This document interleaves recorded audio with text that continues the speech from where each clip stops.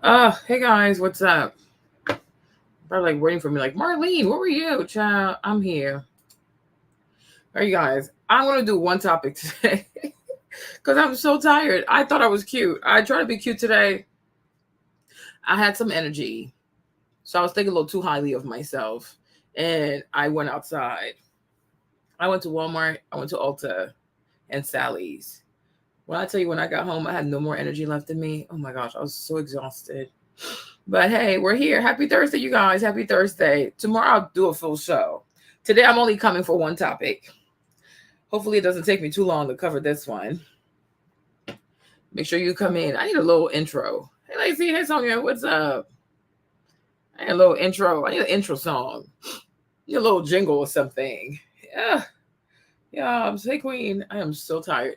I'm so exhausted. But I was like, let me just do one video. I'll do one topic today. Hey for me. I'll do one topic today. And this one seems pretty interesting because people are going crazy. Hey, Bruna, people are going crazy over this white boy for what he said. I was like, hey, Janet, I was like, people love to be fake. People truly, truly love to be fake. People love to be fake outrage. Hey, Precious, people just love to be fake, you guys. People would love to be fake. And I'm like, y'all only mad because, hey, Abby, I'm like, y'all only mad because he's white. This is a white man. He's a white Christian man, and he's rich. That's why y'all really be in your feelings. Because otherwise, like me, I listened to that part, like this part he said about the woman, like you've been sold a like bunch of lies and stuff like that. And I'm like, where is the lie though? Like, where is the lie? Like, where is the lie? I'm like, how many women have gone to school? How many women have gone to college, right? Like, got all types of loan. Some majored in like useless degrees. Some also majored in like good degrees, right? But today they're truly unfulfilled. They're truly miserable. Okay? They are truly drained and tired. Okay? How many women today have left, especially since quarantine? Like, how many women have left the workplace to be like, you know what? I'm just gonna stay at home and focus on my kids because it gives me more joy. It gives me more fulfillment. Okay. How many women today have degrees that they're not using, myself included? Okay. It's like, stop. It's okay. It's okay to admit that a man is right sometimes. It's okay to admit that a white man is right sometimes. It ain't gonna kill you.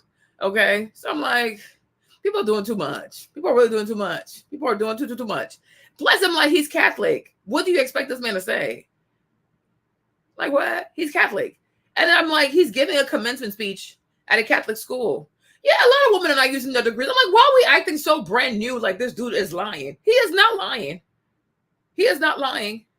All these lies about, oh, get an education and you'll go out there, start your career, and then you're gonna climb the corporate ladder, and then what is it called? You'll climb the corporate ladder, and then you go make all this money, and then you're gonna use this money to go to Beard of Goodman and go to Neiman Marcus and blah blah blah. You know, they put all these movies on you, like, oh, hey Gigi, you know, you go like have all these dudes and have all this casual sex and bunch of one night stand, etc. etc. I'm like so many people try that. Today, the ladies are drained. They're tired. They're exhausted.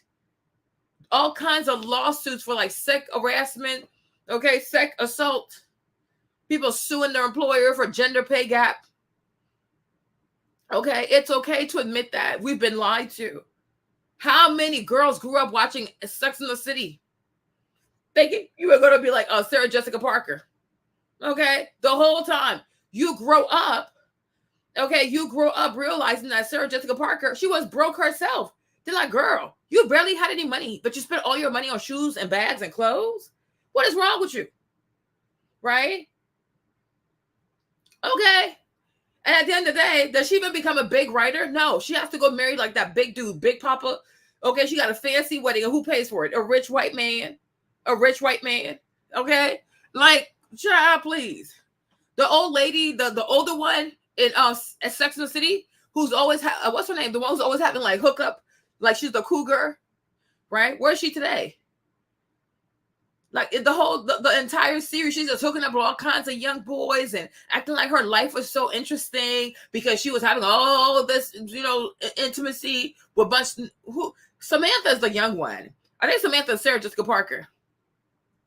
Right? They're cast. There's another one. She was older and she was always having all kinds of, with the little boy, she's like a cougar.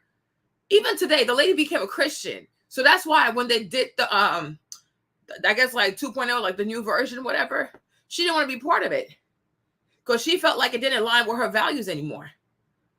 You know? But like that show, Samantha's the cougar. No, hold on.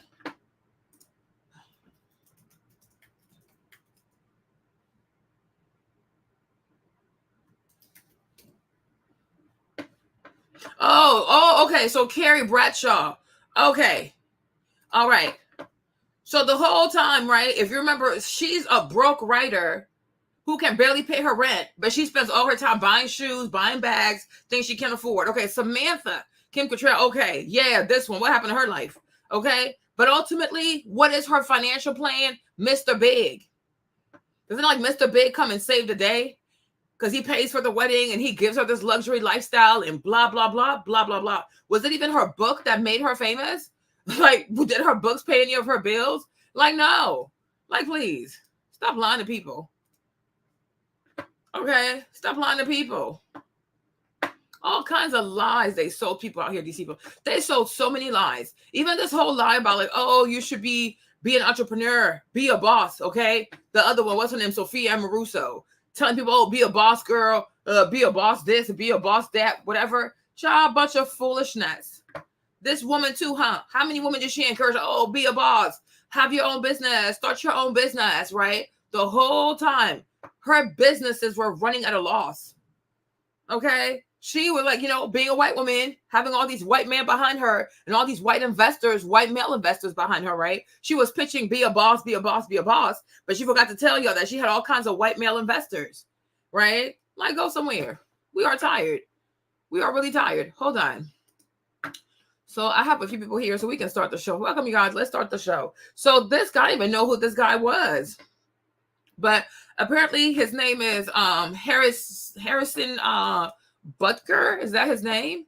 Okay, so he is a kicker for the Chiefs, right? Okay, so he's 28 years old. Oh, he's quite young. He's 28 years old. Girl, it's too much work. You barely have time for yourself. You don't sleep. You don't eat. Look at me. I gained so much weight. You have so much fatigue. Right? It's a myth. Like, oh, be your own boss, work for yourself, be an entrepreneur. Girl, it is exhausting. Okay? It is so exhausting. It's exhausting. Like chasing money, honestly, it's exhausting. It's just draining. It really is draining. So this young man, I guess he was invited to it because he's Catholic. So I guess he was invited to a Catholic school to give a commencement speech. So he gave the speech. And part of the speech is him saying this. So as a group, you witnessed first, I think it is you, the women, hold on, who have had the most diabolical lies told to you. How many of you are sitting here now about to cross this stage and are thinking about all the promotions and titles you are going to get in your career? Mm-hmm. Some of you may go on to lead successful careers in the world, but I would venture to guess that the majority of you are most excited about your marriage and the children you will bring into this world. Mm-hmm. I can tell you that my beautiful wife, Isabel, would be the first to say that her life truly started when she began living her vocation as a wife and as a mother. By making it to this moment through all the adversity thrown your way from COVID, I hope you learned the important lessons that suffering in this life is only temporary. As a group, you witnessed firsthand how bad leaders who don't stay in their lane can have a negative impact on society. Mm-hmm. While COVID might have played a large role throughout your formative years, it is not unique. Bad policies and poor leadership have negatively impacted major life issues. Things like abortion, IVF, surrogacy, euthanasia, as well as a growing support for degenerate cultural values in media, all stem from the pervasiveness of disorder. Our own nation is led by a man who publicly and proudly proclaims his Catholic faith, but at the same time is delusional enough to make the sign of the cross during a pro-abortion rally. He has been so vocal in his support for the murder of innocent babies that I'm sure to many people, it appears that you can be both Catholic and pro-choice. The world around us says that we should keep our beliefs to ourselves whenever they go against the tyranny of diversity, equity, and inclusion. We fear speaking truth because now, unfortunately, truth is in the minority. Congress just passed a bill restating something as basic as the biblical teaching of who killed Jesus could land you in jail. I am certain the reporters at the AP could not have imagined that their attempt to rebuke and embarrass places and people like those here at Benedictine wouldn't be met with anger, but instead met with excitement and pride.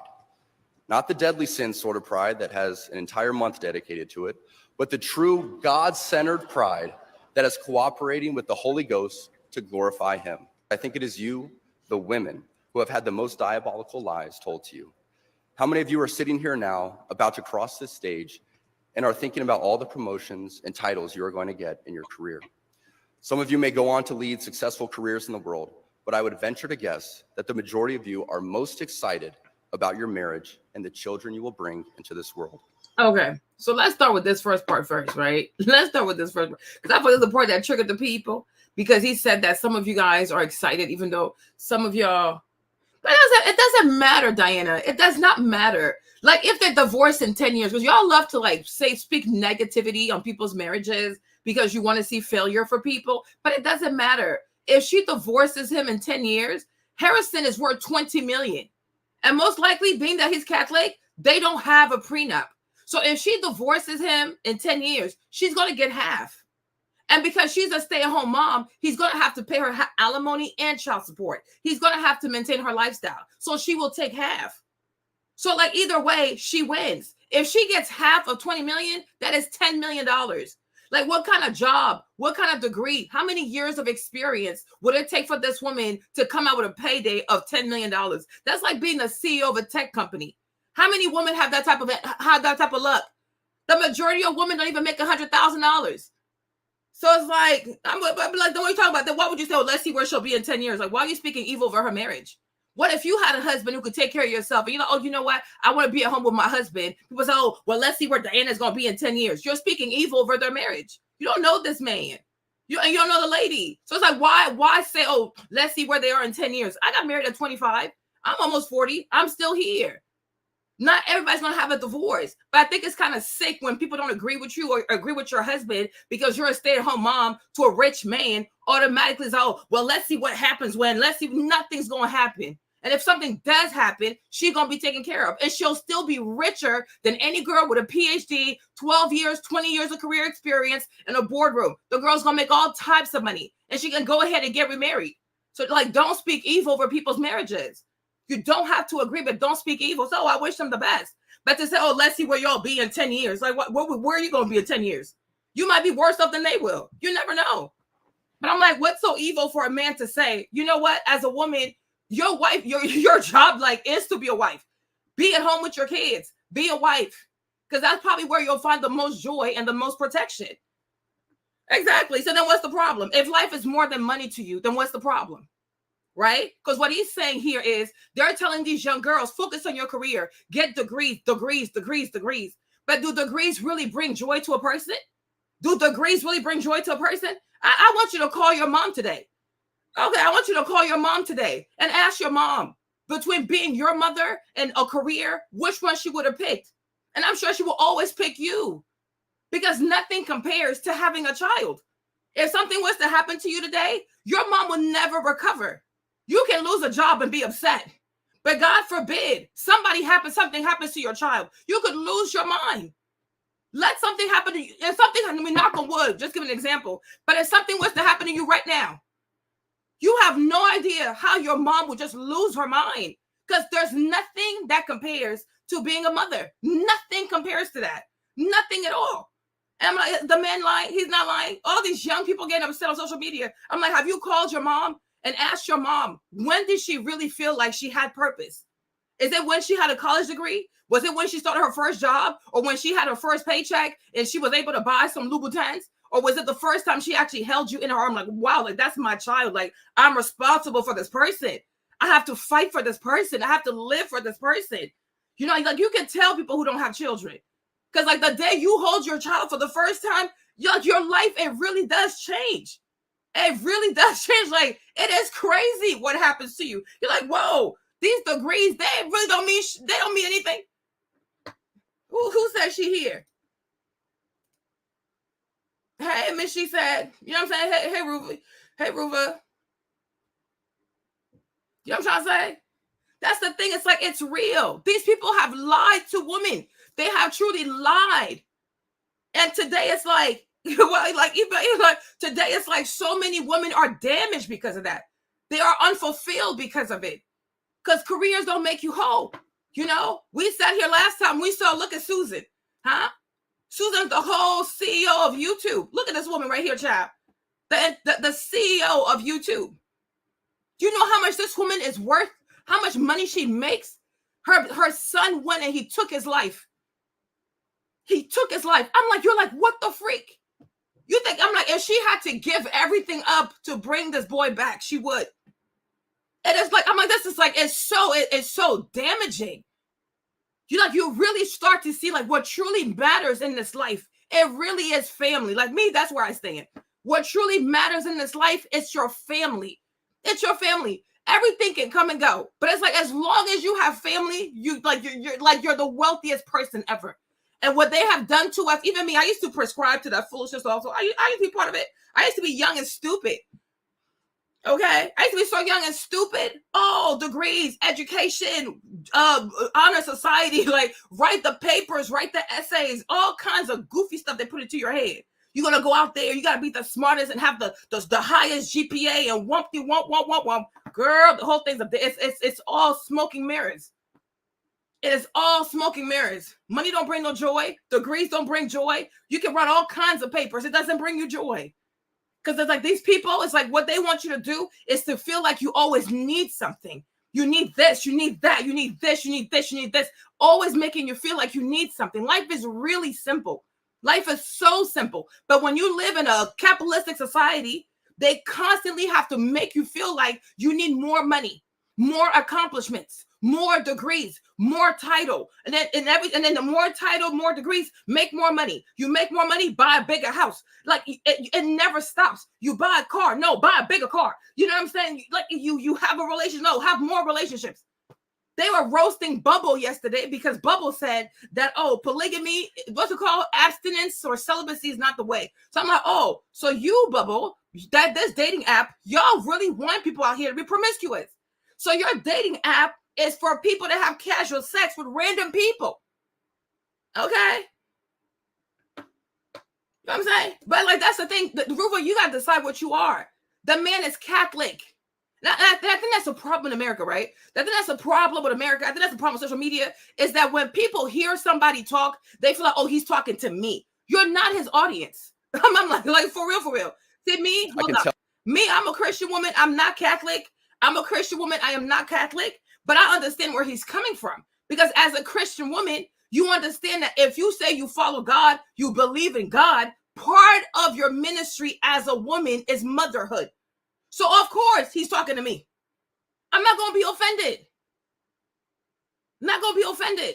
Because it's not like this man is standing up there and what he's saying, he's not standing behind it. Harrison is 28. He's 28 years old. On top of that, he's worth $20 million. Hold on. Harrison, where you at? Okay. The boy makes $3.6 million a year. He is worth $20 million. He's not out here sleeping with a bunch of people. He's not impregnating a whole bunch of people. He's been with this girl, the girl Isabel that he married. He's been with her since like college or high school. Okay? So like he's always been there. So he's like, what he's talking about, he's standing behind it. He got his life in order. He got his career in order. His money's in order. He provides for his family. The lady wants for nothing. So he's still on business. If he's a gigolo with a bunch of kids, tattoos everywhere, getting drunk everywhere, doing all kinds of foolishness, having all kinds of sexual harassment lawsuit, then he says that type of stuff. Okay, that's crazy, right? Just like when it comes to over here, you have a lot of black dudes who always want to have these podcasts, talk about marriage, talk about what a woman should do for marriage, but they themselves are not married. So it's like, what are you talking about? Who are you providing for? Who are you sacrificing for? Who are you committed for? The work that you do, who you're doing it for? You can't say that when it comes to Harrison because he's still on business. Been with the same girl since what? High school, college, didn't cheat. He's not out here getting drunk in the NFL. He's not out here being a party boy. He not mess around with no stripper. He don't have a porn addiction. He's taking care of his family. 28 years old, 20 million. He could be like, oh, I'm so young. Like when they were asking the boy, what's the Simone Biles' husband? He's like, oh, I don't know if I wanted to commit. I don't know if I was ready. Different mindset. So his faith, he stands on it.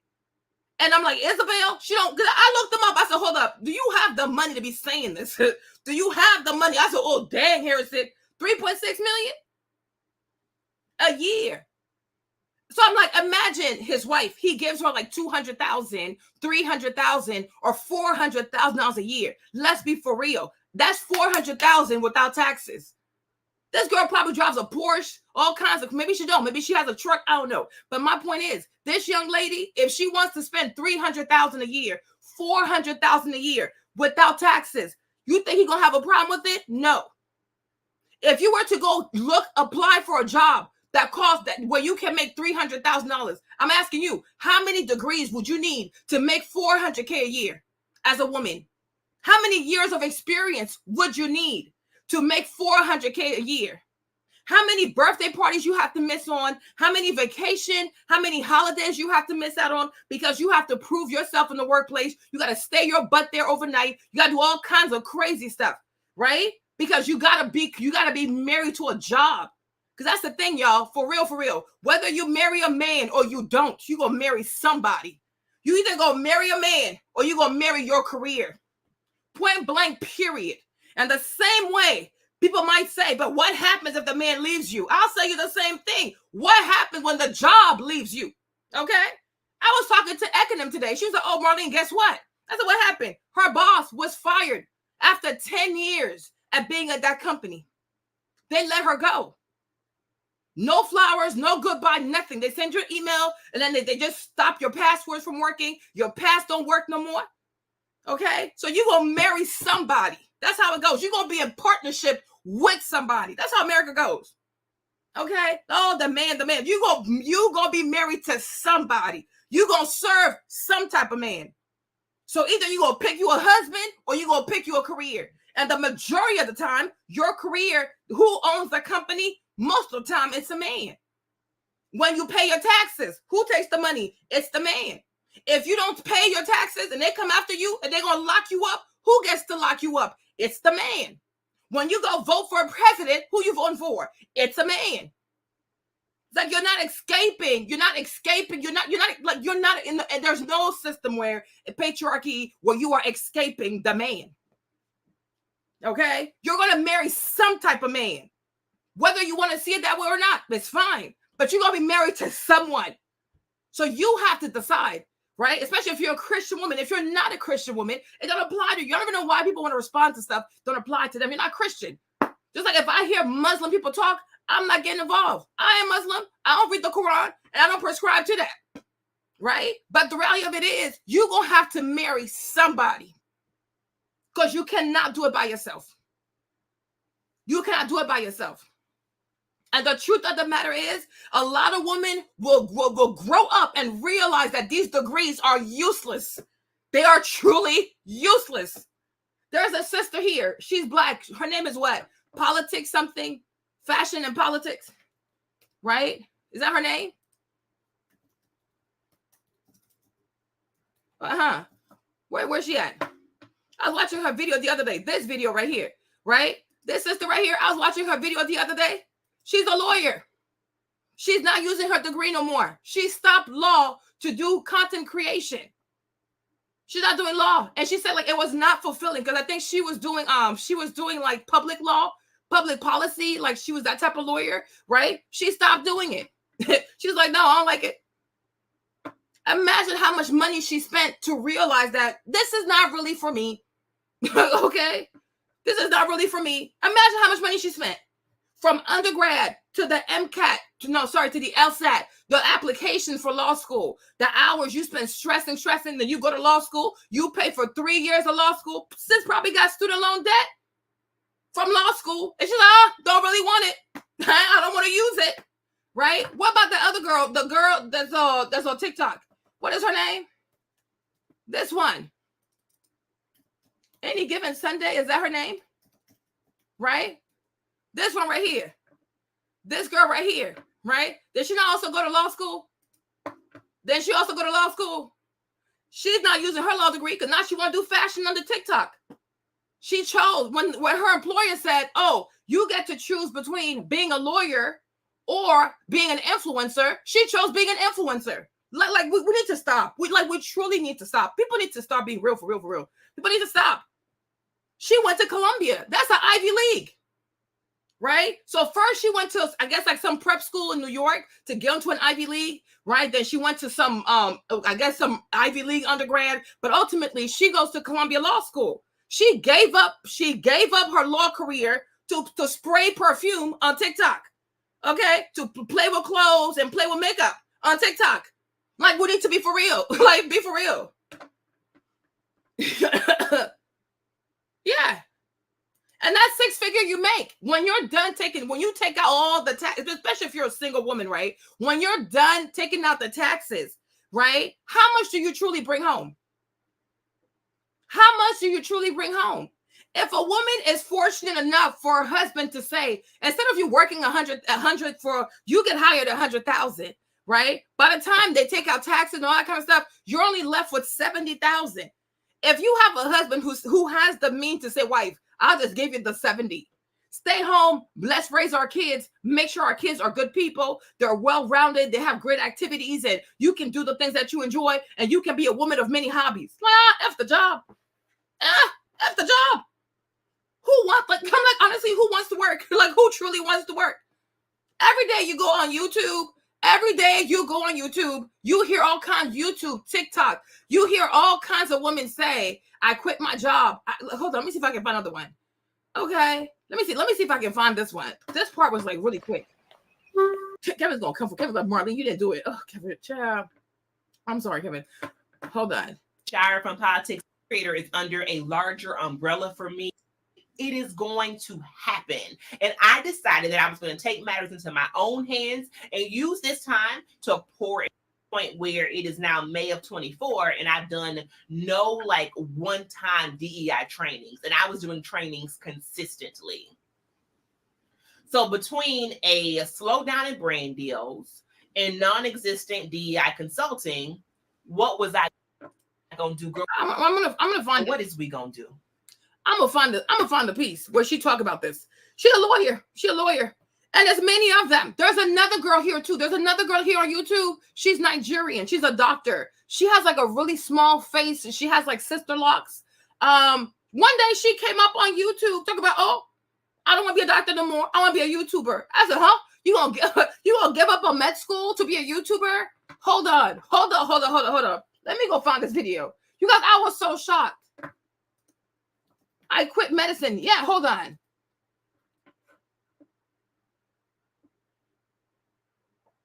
Where is she? I was so shocked. Like, oh. Let me see if I can find her. She has a small face like this. Like I think her husband's white. Forgot her name.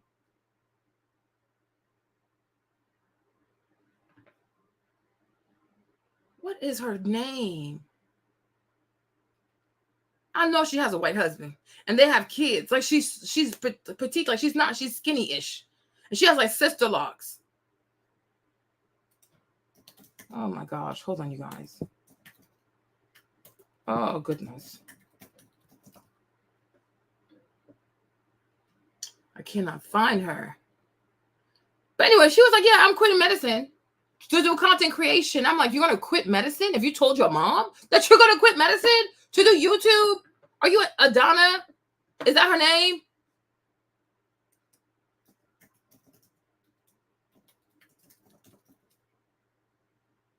Yes, her. You see this? Like, I remember, like, it was years ago. It was 4 years ago. I was floored. I said, you're going to do what? Yeah, she said, oh, you see, I quit my job as a doctor. I'm like, you people are crazy. You are crazy. You are really crazy. Made that video had me shook. I said, hold up, wait a minute. What? I'm thinking like undergrad, med school, residency. Then you actually were a doctor. You're not going to do it no more? I want to do content creation. I said, oh, Lord Jesus. Oh, Lord Jesus. Right? So I'm like, no, let's stop. We need to stop. We need to stop. Okay. Here we have Michelle Obama. Do you know when the last time was that this lady renewed her law license? Do you have any idea what decade we were in when she actually renewed her law license? Another one, right? Undergrad, Princeton, grad school, law school, Harvard, right? Eventually she has a job at some hospital. I guess like she runs the hospital somewhere in Chicago, right? What does she do? She quits her job and takes her family. She quits her job. She becomes the first lady. Have you seen her work? She writes books. Okay. She writes books. She's a woman of hobbies. She does not work. She leisures. Okay. Okay. She writes books. Becoming, okay, the best version of myself. Yes, we will. That's the Kevin, that is the truth. Oh, Kevin, you don't even know. The number of women who quit their job every day, Kevin, you even have ladies on here who quit $300,000 jobs. They are quitting $300,000 jobs. They are quitting $200,000 jobs. Hold on. I quit. I think I'm lying. Hold up. Wait a minute. I quit my $300,000 job. The stuff I see on YouTube, no, it's crazy. Okay. Look, you see? Look at this one. Nisha. What Nisha say? Let me make myself smaller. Nisha said, I quit my $300,000 banking job after learning 3 things. Okay. Look, they're all quitting their jobs. You had this one girl, she quit. She was making like all kinds of money at, you see this one, she had a corporate job. She said, I quit my 9-to-5 job, choosing significance and sanity over success. Okay. She tired. Your child needs these She's 3 tired. key factors to get into Been, an Ivy League people don't or lie top to us. 25. No. It doesn't control me anymore. So I have to let it go. No. I have to let it go. Yeah. Cheers. Cheers. This video, to be very clear, Mm. is not a justification. I feel like it should be justification enough to want to get out of something in pursuit of happiness, You see? in pursuit of more autonomy. So Exactly. I'm not trying to justify myself or make Mhm. my reasons Mhm. seem reasonable to Mhm. every single person out there. I've already made the choice and it's already happened. So this is more of a healing video. It's helpful to say that out loud, to contextualize this, because a lot of videos out there that talk about job quitting, which, while it can be very exciting to live vicariously through that person, it is so important to realize that, like, we have different levels of privilege. We are She quit her job. Okay. Quit her job. Making over 100,000. Quit the job because she's like, I want my sanity. Okay. And that's a very feminine thing to do. Nisha quit her job. I'm about to resign. I'm also letting go of a 6-figure bonus, a 6-figure sign-on that's due to be paid to me in March. I've just sent my manager, I'm shaking. I've just sent my manager a message to have a chat this morning. So let's see how it goes. I spent the last 9 years climbing the corporate ladder, getting promoted, taking on more responsibilities, asking for pay rises, negotiating bigger bonuses, and then You see what she said? That's what I told you in the beginning. Oh, you're going to get a degree. You're going to climb the corporate ladder. You're going to make all this money, buy yourself everything you want, the luxury goods, right? But then you realize what this corporate ladder really looks like. Okay. You got to work like crazy. You have to fight with people. You got to fight to prove your worth. You got to fight for promotion. You get overlooked for promotion. You might have to people might try to touch you. You might have to go to human resource. They might play in your face. Like, it is hard. It's hard. That sometimes the way you might have to negotiate with human resource or your manager to prove that you deserve a raise, child, you got some husbands, they'll just give it to you. They'll just give it to you. You know, but what the heck? Why was I struggling? This is so ghetto. This is ghetto. This is ghetto. This is so ghetto. He said she looks lighter since she quit. Okay. Nisha quit her job. And do you know how much she makes on YouTube? Do you know how much this girl makes on YouTube? I said, girl. But I think she has like a finance degree from some like bougie school in London. She's like, I'm tired. I'm going to go make some videos for YouTube. Okay.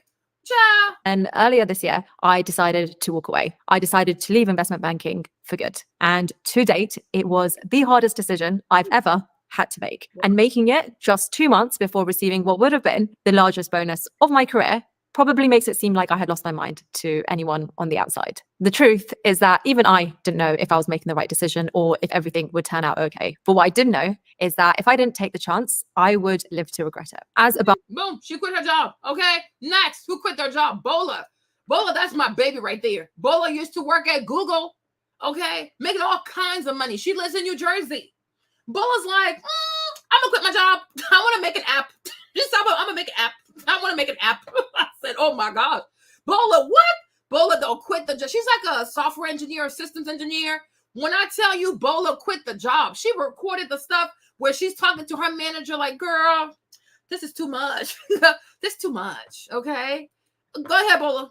Bola, If you're looking to get a degree in IT or cybersecurity, UMGC is waiving their application fee through May 31st. Hey everyone, what's up? Welcome back to my channel. As you guys know, I recently quit my job and I'm taking a 6-month sabbatical, which I'm really excited for. I got so many different questions from you all about like how I prepared for my finances, healthcare, and a lot of other questions. And in this video, I'll share how I financially prepared to take a long break from earning any income, take a long break from work. So if you're currently experiencing burnout, if you always wanted to take a sabbatical to travel the world, or there's a burnout. People get tired. People get tired. So Bola was working, and the whole time, you know, she was like planning her YouTube channel, like trying to build, I guess, like another income, and then saving money, whatever, right? Okay, you see? And look at this one. Look at this one. This is Bola, y'all. Look at her life.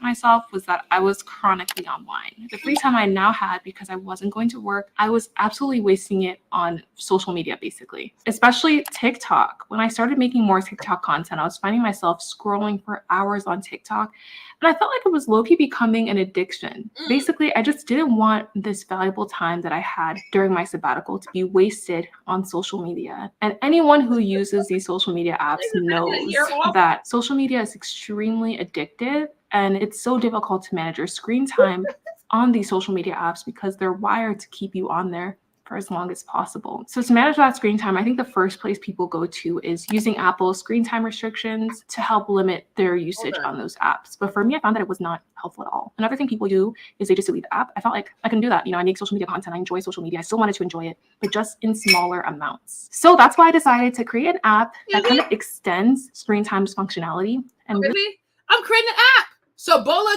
she quits her job to create an app.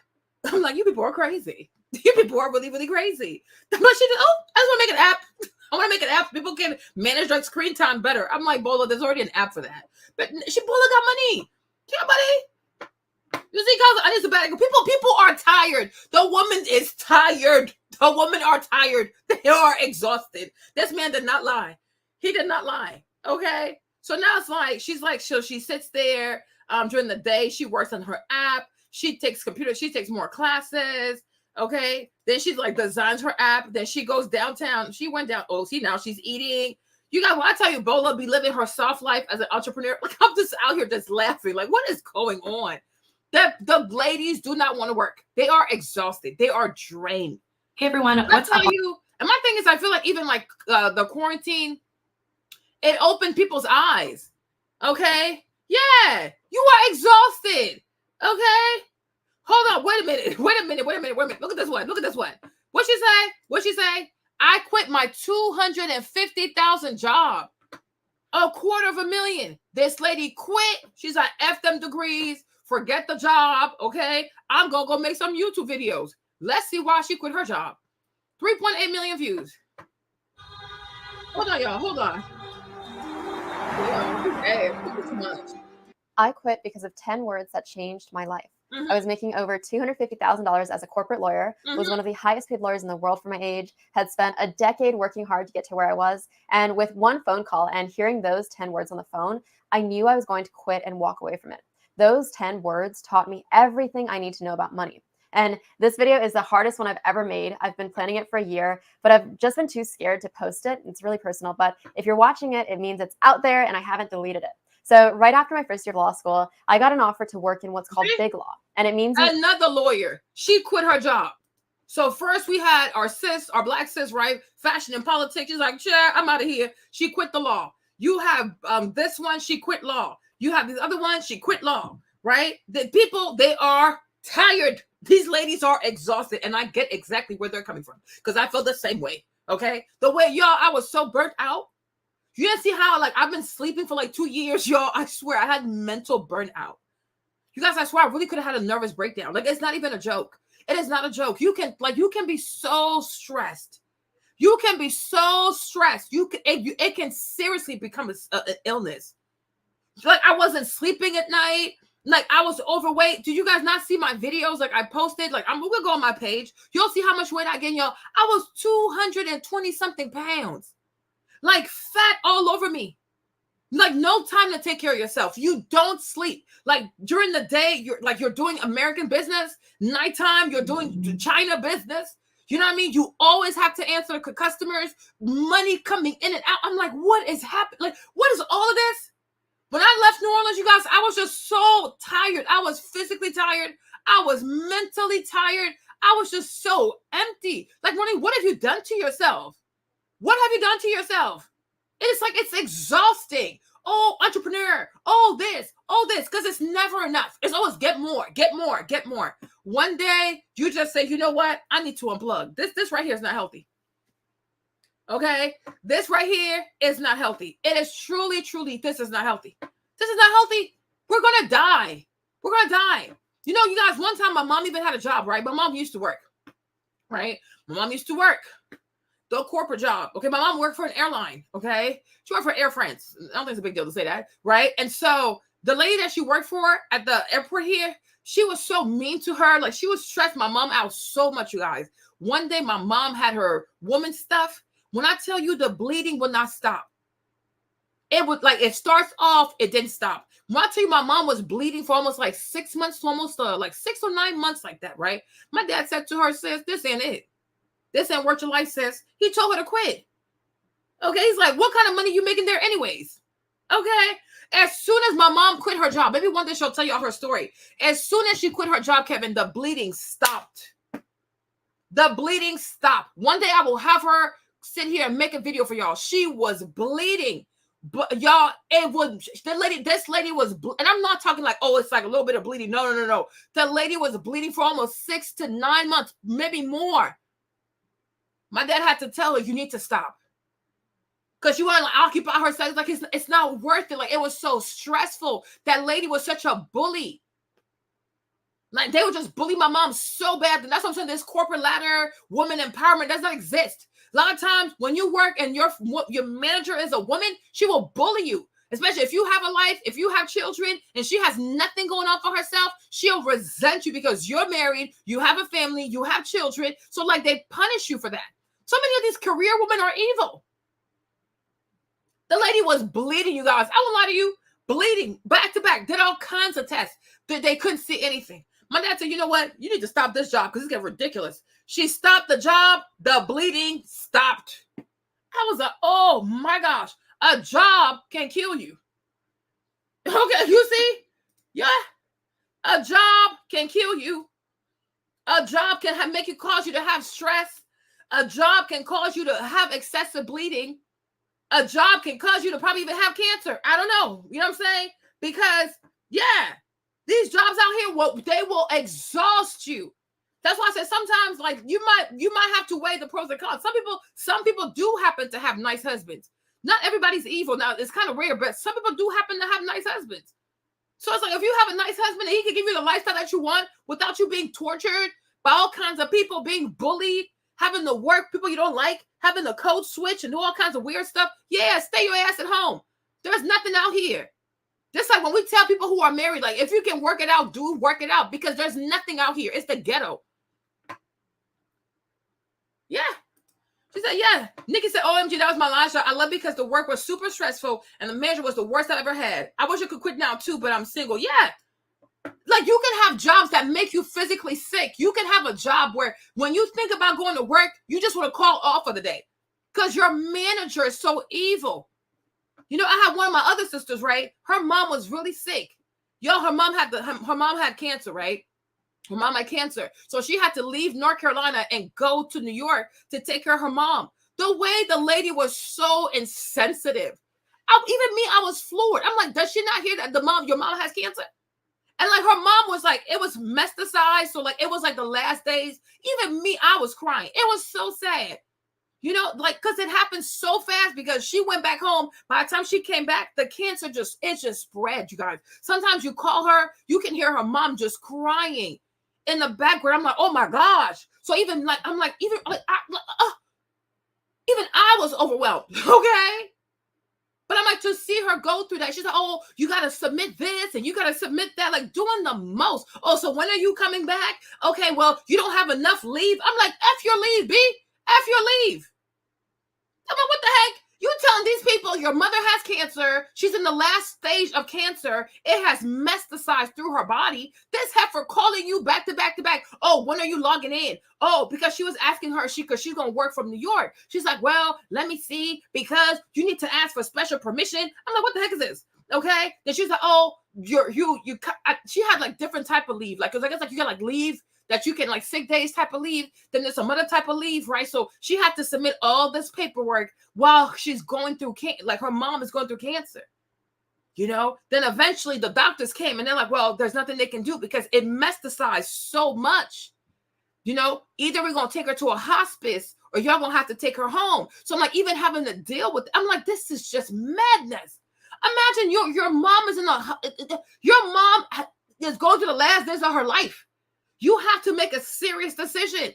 And you have a manager on the phone asking you about your timesheet. My timesheet, you goofy. Child, I couldn't do it.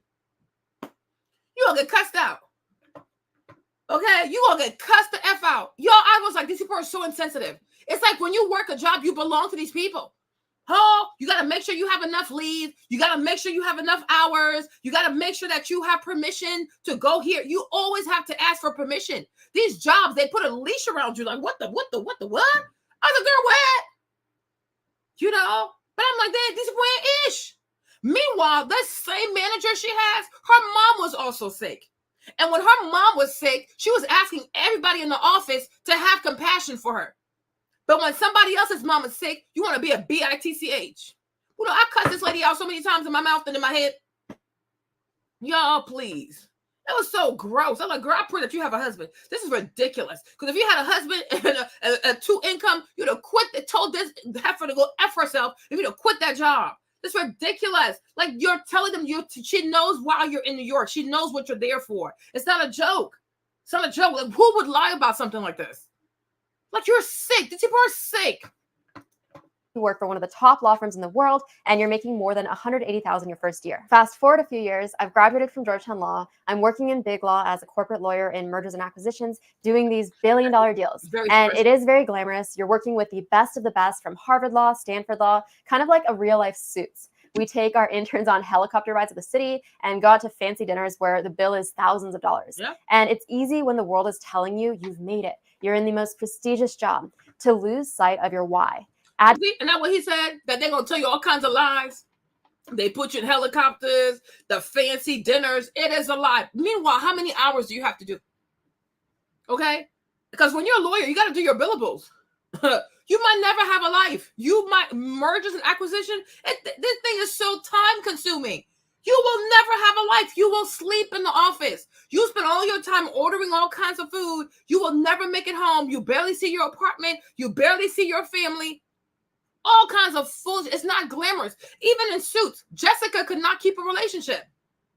You know what I mean? She could not keep a relationship because you got to work. You got to babysit. I don't know. What's his name? What's that white boy's name? Mike and whatever that white boy's name is. Got to babysit them people. And Donna, okay? Lewis. You know, so first you got your own cases to worry about. Then you got to worry about Harvey Spencer, Mike, Donna, Lewis, what they gonna get into. Couldn't keep a single relationship. Did you see? And once her father passed away, what happened? She quit because she realized this ain't it.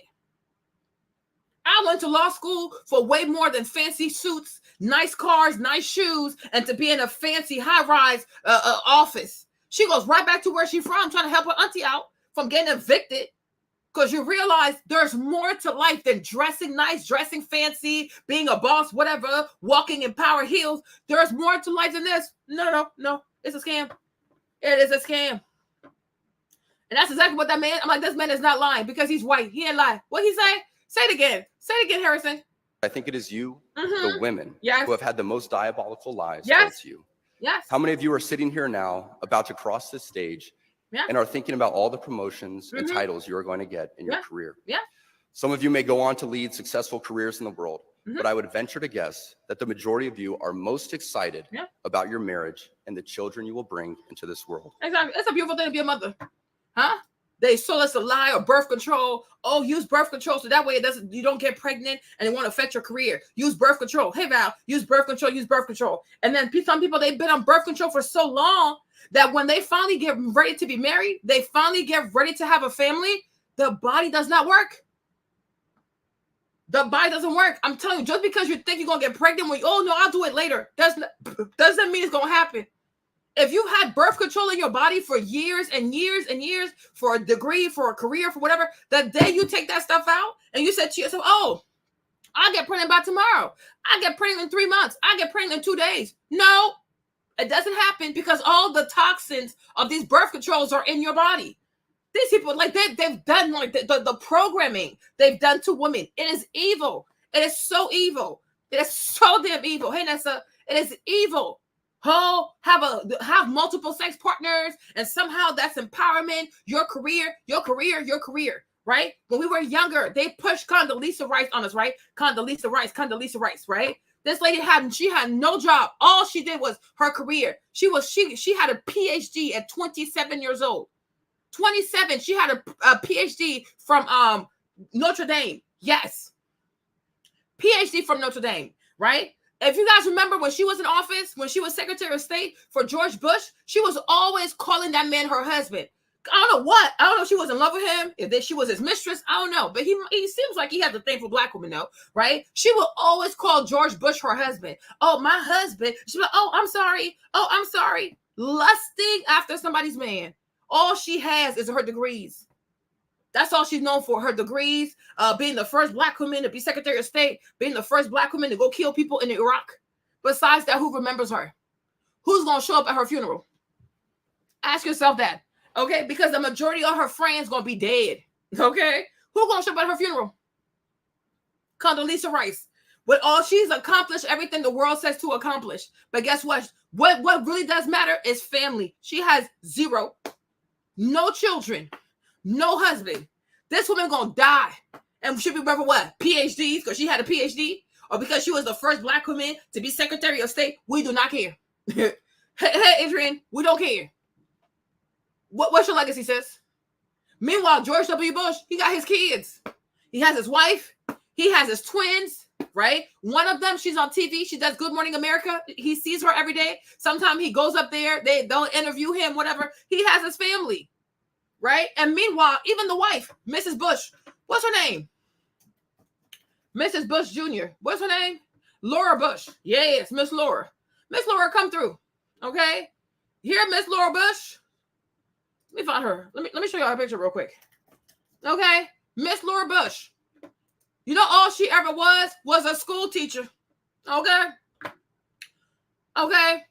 Miss Laura Bush, all she ever was nothing more than a school teacher. Okay? She wasn't out here trying to pursue the biggest degree, have a PhD, have a wump. No, girl. She said, I'm going to go raise the children. Okay? She was a school teacher. She trained little kids. Okay? She was, I'm going to be a teacher. Very feminine type of stuff, right? She gets to be the wife of George W. Bush Jr.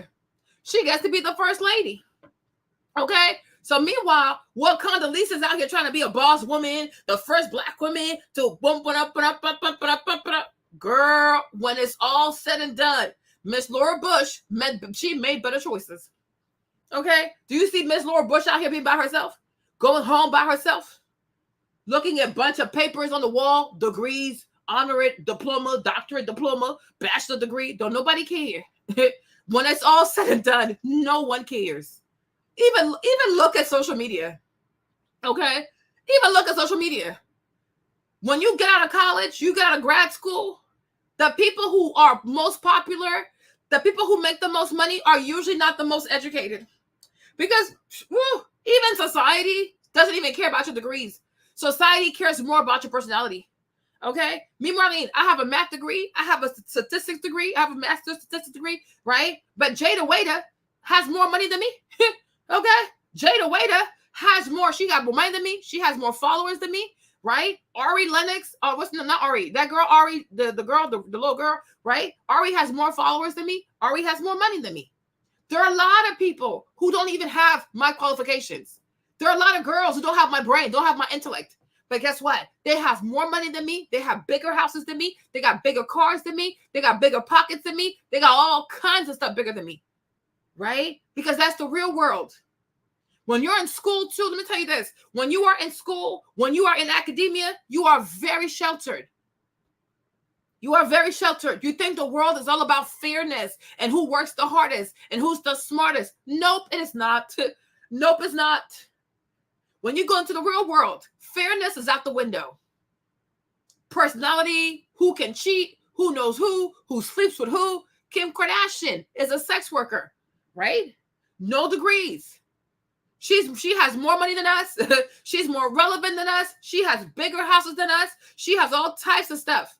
Okay, so it don't matter. All she had to do was put her whole butt in a video. She gets to go to the Met Gala. We're not going to the Met Gala. She gets to be on cover of magazine. We ain't going to do that. Right?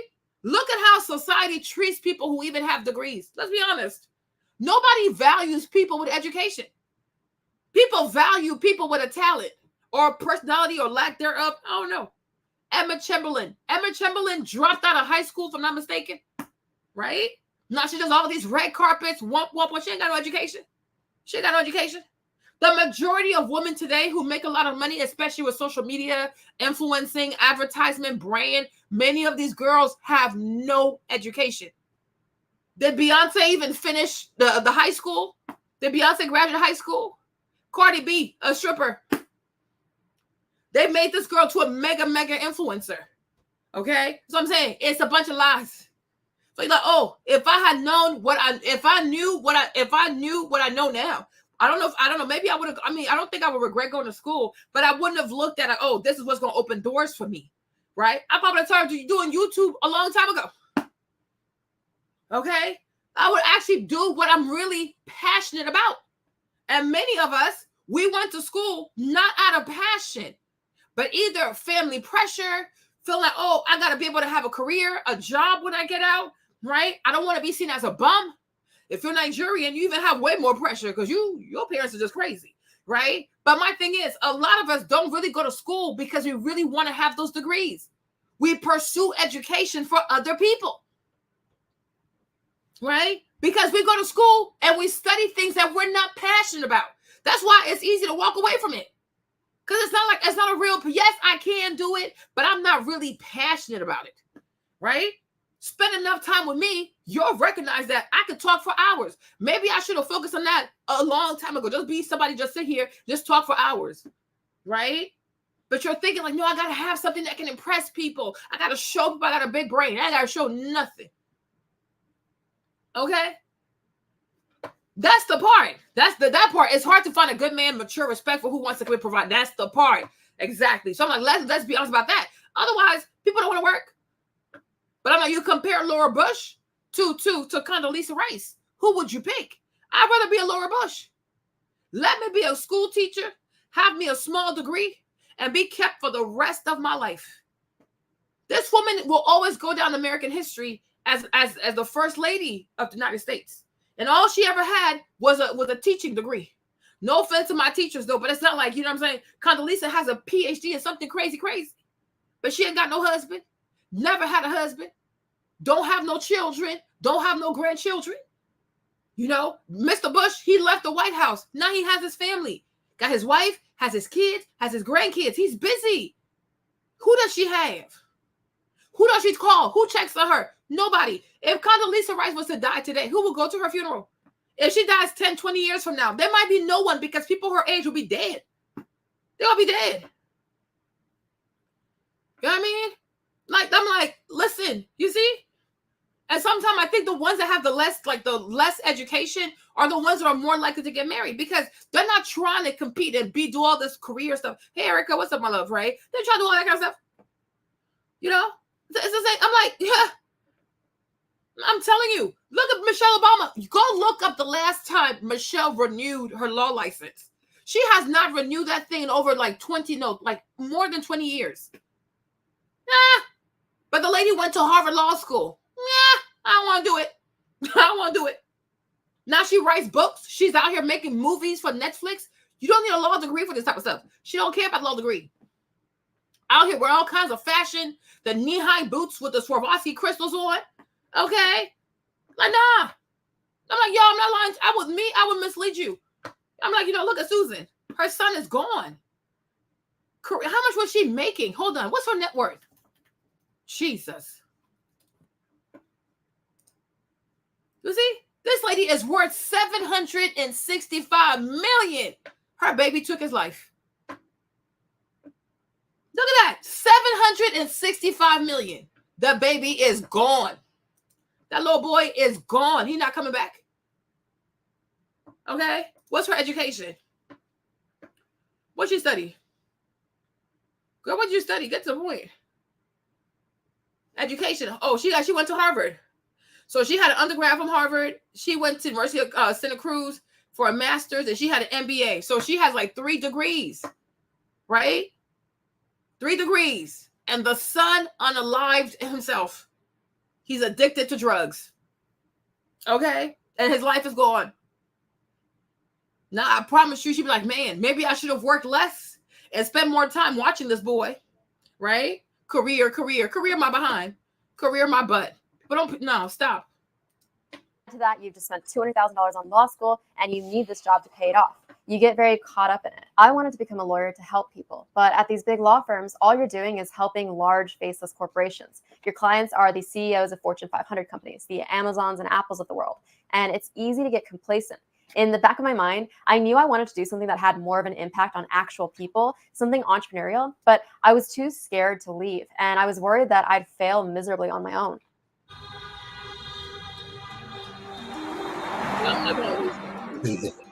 And it was just one phone call, 10 words that changed everything.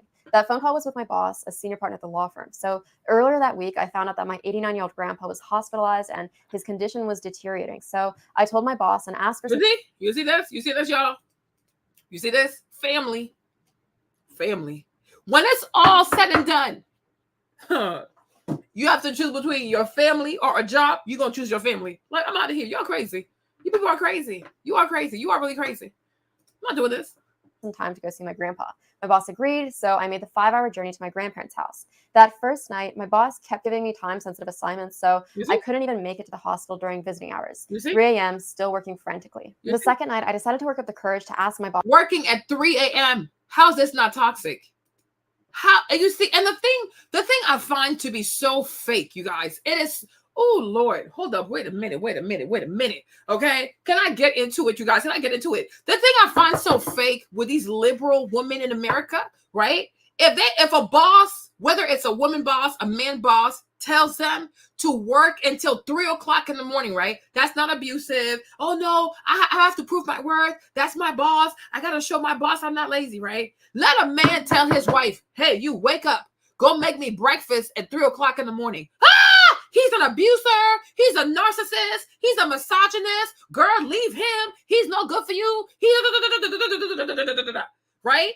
The same women who have issues about patriarchy, toxic masculinity, how you should not let a man dictate what you should do, how a man should not be waking you up at 3 o'clock in the morning, are the same people who would stay up until 3 o'clock.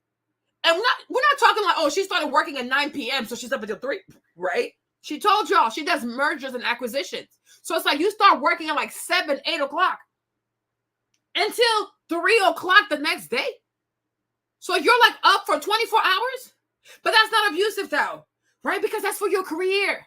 You know, it's your career. It's your career. You're going to make more money. You're going to have status. You're going to have a bigger office. They're going to promote you. You see this? Pride, ego, right? You know what I'm saying? That's the pride. It's the ego. It's the vanity, for the vanity of it all. right? But then if your husband says at 3 o'clock in the morning, oh, wife, I don't feel so well. Do you mind making me some tea? Do you mind making me some breakfast? Oh, you can make it yourself. Girl, don't you ever let no man tell you what to do. Girl, don't you ever let no man wake you up in the middle of the night to go make him some coffee. He can make it for himself. But you'll do it for a job. That's why I say you have a man either way. You have a man either way. And what these mean liberals, I'm gonna tell you, a lot of these women who are liberal, feminists, whatever, they hate your guts. They're a bunch of haters. I've learned this. When a woman does not have something, she'll spit on that thing to make you not want it too, because she doesn't have it. Therefore, she don't want you to have it, right? A lot of women will sabotage you and pretend that they are empowering you. They're looking out for you. They're concerned for you. They ain't concerned worth a damn. Okay, a lot of women are jealous. So if I can't have it, let me sell her a story, a narrative, a scary picture so that she doesn't pursue the things that I don't have just yet.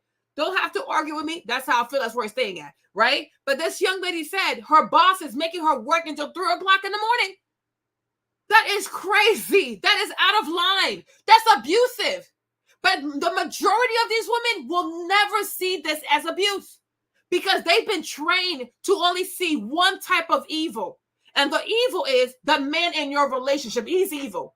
The man in your intimate relationship, he's evil. But the man who writes your check, he has the right to do whatever he wants to do, right? Make you work at 3 o'clock in the morning, make you work. You told this person, my granddad's about to pass away. You would think a person would say, you know what, this is serious, because if her granddad dies, she will never see him again. Right? What is it that you can't find somebody else in the office to do it while she deals with this? No.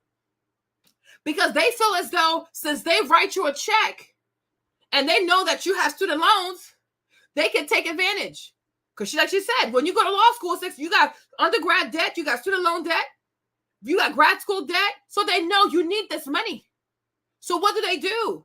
They increase the pressure. They become ridiculous with their demands. Their timing is ridiculous. Their expectations are ridiculous because they know you are desperate for a check. So I'm going to ask you this. Between the man that's employing you and the man that you're in a relationship with, who's more abusive? Who is more abusive? Okay? Oh, please.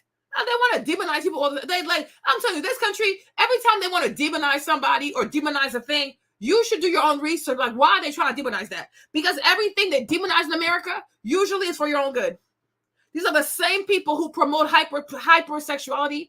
They promote hypersexuality. They promote promiscuity. They tell you to sleep with a man that has a left hook or right hook or this type of hook. Let any type of man put all kinds of tire marks in your vagina. That's some type of empowerment. They tell you to put a camera in your vagina right like this, and then record it and then sell it on OnlyFans for $5.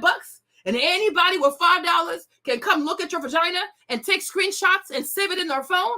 They're telling you to create a storefront for your vagina and your desperation, and they call that a dating app. And anybody can be in bed and swipe left, swipe right on you. You turn yourself into a commodity. You turn your desperation to a commodity. You don't even see how pathetic you look being on these goofy-ass dating apps, showing how desperate you are for attention, how desperate you are for some type of company. I'm like, this is just madness. These people are insane. They are truly insane. They're gamifying having access to women. They're gamifying being able to sleep with a woman. Anybody can be in a bed and go left, right, just like that. You mean nothing. You're just another face, another number, another user with another coochie and her desperation. Because you have to be quite desperate to be on a dating app.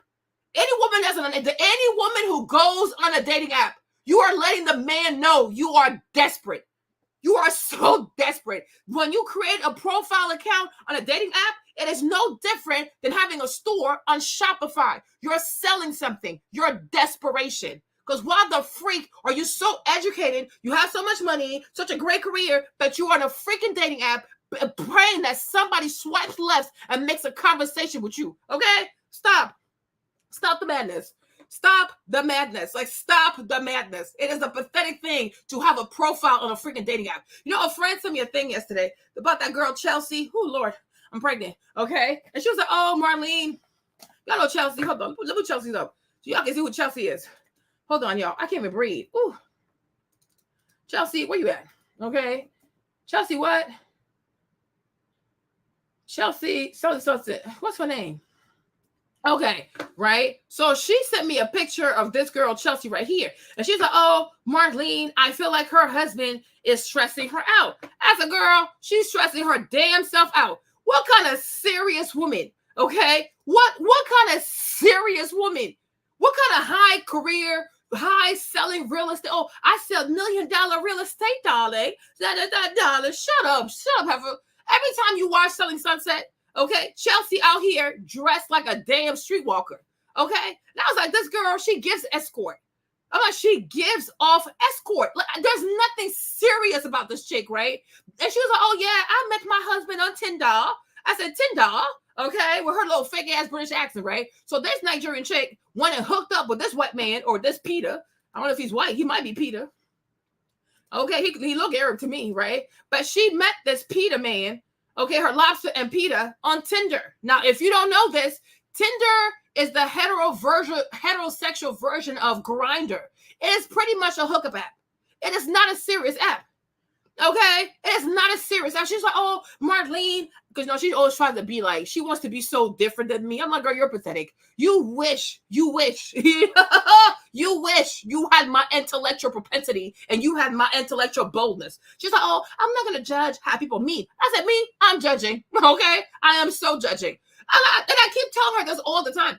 I don't understand why you keep sending me stuff. You know I have an opinion. When does Marlene not have an opinion, right? But you keep sending me stuff, knowing dang well I have an opinion. And mind you, she's an Aquarius, right? But she refuses to elevate to the air, okay? She wants to be an air sign, a water sign, but besides being a real Aquarius, right? So I said, no, I'm judging. You brought this for me to have an opinion, right? So I'm gonna give it to you. I said, I'm judging. Right? Because what kind of serious woman, especially a Black woman, an African woman on Tinder looking for old rich white man is giving sugar baby and sugar daddy? I'm judging. I don't care. Because Tinder is not a serious app. Grindr is not a serious app. And I have shown y'all on so many occasions the number of people who have contracted HIV by being on Tinder, by being on Grindr. That these apps are nothing but hookups. And after you sleep with someone, you can just delete and nobody can ever find you again. You can't contact them again. The company cannot reach out to them again because the way they write their algorithms, there's no way to trace it back. So like the number of people who have contracted HIV on Grindr, the number of people who have contracted HIV on Tinder, oh my gosh. Hold up. Wait a minute. Hold up. Okay. Let me see. Okay. It's all over. It's all over YouTube. It is all over YouTube. I will never lie to you. The number of people who they got HIV from being on that goofy app. Okay. Then you have it, and it happens for the gay men too, because Grindr is for the LGBTQ and Tinder is for hetero people. Sorry, the number of people who have gotten HIV from Grindr, the number of people who've gotten HIV from Tinder, and once they get infected, they have no way of finding the person. These are the sick realities, right? Of when we take family out the equation, we try to change roles, we try to be smarter than God, we try to replace careers for family and things like that. Everybody starts acting loopy. Everybody starts acting crazy because we think we're so smart. But what we're truly doing is we're becoming so much harmful to ourselves. We have lost how to communicate with people. We have lost the art of courting people, of being patient with people. Today, every date means that you got to sleep with someone. People are so obsessed with pornography, masturbation, all kinds of weird vices because we are so against things that are traditional. But not everything that's traditional is bad. There are a lot of tradition that keep people safe and a lot of things that are traditional that also keep women safe. But this new age, this new way of thinking, of progression, of this, it has caused so much harm. It has caused so much harm. And we think everything can be fixed with abortions. Oh, just abort, just abort. No, there's a cultural problem. There's a serious cultural problem. But I'm like, this myth of trying to tell women that, oh, if you have a degree, if you have a career, you're fine. No, you will not be fine. You will not be fine. And for a lot of women, myself included, I will say that there's a certain purpose, there's a certain meaning to your life that does get added when you do become a mother, because it's something completely different. And nothing will ever drive you like the love that you have for your child or the love that you have for your children. Nothing will ever drive you like that. Nothing will ever motivate you like that. But that's a fact. So, that's what it is. But you can look that up, though. Hold on. Where's she at? So that I could actually have a few hours to see my grandpa in the hospital. In my years of working for this boss, I had never asked for an extension. It didn't matter if I had to work 20 hours on my birthday while on vacation and miss my own birthday dinner, true story. It didn't matter if I had to pull 2 all-nighters in a row and felt like my body was shutting down. I just never asked. And the culture of these law firms is all about... You see? But if this young lady, and even that too, right? This is the culture. This is the culture at law firms. You miss your birthdays, right? Because you got to satisfy your boss, a man or a woman, but maybe it's a man. But that's okay, though, because you're doing it for your career, right? But if you have a husband and he tells you to miss your birthday, he's a narcissist. He's a narcissist. You see? So when it's a career, it's okay to be abused because, eventually you'll get money. Huh? And then it's not even like, you're pursuing money so you can start a non-for-profit. You're pursuing the money to make a better place. No. They want you to make more money so you become more of a consumer, right? Buy more shoes, buy more bags, buy more this, fill up your closet, turn your closet into a shrine, right? Money. You're going to make more money. And you'll do nothing purposeful with that money besides trying to remind people, like, oh, this is who I am. This is who I am. That's how much money I make. That's my title. Nobody sees this type of behavior. This is toxic. This is unhealthy. It's never that serious, right? She said her body was shut down. You have to work back to back like this. Your body's going to shut down. But if a woman said, my husband made me have sex with him, he wants me to have sex with him every day, the point that my body is shutting down. Oh my gosh, this is abuse. It's abuse. It's abuse. It's abuse. Oh my gosh. Oh my gosh. Girl, run away. Domestic violence. Sue him. Right? But it's okay for a boss to work you so hard that your body actually shuts down. But no, it's okay, girl. Put more makeup on. Okay? After all, you'll get a bonus. Right? You get a bonus. Right? But if it's like, oh no, girl, I know it's like he's asking for too much sex, but think about your family. Think about your children. No, girl, don't think about your family. Think about you. Think about you and what you want. Okay? Don't ever let a man tell you how to feel. Don't ever let your children come in the way of your happiness, girl. You deserve to be happy, girl. You deserve better than this. Okay? You deserve better than this. You don't need no man. Okay? But the majority of your friends, your sister friend, if you say, oh, girl, I got to work up until 2 o'clock for my boss. Girl, I get it. I'll talk to you later, girl. There's no problem. You call this other girlfriend. Girl, I haven't slept in 2 days because my boss wants me to turn this thing around. Girl, I mean, it's asking too much, but think about how much you're making. Plus, we got this trip to Mexico. We got a trip to Tulum. Hey, hotties. Ah! Okay? You see that mindset, right? Because there's money. When there's money to be made, it's okay to be abused by a system. But God forbid somebody says, oh, take a little bit, be uncomfortable because you want your children to have a 2-parent household. Oh my gosh. Okay. Divorce is not the end. There are many women who've had a divorce and they were able to start over. And when I had a divorce and I had to work at Bloomingdale's, divorce is not the end. I don't have to put up with this. I don't have to put up with this. Okay. All right. Divorce is not it. Okay. After divorce, you can reinvent yourself. There is purpose after divorce. There is a way after divorce. There is reemergence after divorce. Okay. Don't tell me to stay with a man for my children. That's not okay. I deserve to be happy. I deserve to reinvent myself, right?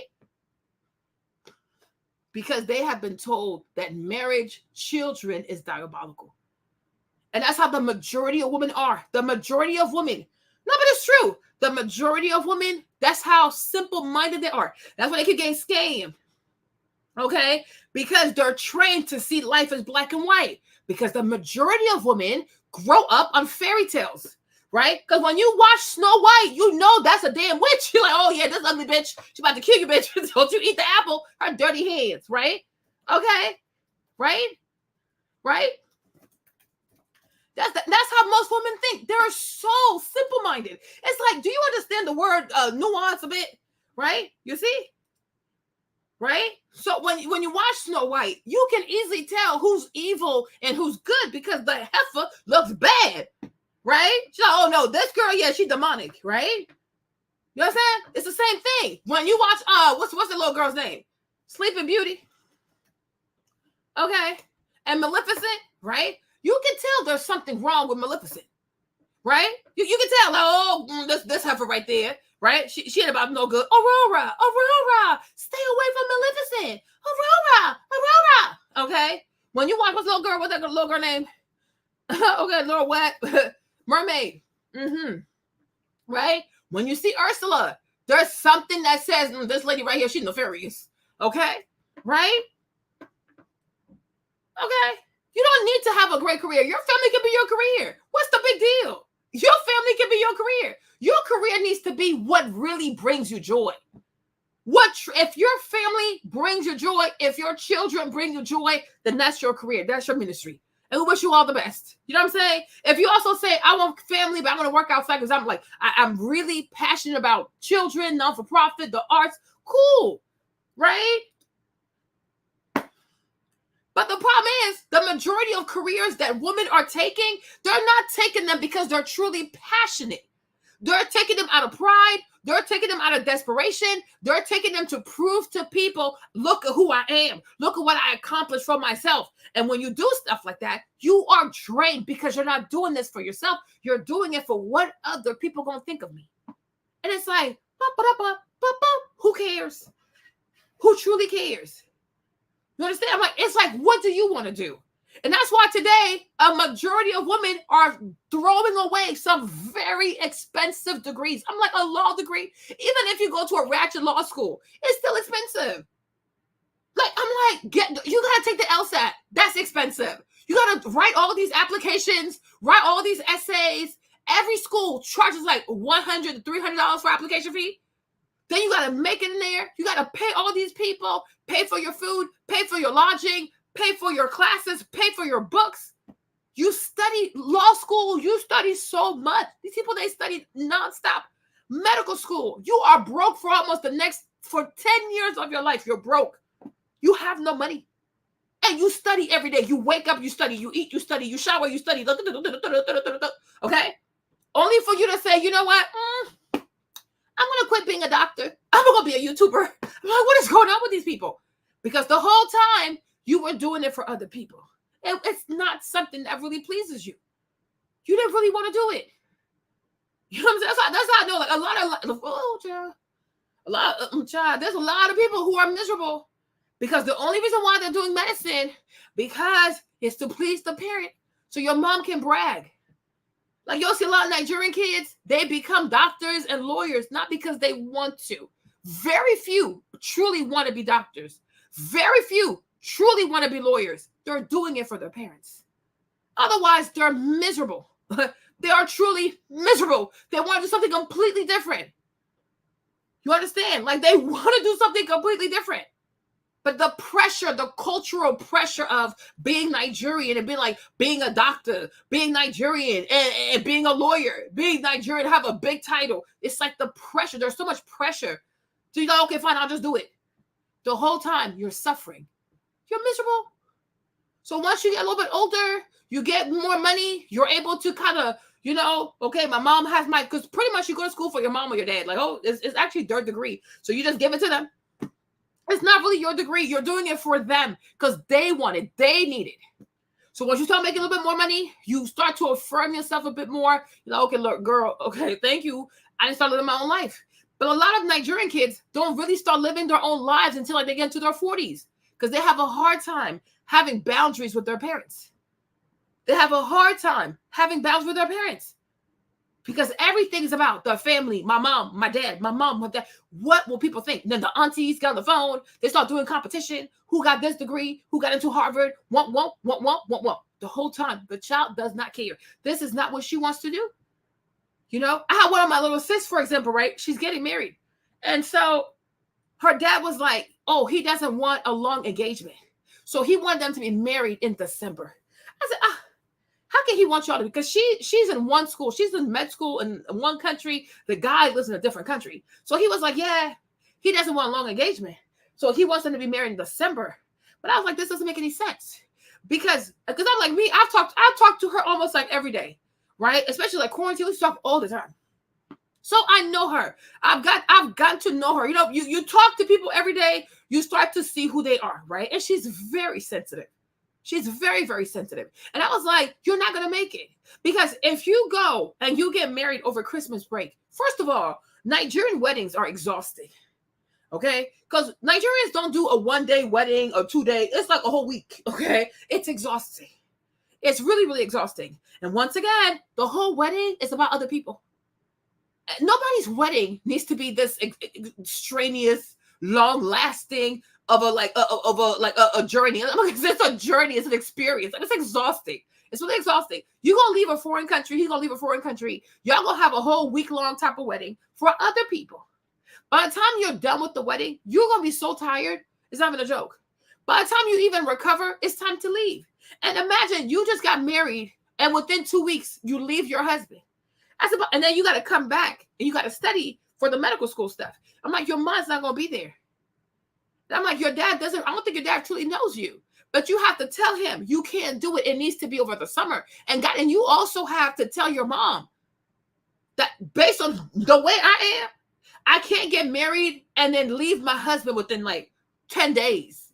Because by the time you come back, you're not going to be able to study. She's like, oh, Marlene. I said, okay. But I think in life, it truly matters to know yourself. And you have to make sure that your parents know who you are. Right? But I didn't push it. You know, sometimes people think I do too much. I'm like, okay, I live alone, right? Spin the block. She said, oh, Marlene, we get married in July. See, I told you. It makes more sense because you're very sensitive. You know, you're very sensitive. She likes all that lovey-dovey stuff. So I'm like, if you have to leave him, it's going to really crush you. By the time you come back, your mind's not going to be here to study. It's not going to be here to study because as a woman, you're going to miss your husband. You know, I'm like, it's really hard. I'm like, this is crazy. Right? So I'm like, it makes more sense to do it over the summer. Your dad does not like long engagement. It's not like y'all can be having sex anyways. You live all the way over here. He lives all the way over there. Like, no one's getting pregnant. He's doing too much. He's trying to be controlling. And it's not up to him to really tell y'all when to get married. That's not his place. Like, seriously? The last time, too, her mom got involved because she didn't like some of the pictures. She's like, oh, they're too sexy. That's a girl. Make 2 websites. Because she's like, she does it. She's like, oh, because she saw the pictures, but then she didn't say anything. But her friend got to her, and when her friend made a comment, then she started to feel uncomfortable. Then she reached out to my little sister. I said, girl, you know what you're going to do? Make another website. Give this lady her website for her friend, and then have your website where you want to have your pictures. Like, what are we doing? Okay. But I'm like, it's real. But it's like, when I talk to her, I can tell she's reached the age where she wants to be married. But med school is so important to the parents. She has to do med school, right? I don't know if she's the Pisces. I didn't ask her. But she's very sensitive.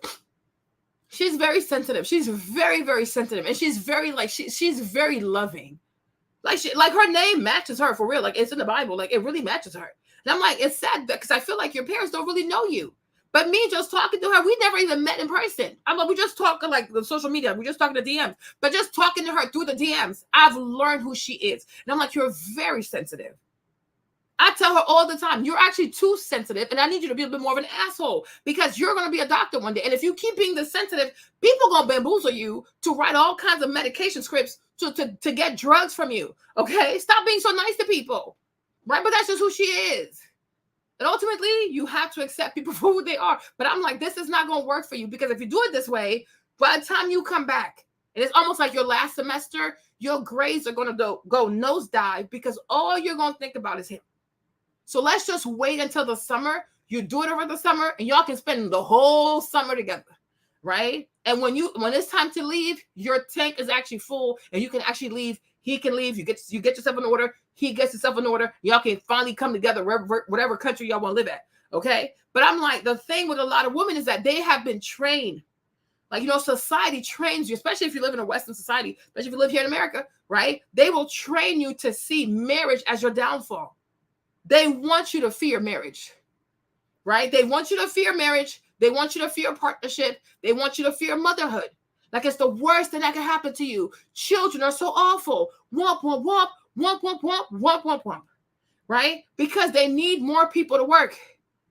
And they need more single people to work so they can keep taxing your ass so you can pay more money. You gotta think about this stuff. Right? They need a sick society. They need a sick society. And when you don't have families, healthy families, when you don't have healthy marriages, you will have a sick society.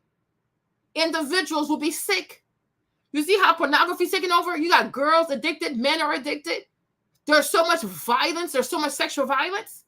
So much money being wasted because people are not building together. You have your bills, I have my bills. You have your, I guess your whatever, your whatever. People waste so much money, right? People eat outside all the time, get bigger and bigger and bigger. They want you to have all types of addictions.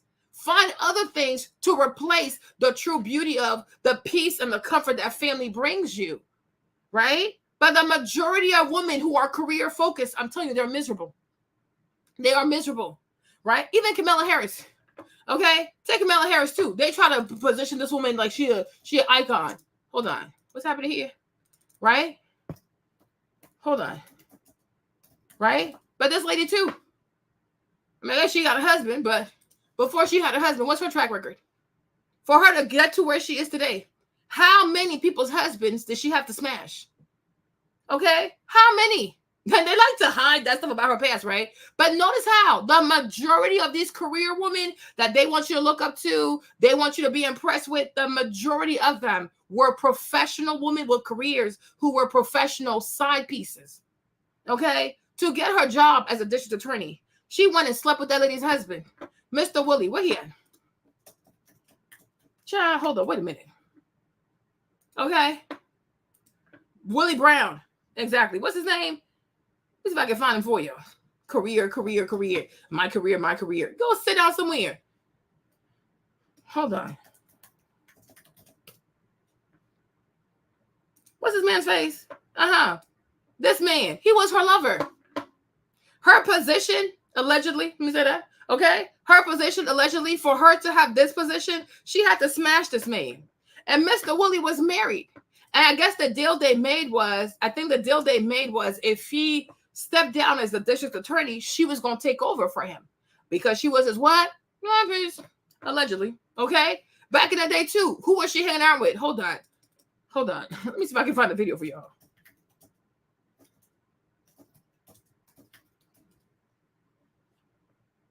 Okay. He dated some prominent men, including in 2001, former talk show host Montel Williams. Back then, he was the famous one and had to introduce her to the paparazzi.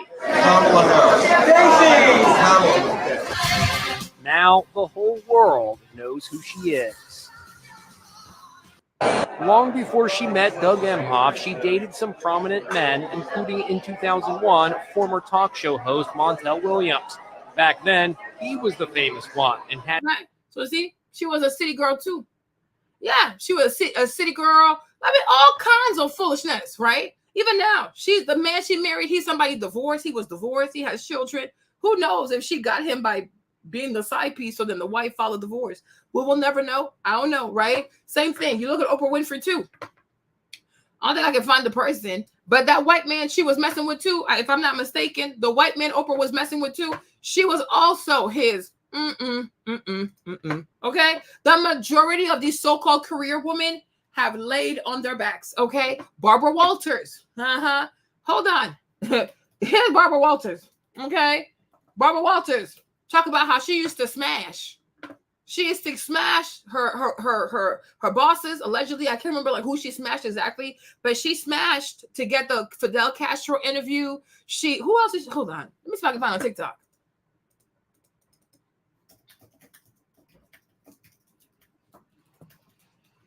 Let me see if I can find on TikTok. Okay, so you see, she had an affair with Richard Pryor. Hold on. She was smashing a whole lot of people to get these interviews. Just when you thought you knew everything about Barbara Walters, a new rumor surfaces. Sherry Shepard, former co-host on The View, recently reignited rumors that Walters had an affair with comedian Richard Pryor. This rumor was initially spread by comedian Paul Mooney, who claimed to have walked in on them. While Walters never publicly confirmed the relationship, she did speak warmly of Pryor in past interviews. She described him as more than a comedian, hinting at a deeper connection. Pryor had been interviewed by Walters multiple times in the 70s and 80s, and their warm interactions over the years add fuel to the speculation. Just when you... Okay? She also had an affair with the senator. Like, I think from her book, she even, because she wrote the book, she put it out there. I think she even, like, confessed that she slept with somebody else to have her Fidel Castro interview. If she wanted to have, like, certain times on TV and things like that, she would smash. She would smash. Career. The majority of them don't even achieve the top of their careers because they worked hard. They go through a man. So they're like, I won't do this for a man. My career. Many of them, they lay on their backs. A lot of these powerhouse females laid on their backs to get to the top. It was not their brain. It was their back. Okay? All right? Like, child, please. Child, please. Let us go find out how Anna Wintour got to be editor in Vogue of editor-in-chief of Vogue. Let's go find out. Okay? Oh, please. It's a lot of them. It is a lot of them. Oprah did it. That white man, I don't think he was hers. I don't think so. But I can't find the receipts right now. I don't think he was hers. That's what it takes to be at the top like that. You have to smash these people. The majority of these female entertainers, they are smashing the label executive. They are smashing the person who owns the label. They smashing management. They smashing somebody in A&R. Womp. Then they want to sit here and tell you because they worked hard, because they were focused, because they were dedicated. Girl, you sure was dedicated to giving some good head. Go sit down somewhere. Go sit down somewhere. Okay? Look at this one also. Another one. J-Lo. How did she get to the top? From one man to the next. From one man to the next. From one man to the next. Okay? This lady, oh, child, please. From one man to the next. Every time she wants something, she finds a man who can open a door for her. She wanted to be J-Lo from the block. She went and messed with Diddy. She wanted to have access to the Latin market. She went and messed with Mark Anthony. Mind you, Mark Anthony was married. Mark Anthony was married with children when she decided to go mess with this man. He had a wife, Miss Puerto Rico, right? Hold on.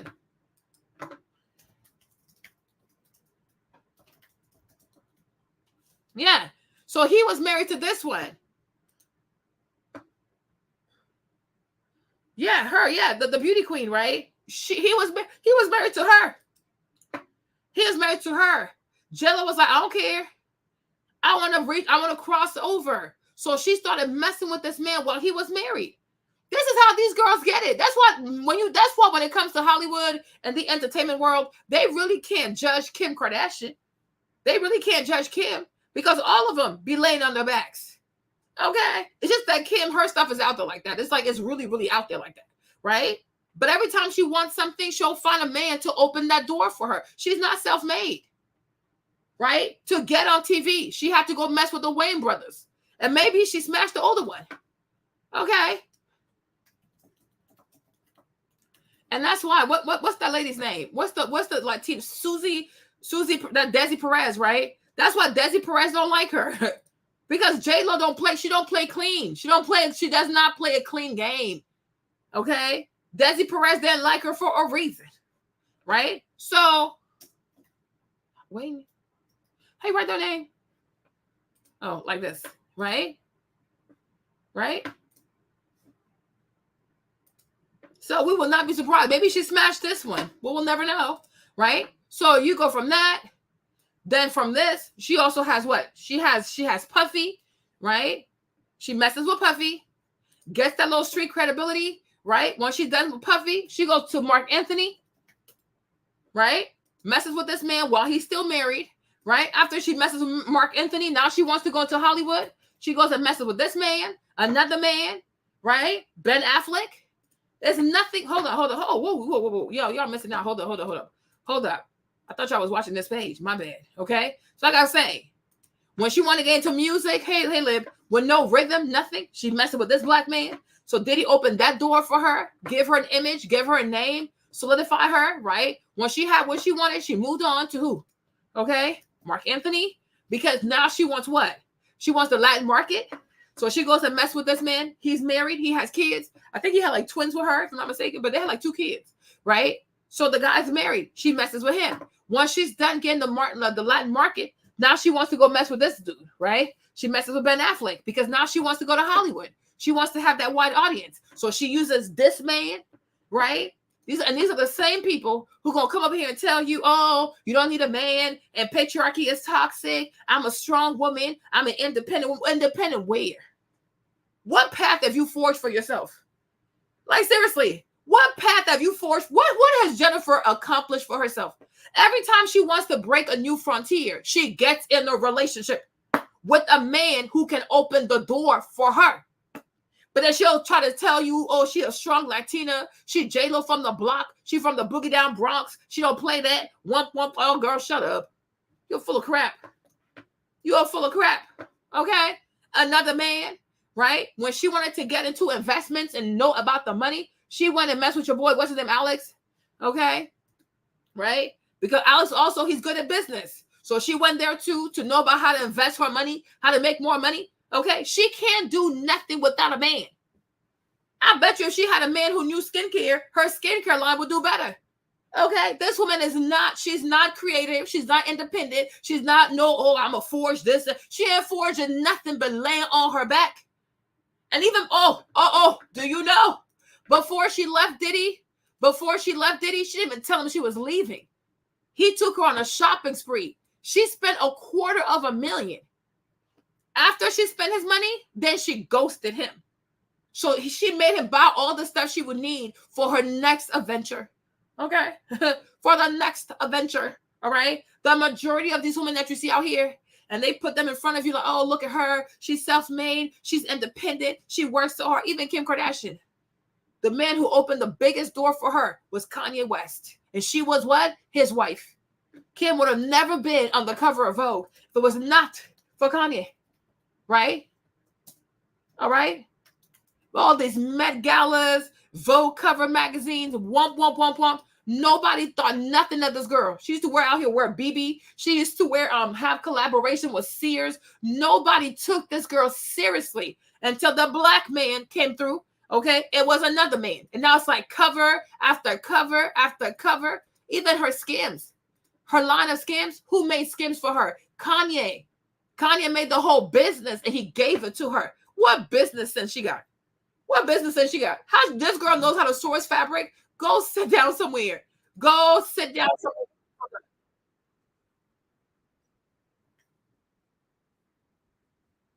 Let me see if I can find the video for y'all. Okay. What did she say? Our packaging was one way and I thought it looked amazing. And then he walked in and had about a 2-hour conversation with my whole Skims team about why it was not so amazing. But it was really inspiring and really, when you look back, it was really trendy, the old packaging, and I would have been sick of it by now. And he really gave us like amazing advice on how we want it to be classic and timeless, and all the packaging that the team was bringing us of other products in the marketplace. They were saying, isn't this better than that? And Kanye's main advice was, why don't you go get packaging that you think is the best of all time? It doesn't have to even be in the marketplace, but any product, and you should strive to be on that level. Why are you striving to be better than the worst? And it really clicked to the whole team. We all went back to work. You see? So when you sit there and you look at Skims and they tell you, oh, Skim is valued at $1 billion. Kim Kardashian created Skims. Kim Kardashian nothing. Kim Kardashian nothing. She's an idiot. Okay? She's a freaking idiot. This girl was never smart. She don't have 2 neurons to rub together. Okay? Kanye made this heifer. Like, oh, no, Kris Jenner is such a boss. Kris Jenner is such a mogul. Mogul where? She's such a mogul that her daughter had to steal $100,000 for Miss Norwood to start their business? No, it's a family of dum-dum. It's white mediocrity on a stick, okay? Let's be so for real, okay? These are white mediocre. These people are these are Armenian mediocrity, flagging people, whatever, okay? Hey, Ace, what's up, right? These girls would be nowhere without Kanye, a man. And if she was not Kanye's wife, he wouldn't have gone as hard as he did for her. Because when Nicki asked Kanye to help her with her line, he said no. He said, because I got to help my wife. I can't help you. But these are the same people who going to sit here and tell you, oh, you should not have a husband and don't have a husband and marriage going to hold you back and marriage this. But yet they understand that if I marry this man, because I'm married to him, he going to do this and this and this and this and this and this for me. And even if we're no longer together, I get to keep the business, get to keep the children, get to keep his last name, get to keep his sperm. She still has Kanye's sperm. She still has his sperm, right? But I thought family didn't matter.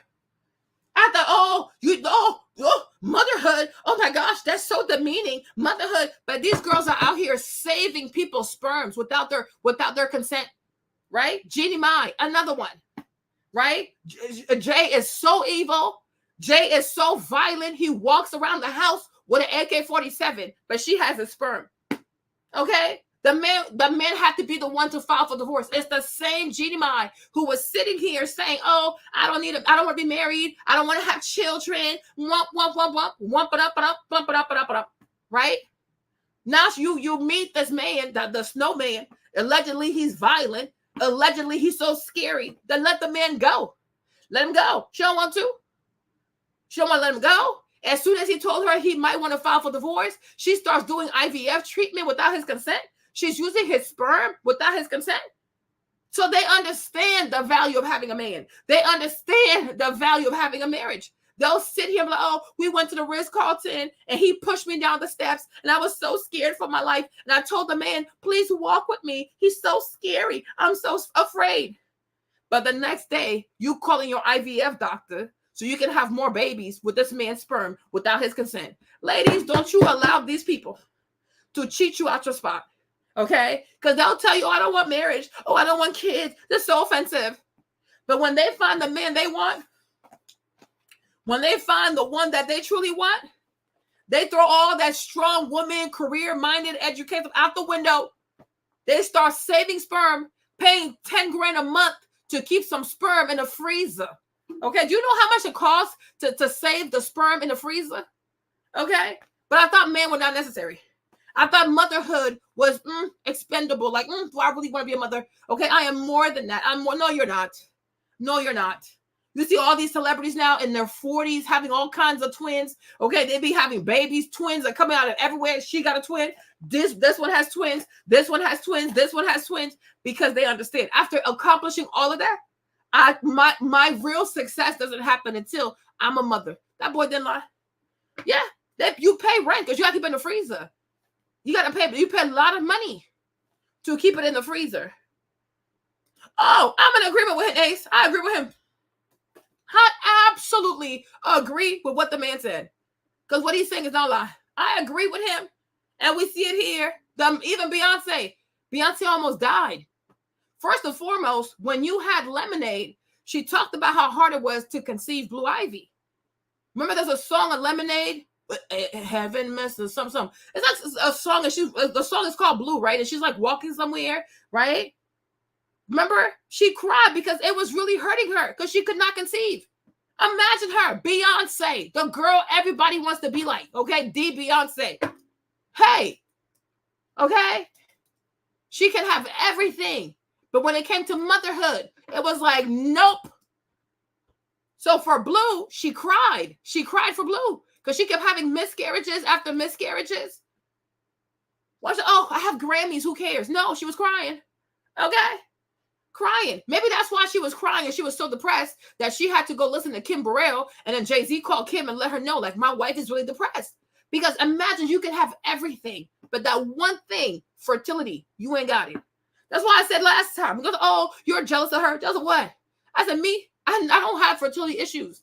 And that in itself makes me a very wealthy person. I don't care what anybody says. I'm like, do you know how much IVF costs?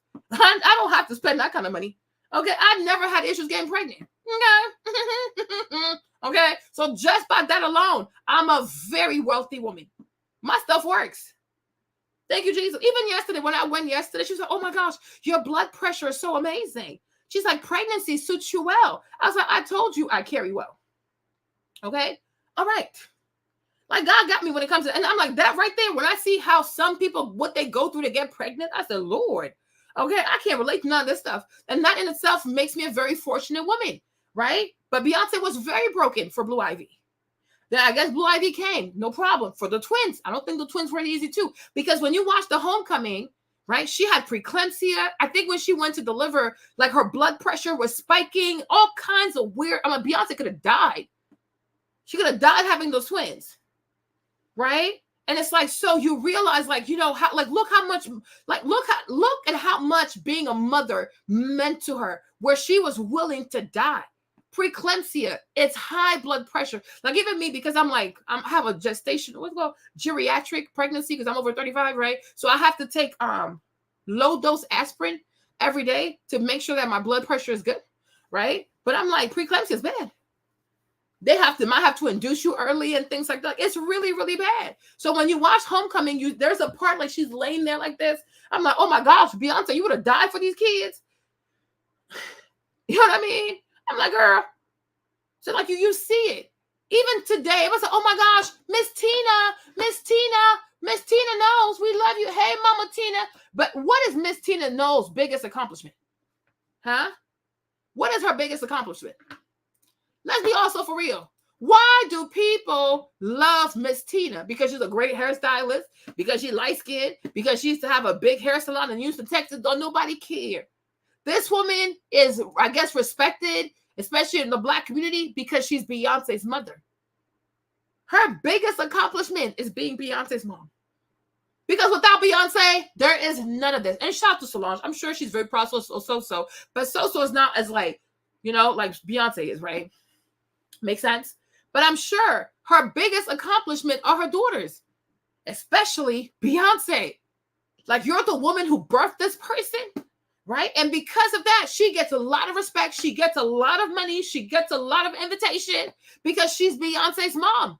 So I'm like, so how are you going to tell me that motherhood is not something that I should seek after? How?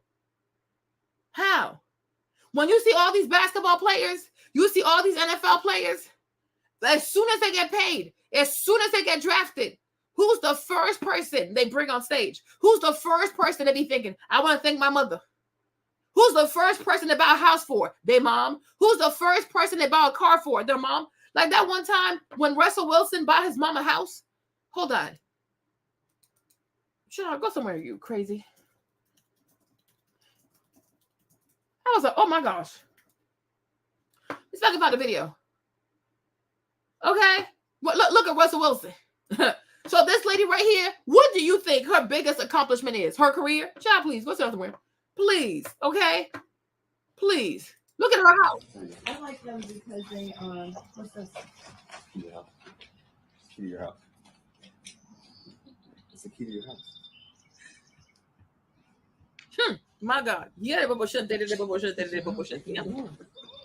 Ryan. Are you serious?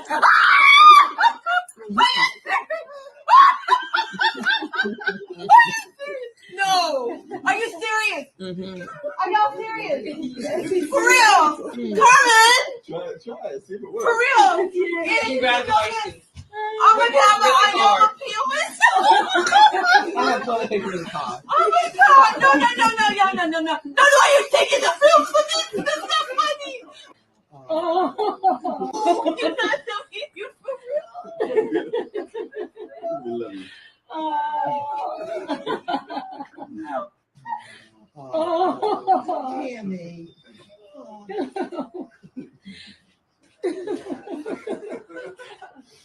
Does she go inside the house or she just hold on, let me see if she goes inside the house.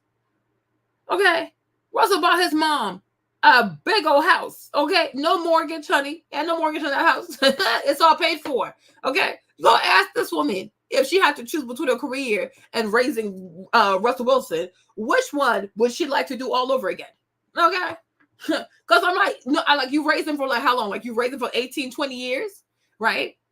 then he becomes a multimillionaire and your whole life is paid for. Tell me what job you can do 20 years at the job, and when you check your 401k, you got $2, $3, $4, $5 million in there. You could go buy yourself a house. Sometimes a child, most of the time, a child is a better investment than a 401k. I said what I said.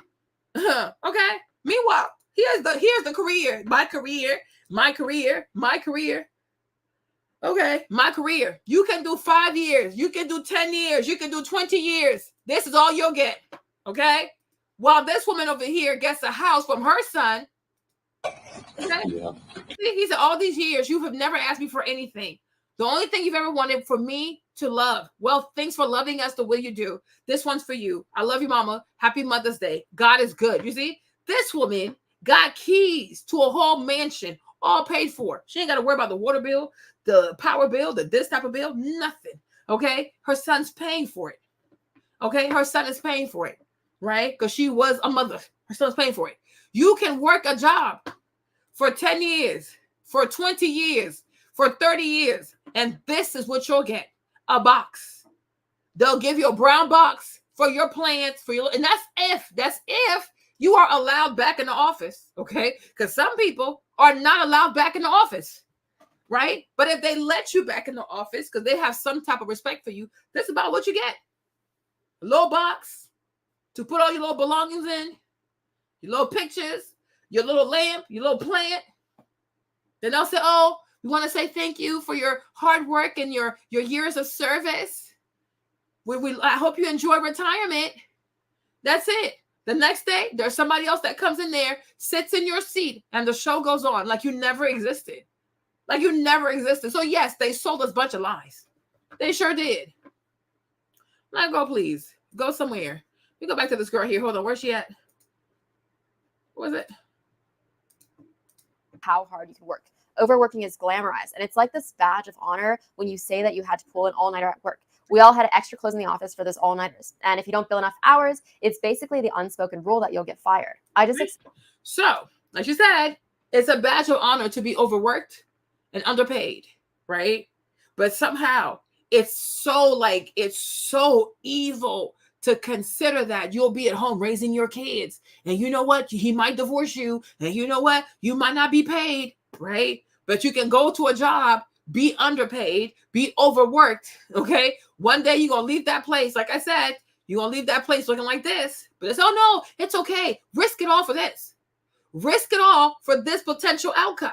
But don't risk it all to raise your own children. Like, do you see how sick this society is? They make you think that if, let's say, you invest in your household, you invest in your children, God forbid it goes left. You should be so afraid of that. You should never be like, you know what, even though this man did me wrong, but I'm still glad that I got to be a mother. And I'm still glad and grateful that I was able to put my imprint on these beautiful children, that one day they will be successful. And I know my kids won't forget about me. The man might forget about me, I don't know. But my kids, they're not going to forget about me. Everything they do, every type of money they make, anything they go through, they're going to be like, wow, my mom, without my mom, I wouldn't be here. What will my mom say? Right? When they get to graduate from school, they get to have their jobs to be like, yo, I got to think about my mom because without her, I wouldn't be here. Oh, no. That's no. That's so bad. That's so scary. That's not worth it. It's not worth it. Right? But it's worth it to invest it all in a company. Be overworked. Stay up there until 3 o'clock in the morning. Work so hard until your body shuts down because you got a trip to pay for Mexico, right? Only to potentially have this outcome. But this is okay because that's for your career. See, your career, it's okay. You can take risks for your career. Like, it's okay to be fired for your career. It's okay to overwork for your career. It's okay to be abused for your career. But it's not okay to take chances for family. It's not okay to take chances in having children. It's not okay to take time off from your career to raise your own children. Oh my God. I'm like, it's a derangement. It seriously is some type of derangement because I'm like, this right here, it makes no sense. Keep sharing, sis. Let's go. After that 100-hour weeks were part of what I agreed to as a corporate lawyer. I wanted to prove myself to him and show him that I deserved a spot at this law firm. And at these law firms, you don't say no. But so you see, so she said when it came to her boss, she didn't want to say no. A man, it's a man, right? But he's her boss. So she wants to prove himself. She wants to prove herself to him. You can't say no to him, right? Imagine if we were now talking about the dating scene. And this young lady came and said, well, Marlene, I don't have a date. I don't know what men want. He said, oh, well, it's a competition. If you want a guy to date you, you got to put some effort, like change your outfit, do your hair, put more makeup. Oh, well, why would I do that? Why would I change myself for a man? Why would I put makeup on for a man? Why would I wear this dress for a man? I don't compete. I am the prize. I don't compete. Why would I compete? Well, if he doesn't want to do it, I just go find somebody else. Right? But we're talking about putting forth the effort to find a life partner. Oh, no. Girl, you asking for too much, okay? This is giving like misogyny, okay? We are no longer in like 1950s. I don't have to prove myself to a man, okay? I know my worth, okay? I know my divine feminine. Plus, Mercury is in retrograde, Marlene, okay? I don't compete. Sprinkle, sprinkle. Okay, he's going to have to chase me. He's going to have to pursue me, right? Meanwhile, we are all aware you have more women than you have men. So to some extent, if you're looking for a partner, you're going to have to compete. You might have to lose weight. You might have to cut your hair. You might have to do certain things to be popping. But oh my gosh, you're shaming, your body shaming. Oh, okay, these little hens out here, right? But when it comes to a job, and now there's a man at the job who has a higher status, who pays, who writes your paycheck, who decides whether you have a promotion or not, even if you get fired. Now you want to compete. I got to prove myself to him. You cannot say no to him. You got to say yes, not because I'm like, and when you really think about it, what she's really saying here is you submit to him, right? Because a man you can't say no to, a man that you want to impress, a man that has you out here working all hours of the night until you burn the midnight oil, and you submitting to him. But it's okay to submit to your boss. It's okay to submit to the man at work because he has authority, he has the position, he has the power, he has the prestige. But if we say, hey, this young man that you find attractive and you do feel like he has potential, right? Let him know that you like him. Right? Make an effort to let him know that you're also serious, right? Stop acting like, you have all these options out there because you really don't, right? The list that you have, maybe bring the list down a little bit. Oh, no. Okay? Because I know my worth. I know my worth.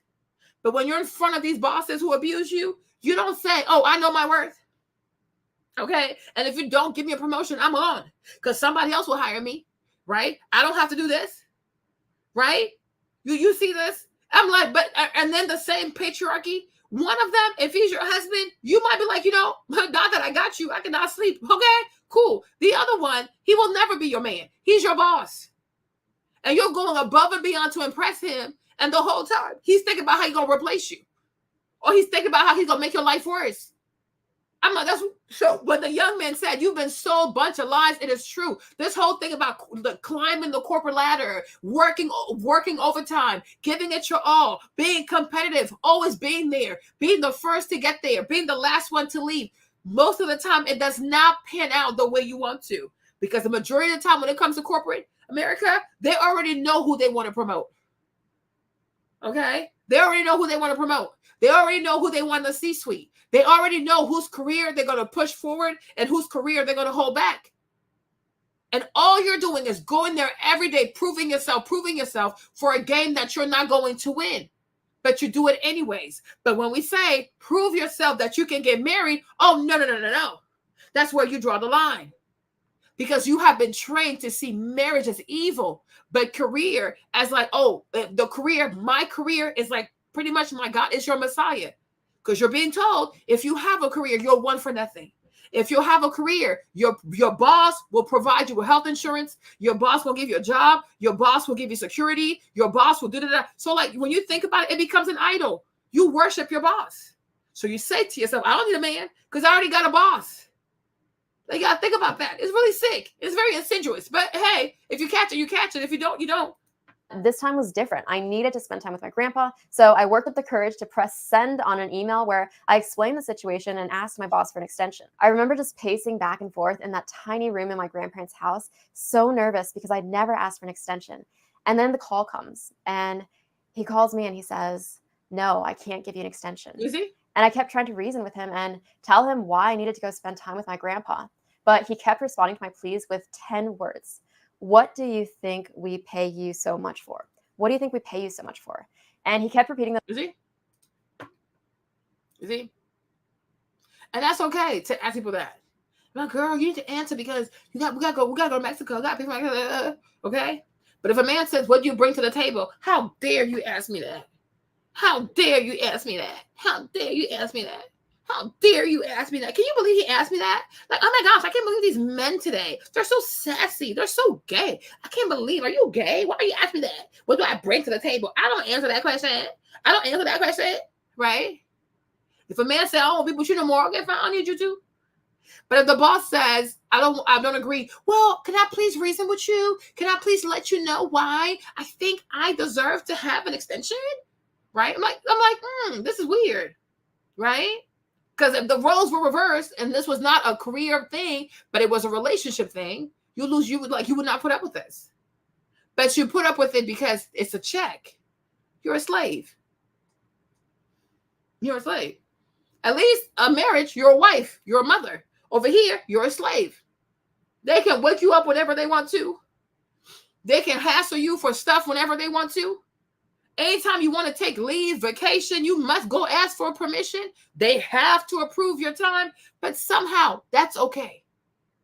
That's perfectly fine because this is how, as a woman, you empower yourself. What's empowering about this at all? Like everything she just described. Do you feel empowered? Like you're like, damn, girl, I can't wait. I wish I had a life like this. I wish I had your career. Like, damn, that's a lot. There's nothing empowering about what she's describing. Maybe her check is big, but look at what she has to go through for that check. That's crazy. And I'm glad she woke the hell up. This is not life. You go to school, you study this hard to be a slave to a corporation because they pay you money, because you got to go then turn around and pay back the government for student loans. Child, please, it's a scam. Those words on the call over and over again. So defeated, I hung up. I kept working as instructed, and I couldn't get to the hospital in time for visiting hours again. My grandpa passed away shortly after, and I missed out on some of the last precious hours I could have spent with him. And it's really hard living with that regret I have. This story isn't to make you sad. It has a happy ending, happy message, I promise, because those 10 words taught me everything I need to know about money. Those 10 words made me realize that to the law. Y'all, she missed out on her grandpa dying because this man, you see this? You see this? Is that what I told about my friend? I told you my friend, her mom is last stage of cancer. The woman is dying. She has her manager stressing her. So when are you going to turn your timesheet? So when are you coming back? So I'm like, what the heck is going on? Like, what is this? What is this? And every day I pray for her that she finds a husband. I kid you not. I kid you not. I cannot wait for the day you could just resign on this heifer. Because these people, when they know you need that check, they will abuse you for a check. They will traumatize you. Traumatize you. No, it is not glamorous. Like, oh, stop. This is not, it's nothing about it. Life is not a movie. Okay? Even in life, even in a movie, okay? Legally Blonde, okay? Elle chose to be married. Okay? Elle chose a husband. Okay, Elle, where you at?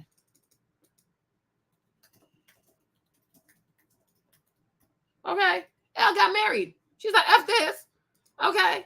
Even in Legally Blonde, Elle decided to have a husband. Like, because you remember too, when she tried to go to the whole like work for the professor's law firm, he wanted to smash. She was like, what the heck? What is wrong with this man?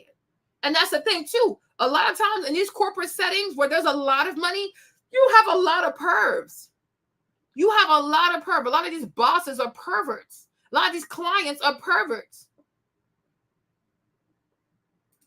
Like I said, I was sick a week ago for 2 days. My boss called me from her personal cell phone to ask me when I'm coming back. They don't care, but I'm not loyal. You see? I'm like, even in Legally Blonde, Elle was like, I choose family. Thank you, Harvard. It was nice to know you. Y'all crazy. This is insanity. I'm out of here. Leave me alone. You people are weird. Hold on. Where's the video? I'm so sorry, babe. Oh, he didn't care. You could have been there with me, Marlon. I would have been with my grandpa. Y'all don't even know me. I would have shut the phone, child, do what you must do. If you want to fire me, so be it. I'm spending the last hours with my granddad. You should not have accepted this. This man robbed you. He robbed you. And most likely because she's Asian, he felt like he could get away with this stuff. Most likely he's white. Law firm, they would always feel like they owned every hour of my time Yeah. because of what they paid me. Yeah. And with any job, you're only as good as the number of hours you can give to the company. Yeah. It's active income. You're trading your time for money. And if you stop working, the money stops coming in. Money won't buy you time. Money won't buy you health. It won't buy you happiness. Money won't save you from burnout. Money might buy you external validation. And that's where the societal obsession with trying to keep up with the Joneses and being concerned about the car we drive or the house we live in comes in. But that external validation will never actually fulfill you the way you think it might. Going from making minimum wage as a bartender to help with law school. So my thing is like she said, because she had it all. MMA, she's in mergers and acquisition. You go to Georgetown Law School, mergers and acquisition. You like every week they take you all on helicopters. You eat at some of the most fanciest restaurants in DC, I'm assuming, right? But look at this. But the day your granddad is in the hospital, there's no humanity. There's no humanity. People don't care. All they want is money, billables, money. It never stops. Family means nothing to these career people. They don't care about family. That's why the majority of them are having affairs in the workplace. They're cheating on the wives. They're having babies with the secretary. These people, they're sick. They are so sick. They are so sick. And you think if she had known that working at that place was going to lead to her missing out on seeing her granddad's last breath, she'd probably have taken a job at a non-for-profit. Like, you know what? I'll take less money and have more of my time. How about that part? It's okay. You don't have to be an excessive consumer. You know, you can learn to buy things from TJ Maxx sometimes. You can learn to buy things from eBay sometimes. You can learn to use coupons sometimes. And sometimes you can just learn to not have. It's okay. Do you even need a car sometimes? Sometimes, depending on where you live, you might not even need a car. You can rent a bicycle. You can rent a scooter. Sometimes, if you really need a car, you can just rent a car for the day. They want you locked into like a life where you're constantly spending money, where you're constantly trying to prove yourself. You're constantly trying to buy identity. You always want something. I told y'all this. That's why I'm like, I've come to recognize like the biggest form of freedom is to want for nothing. Because when you don't want for anything, you cannot be pressured, you cannot be bullied, you cannot be swayed. But when you tap into the society that's like always consumerism, buy, spend, you're going to lose yourself. And now you're in so much debt, you have so much consumer credit, you don't even know how to not be a slave because you have to pay people back. You have to pay people back. You know what I mean?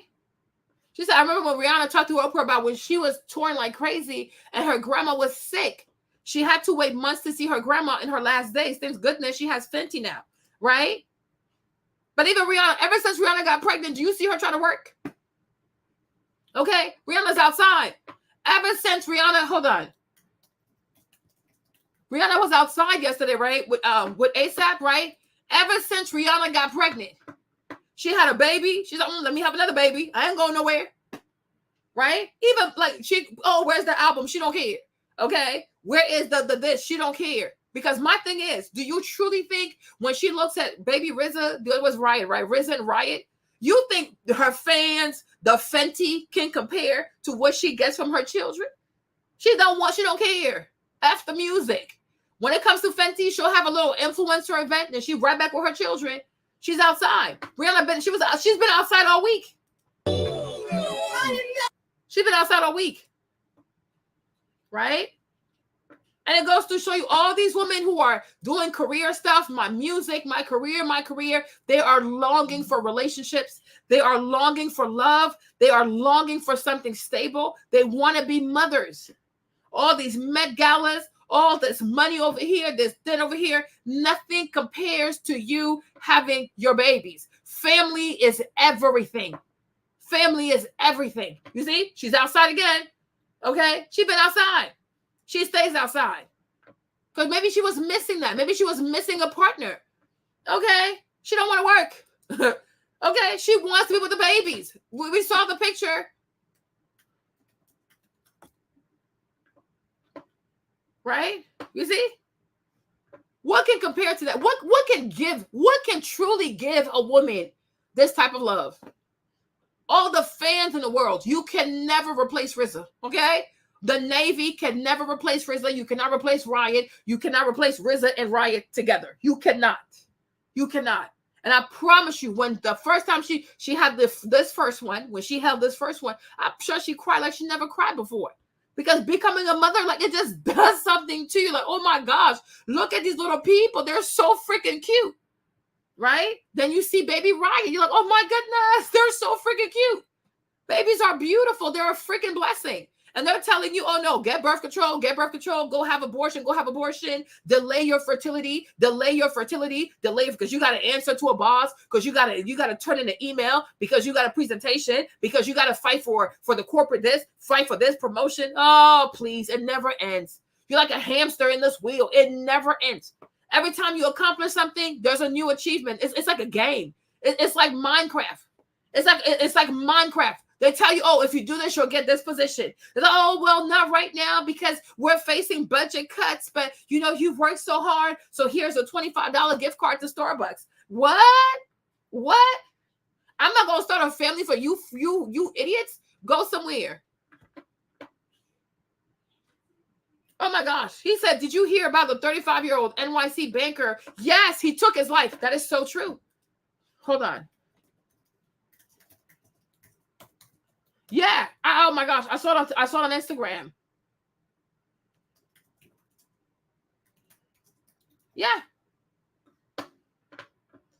Yeah. This guy took his life. Yeah. Leo. Yeah. He took his life, you guys. And that's a man. So imagine if a man can be affected this way, what is it going to do to a woman? Right. So the young man, Leo Lucanus III, 35 years old, died of a blood clot earlier this month after logging a 100-hour work week for Bank of America. You see this? They deleted this woman's child. You see, he took his life. How can you make somebody work 100 hours? How can you do that to a person? This is what they do to people, y'all. This is what they do to people. Career. Go sit down somewhere. And I promise you, he was having migraines and he was not paying attention. Oh, I have a deadline to meet. Deadline, child, you got to pay attention when you're starting to have migraines and you start to feel dizzy or you start to see weird things, stop. You need to stop and get you some aspirin as soon as possible to bring your blood pressure down. And then you take your behind to the doctor, you take your behind to the ER and come to find out he has children. No, these people are wicked. They are wicked. Hours per week kill this man. 35 did working more than 100 hours per week kill this man. 35-year-old investment banker Leo Lucanus was in search of a less grueling job with fewer hours when he died of a blood clot. The ex-Green Beret had been working at Bank of America for just 1 year and is said to have expressed the desire to take a 10% pay cut in exchange for more sleep and better work-life balance. He is. You see? And I promise you, when he wasn't at Bank of America, he probably dreamt of this stuff. That was probably his dream. Oh, I got to get to Bank of America. I got to get this position. Then the benefits, the money, wump. Little did he know he's going to leave his children behind. Well, how can you work for a company in 1 year? You're already dead. In less than 1 year, these people have killed you already. Right? These people have killed you. So if he went in the military, he probably was deployed. He survived the military, but the corporate world killed him. And he's a man. He's a soldier. And the corporate world finished him off in less than a year. Now, you think that's healthy for a woman? You really think that's healthy for a woman? If they can do this to a man who's a Marine, Beret, whatever, and he can die in 1 year of working at Bank of America, you think, so would you recommend, oh yeah, you should go do it? Me? Hell no. And I promise you, this job that he dreamt of, towards the end, he was like, you know what? I'll take less money. Please let me sleep. Oh my gosh. Please let me sleep. It reminds me of the story of King Midas. Y'all know King Midas, right? King Midas, he was asking to have the golden touch because he was so greedy. He wanted everything to turn into gold. The man said, are you sure that's the gift you want? He said, yeah. Because he wanted gold, more gold. The greed. This is what happened to King Midas. And one day he forgot about his greed. He touched his daughter. He turned the girl into gold. The man started crying his whole life. Cried his whole life. What have I done? What kind of gift have I asked for? That's what the people say. Be careful what you wish for. Be careful what you wish for. Turn his daughter into gold. Now he was looking for the man to take the gift back because he wanted his daughter back. Because he realized money versus family. Pick your family. Your obsession with this money thing, being the richest, being the what. Now you have turned your daughter into a statue of gold. And there's nothing we can do because that's it. She's gone. She's dead. She's gold. But he's not, but no, I don't want that type of gold. Oh, well, that's what you're going to get. That's what you're going to keep. Right? But I'm like, think about that. If they can do this to a man who survived the Marines, what do you think this corporate world is going to do to you? What do you think they're going to do to you? As a woman, what do you think these people have in store for you? So my thing is, if there's a man out here who wants to be your husband, who has the money, the resources to allow you to devote to your family, your children, and you choose how you sleep, you choose where you go, you can drop them off, have your own personal life, do your hobby, sis, take it. Take it. Especially if there's no prenup, take it. No, but it was. But it's the truth, though. Because these young girls need to know. It's the truth. Why lie to them? And on top of that, it's not a regular school. It's a Catholic school. So the people who go there, they agree with that. Like, they're Catholic. You know? Like, that's how it is. They're Christian. They're Christian Catholic. So he's not talking to a secular place. He didn't do this at Duke. He didn't do this at Howard University. Right? It's like if you go to Liberty University, they're like Catholic also. No, sorry, they're Christians.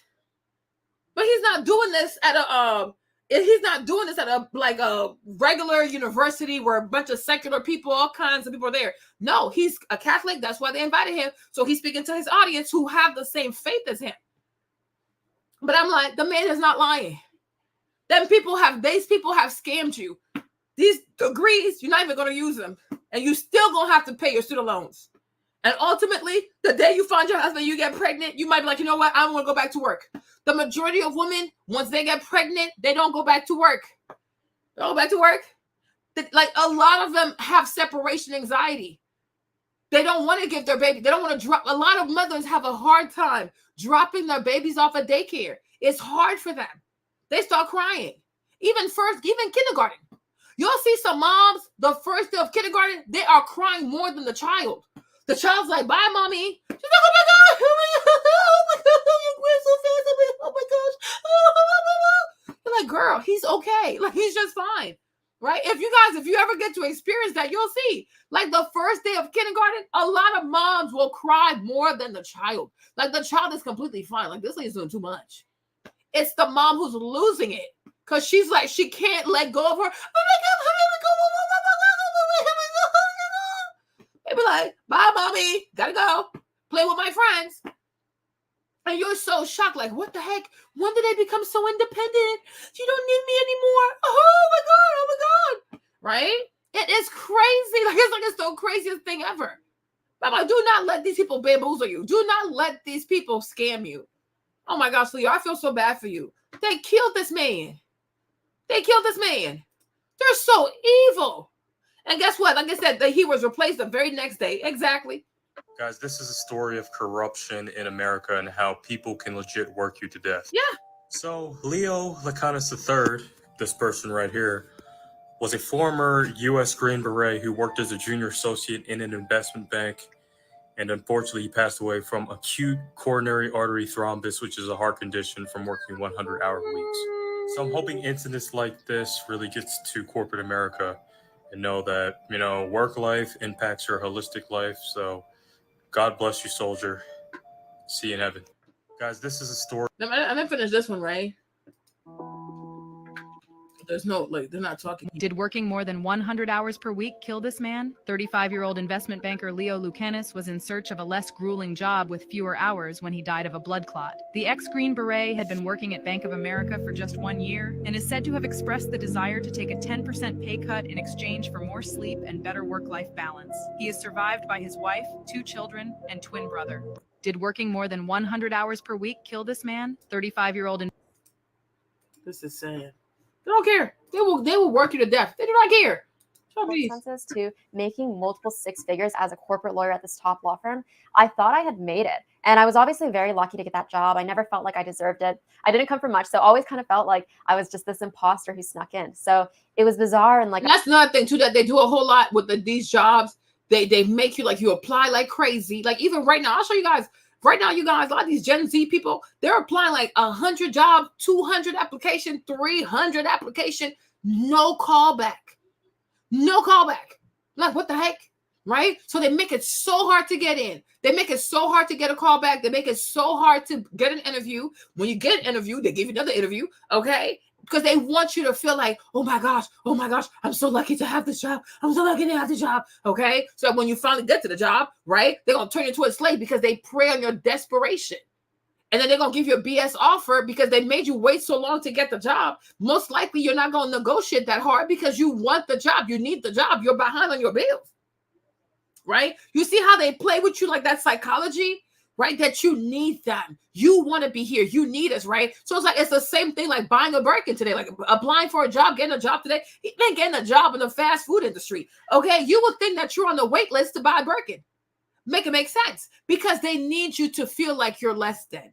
They need you to feel like you're not good enough. You are competing. There are a lot more people competing against you, right? So it's a privilege for you to even get a call back from us. You see how it works, the psychology? The whole time you have an amazing resume, but they don't want to let you know. You understand me, right? So I'm like, applying for a job, it is no different than dating. It is no different than finding a husband or finding a wife. You apply and you compete and you compete and you compete just for a chance to be abused. Whereas like for the most part, if you compete for a husband, you compete for a wife, if you find the right person, you're going to be loved, not abused. But the job though, you definitely going to be abused. They're going to overwork you like a slave. It is slavery. It's slavery. But because it's a beautiful office, you don't see it that way. Because they have like nice suits and nice clothes, you don't see it that way. Because they have a nice coffee room, a nice break room, it's not giving plantation. But when you really think about what it truly is, okay, on a higher level, child, it's a glamorized plantation.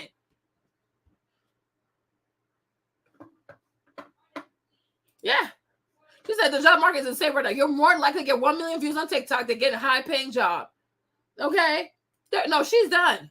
She had more power to her because the kids, they grow up so fast. They grow up so fast. Right? I'm like, your kids grow up so fast. Who has time for this? I was being ungrateful, wanting to walk away from this job that so many people would love to have. But what I realized is the money, the prestige simply wasn't worth it. I think we all have a why, and sometimes it's easy to lose sight of that. Sometimes we let fear stop us from actually pursuing our why. We worry too much about what others think, or we become complacent, or we become golden handcuffed. We become risk averse, or we've inflated our lifestyle so much that it's hard to go back. Yep. And we're working 60, 80, 100-hour weeks. But why? Yeah, why? At Enterprise Mobility, our experts always see another road. Because when there's no limit to how far mobility can go, there's no limit to how far businesses can go. We got here.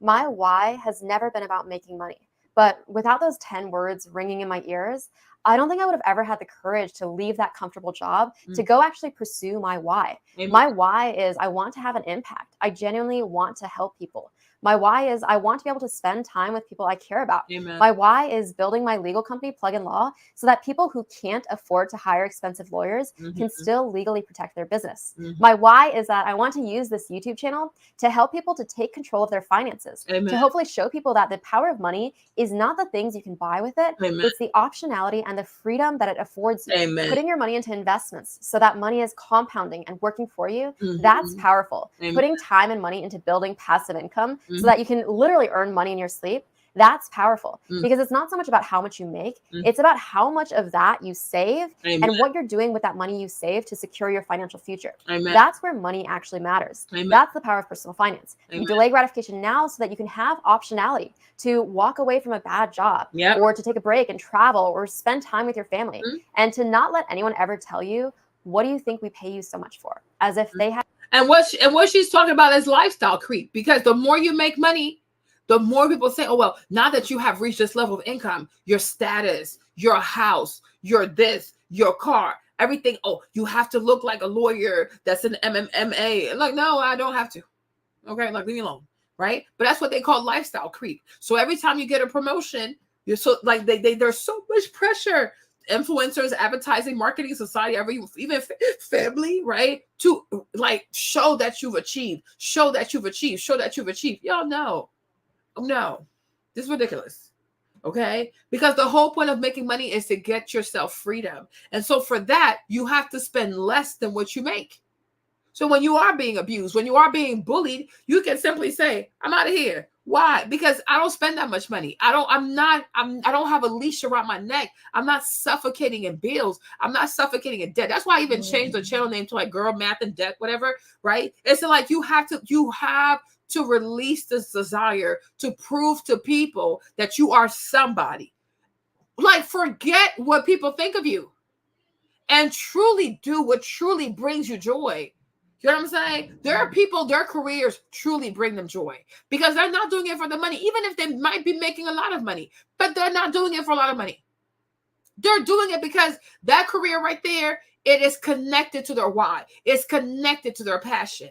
But like I said, a lot of people go to school to prove that they're just like a man, can be like a man, have a degree like a man. Like, you're not doing it for the right reason. Even this degree, you are pursuing this degree out of ego. You're not pursuing your degree out of purpose, right? A lot of people, especially when you're 18, what the F do you even know about your purpose? A lot of times when you're 18, you'll pick a major because it's super easy, like basket weaving or psychology, no offense, right? Okay. Or you'll pick another major like engineering or the sciences because, oh, I want to make a lot of money when I graduate, right? But you're not picking things for your purpose. How many 18, 19, 20-year-olds truly know what their purpose is? We don't know, right? But we think, hey, I can make enough money to buy the car I want, buy the shoes I want, buy the friends I want, go on the vacation I see on Instagram. But it's like those things are those things that you really, really want. What do you know? You're young, you're stupid. Okay? And then you have a signature that can get you student loans, so you sign up for that stuff. But then you get older. You're like, oh, no, this is not what I thought it was. I don't want this. I don't like this at all. It does not make me feel good. It does not make me feel good. And I'm like, it is so true. Like me, I have degrees, but I'm like, people are like, but Marlene, why don't you do the math? Why don't you statistics? I don't know. I guess I did it because it was like a challenge. But I'm like, do I see myself doing this every day? No, I don't like it. I really don't like it. I don't enjoy it. Like I do not enjoy this stuff. I enjoy talking more than I actually enjoy doing math and stuff. I don't want to do it. And I guess I was not really passionate about it. I loved it, but I was not passionate about it. It's not a passion for me. I can teach it to other people, but I'm not passionate about that stuff, right? And it's like, you need passion. But a lot of people have a lot of credit, a lot of debt. They have all these degrees, a lot of women, and they're not using them because they were never passionate about their major. They did it because you needed something to do. And you were told that you have to do this so that no man can take advantage of you. A lot of people go to school so that no man can take advantage of me. It's like, F the man. Pursue a major that you truly care about. You can't go to school thinking about some man trying to take advantage of you. Like, you might never even meet that man. Make it make sense. Have power over your time like that. Because time is what you can't get back no matter how much money you have. And it's easy to get caught up in this rat race and forget that. That phone call was the day I decided I was quitting to actually go after my why. I had a lot of fears when I decided to quit to start my own legal company. I was genuinely scared I might fail. I had other lawyers tell me I would fail. I was scared I would be laughed at when I started my YouTube channel. Well, I did get laughed at. Other lawyers told me it was unprofessional. I was scared that I would run out of my emergency fund and would need to go back to a law firm. And everyone that told me I'd fail would be able to say, I told you so. I feared losing the prestige and not being taken seriously. I was especially scared of disappointing my parents, who had just sacrificed so much for me. My dad joined the military at 18, never went to college, and spent his entire life working so hard every day and never buying a single nice thing for himself. And I knew how much he beamed with pride when he told his friends that his daughter was this lawyer at this top law firm. And I was sad to take that away from him. But there is one thing I fear more than any of those things. I fear regret more. I fear regret more than I fear failure. To be honest, I don't hold a grudge against that boss. He was just doing his job, and I'm sure he was under a lot of stress. But I'm sad I didn't stand up for myself. I'm sad I got so caught up in this work culture that I forgot that time is the most valuable asset we have. I wish the Erica in 2019, when this happened, was as brave as I feel now. I wish I could have just said, no, I don't care. The deadline can wait. I'm going to the hospital to see my grandpa. But I didn't. And that's the problem with regret. Regret implies that you had the opportunity to do something differently and you didn't. At Enterprise Mobility, we never stop looking for new mobility solutions. Because sometimes the best road forward is the one you didn't expect. And for me, it's too late to go back and change that. I will never get those hours back, no matter what I do or what I accomplish for the rest of my life. That is why regret is terrifying. I knew I would regret not trying to take a chance on myself. I knew I would regret staying as a corporate lawyer and only helping large, faceless corporations get richer and not helping the actual people who need my help. And so I quit. And whatever your why is, don't lose sight of it. Whatever fears you have, remember that you should be more fearful of regret. I know that I've always cared so much about what people thought of me, and I've always followed this path of what I thought society wanted me to do. People want you to follow this set path, and there's a lot of pressure to do that. I had so many people tell me I would fail on my own. I had a partner at the law firm tell me that quitting would be the biggest mistake of my life, and if I wanted to, we could just pretend that I never submitted my 2 weeks notice. I had another lawyer at the law firm start spreading a rumor about how I got fired because he couldn't fathom that someone would walk away from this prestigious job on their own accord. And what I realized is that when you are trying to stray from that path, people will be very vocal about what they think you can't do. They will be quick to tell you that you're going to fail. They'll project their own insecurities onto you. But very few people, if any, will be vocal about what they think you can do. Very few people are going to be willing to stand up for you. And that's why you have to be your own advocate. I know that you're watching this and there's probably something that you've been wanting to do, but you've let fear stop you. Whatever it is, my advice is just to go for it. No one is ever going to believe in you more than you believe in yourself. This year was my year of not letting fear stop me. I founded Plug in Law earlier this year, and it's helped thousands of people who might not be able to afford an expensive lawyer to legally protect their business. This YouTube channel has grown to 70,000 subscribers and 4 million views, thanks to you. I started from $0 in January and wanted to show that making passive income in just a year is possible. So in just this year, I've made over $100,000 from YouTube and built a course to show others the way. And I was in Business Insider, CNBC, US News, and Inc. magazine. And with this video, I've conquered my fear of posting this video and sharing my story. I'm sad that my grandpa isn't here to see this, but I hope he would be proud. So stop doubting yourself.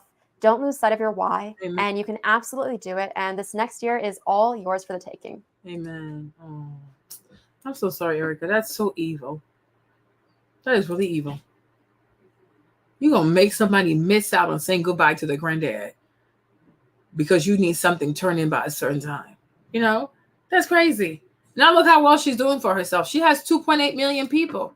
And that's the thing. They'd love to make you feel like, oh, you're not gonna make it. You need a job. What if the man leaves you? As if like as if the man leaves you, like there's no way for you to start over. We start over anyways. We always start over. Like the seasons, they start over. Life starts over. Like, why are we so afraid and so rigid when it comes to, okay, if it doesn't work out, I'll start over. We start over anyways. If a job fires you, what you gonna do? You gonna sit there and cry? You gonna start over? You gonna dust yourself off? You gonna start over? That's it. That's that.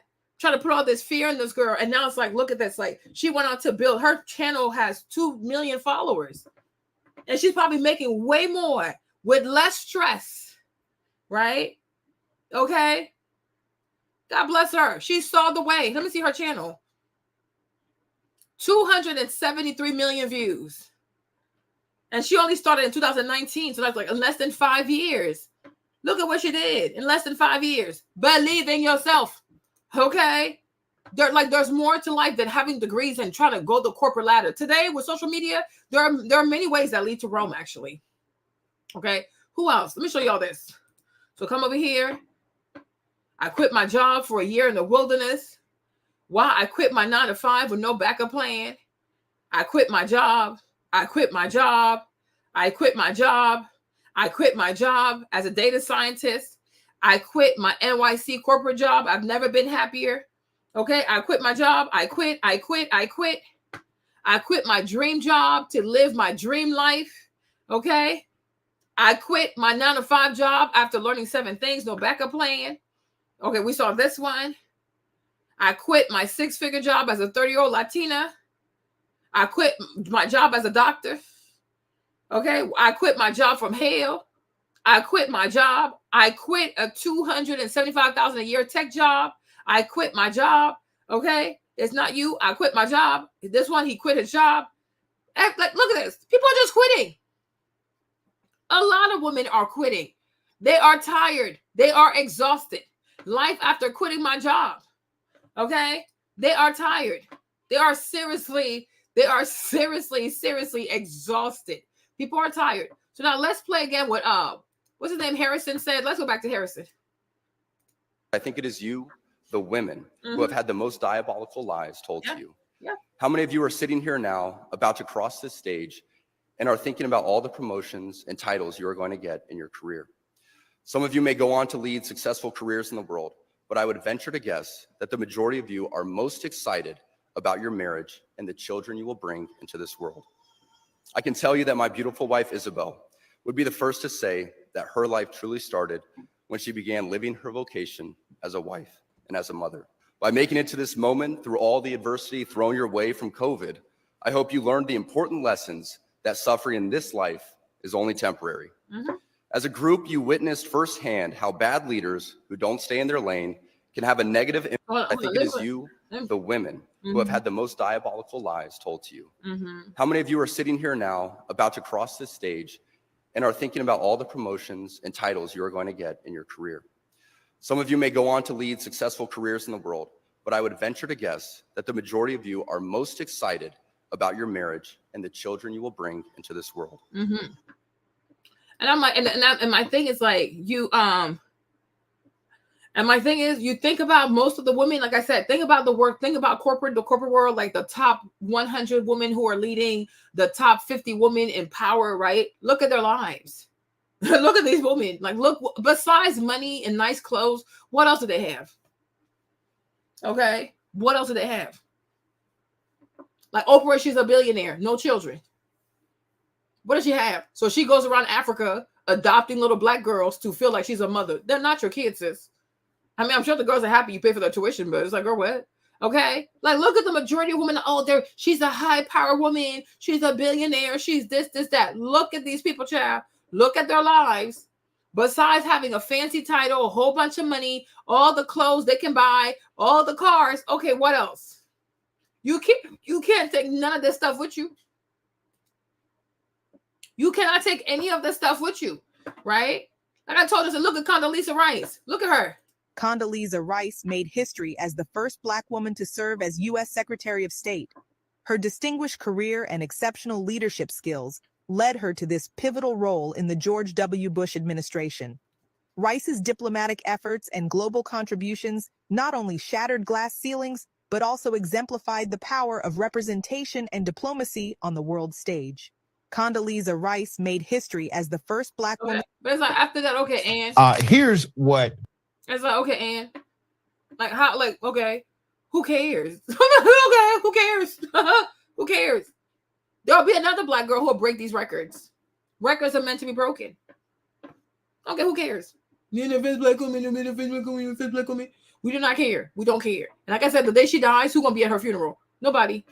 She might even, and because of that, she might even ask to be cremated. Because who's gonna show up? When she gets really old, who's gonna take care of her? Her will, they're gonna throw her in a nursing home somewhere, in a hospice somewhere. That's it. And she'll just die one day. And then you'll see it on the news. Oh, former Secretary of State Condoleezza Rice dead at 89. Boom. And oh, that's so sad. And life goes on. Meanwhile, people are going to be with their children, their grandchildren, doing activity. And all she cared about was her PhD, her career, running behind George W. Bush and calling him her husband. Instead of getting her own husband, right? Another one, too, is this one. Hold on, right? Look at this. Career. Tamron Hall. Career. My career. Now, she could have had some fertility issues. I don't know. But I'm like, I also feel like one of the reasons why her first baby at 48 years old, 48. We thank God she had a safe pregnancy. We thank God she's okay. The baby's okay. But I'm like, 48? She could have passed away. The baby could have been born with like issues, okay? Because you're older. Because when you get pregnant at 48, that egg is 48 years old. So this baby, this cute little baby, he was conceived with a 48-year-old egg. 48 years old. That's an old ass egg.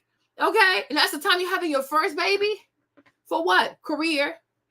Because I'm sure the whole time she prioritized for what? Her career, my career, my career, my career, my career. Right. And now it's like, you got to be 48. Right. And even her husband, look at the man she found. He's not that attractive. So you waited this long to marry this lobster and pasta? I'm like, when I saw her husband, I was like, he is not that attractive, child.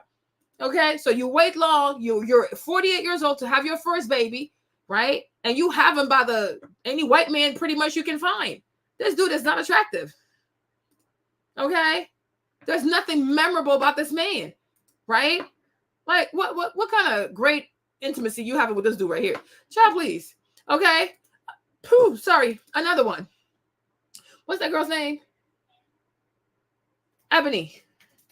Right? You got Ebony Williams over here too, right? My career, my career, my career, my career, my career, right? Now Ebony is about to go do IVF all by herself. Okay? She's about to go do she's about to go do IVF all by herself. She wants to have a child all by herself, raise a child all by herself because Ebony was the same one. My career, my career, my career. Okay, I need to make sure I'm financially secure. I need to make sure I'm rich. I need to make sure I have degrees. I need to make sure. Because remember, we saw Ebony with Toure, right? Right? Remember we watched this one, right? When she was sitting here with Toure, right? And I was like, look, I am here to. And Toure was sitting here lying to her. My career, my career, my career. Hold on. Beauty is wrapped up in this moment, and that's where I'm at in life, Tori. I'm taking it moment by moment. Are you happy? What else you gonna do? I'm happy in this moment. What about in general? You know, I will answer you the way I answered my 24-year-old best friend in terms of the friendship's 24 years old. Not she's 24 years old. That would be weird because I'm 40. So like, I'm saying, right? that's What do you weird. have to talk to you about a 24? We can't First of talk all, to about your 24. business, Tori. That's first of all. That's fine. So I was talking to my friend of 24 years, and I was saying to her, I am as happy in this moment as I have been overall in life. Okay. Like meaning like professionally, my relationship with my mother, my relationship with my really tight friends, they're better today than they've ever been. And I think that feels like something to be really happy about. Okay. There's some things that could be better. Like what? My fertility journey could be going easier. But Now, do you think there was a time where Ebony was fertile? That's a very pretty black woman, pretty educated. Do you think there was a time when Ebony was fertile? Where it would have been no problem for her to get pregnant? Where it would have been so easy and such a breeze for her, not just to get pregnant, but to snap back. Because when you do it young, your first pregnancy, like you just snap back like real quick, right? Right? But buying into the lies of society. This is exactly what Harrison is talking about. This man did not lie. Just because he's white, he's Christian, and he's rich, and he's a colonizer, doesn't mean he's lying. Even a broken clock is right twice a day, okay? You understand? This is what he means, the lies. Because I am sure Ebony is too pretty to tell me that when she was younger, there was nobody trying to marry her. There was nobody trying to be her fiance. I will not believe that. This is a very pretty lady.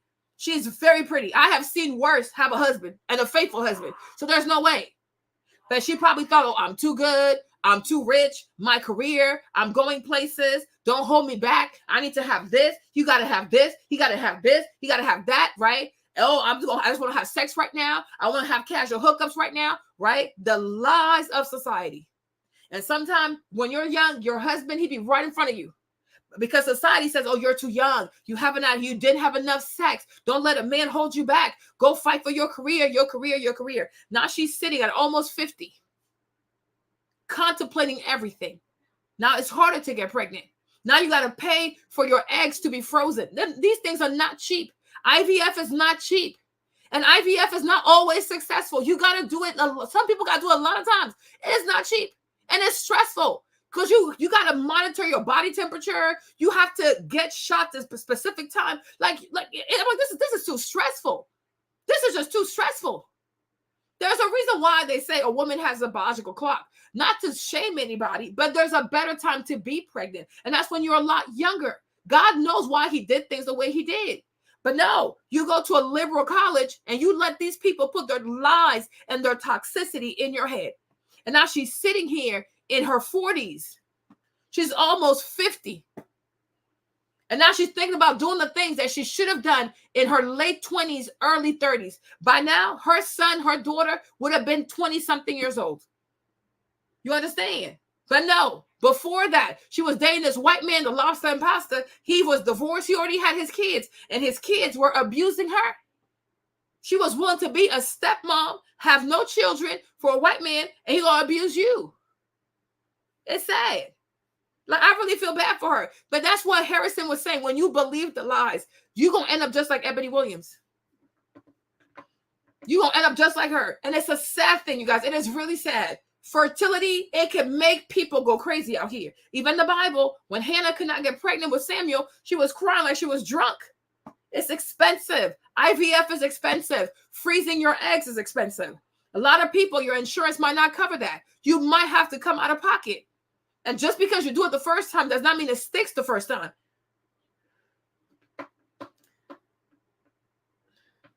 Yeah.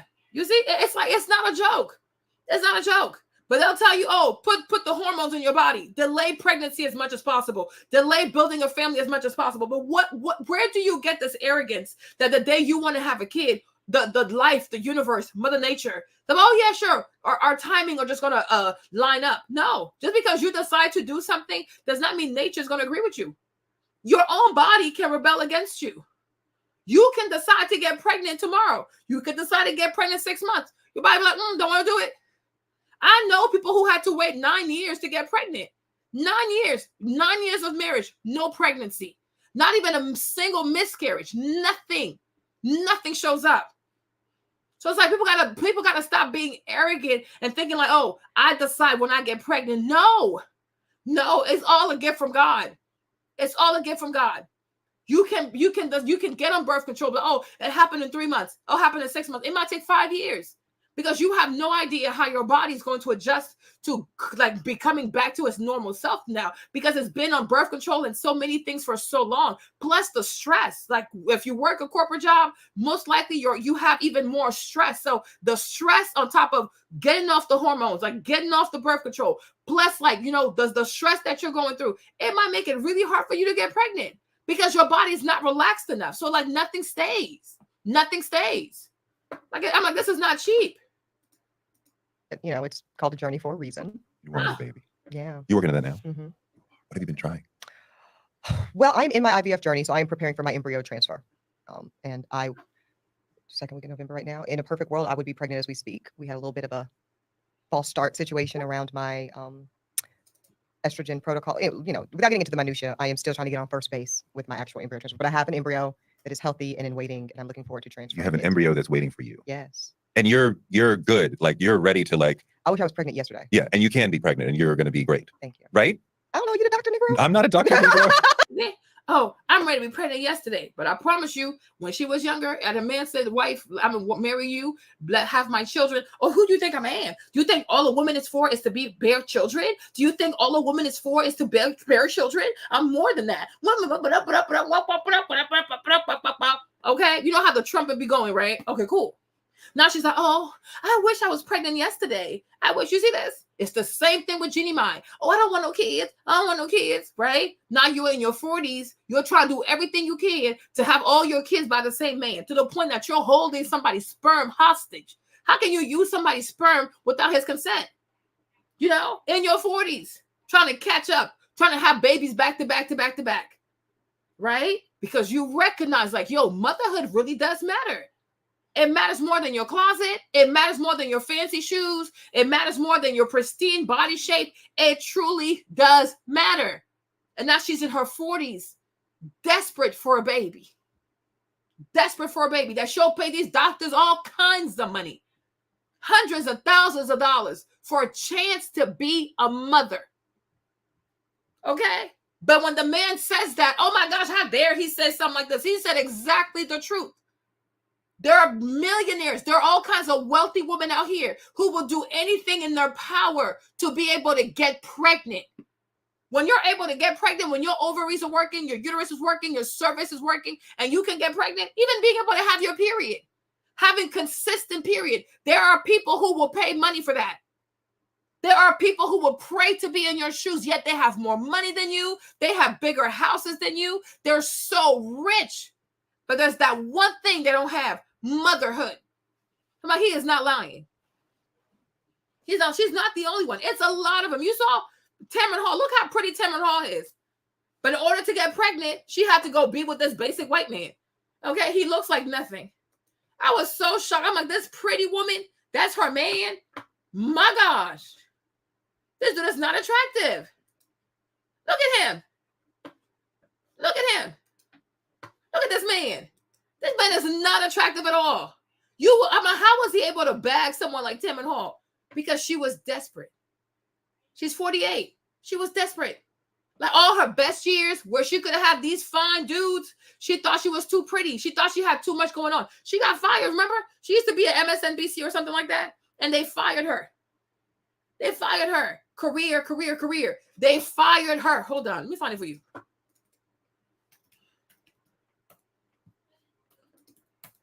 Let me find you. Hold on. Matter of fact, let's go to TikTok.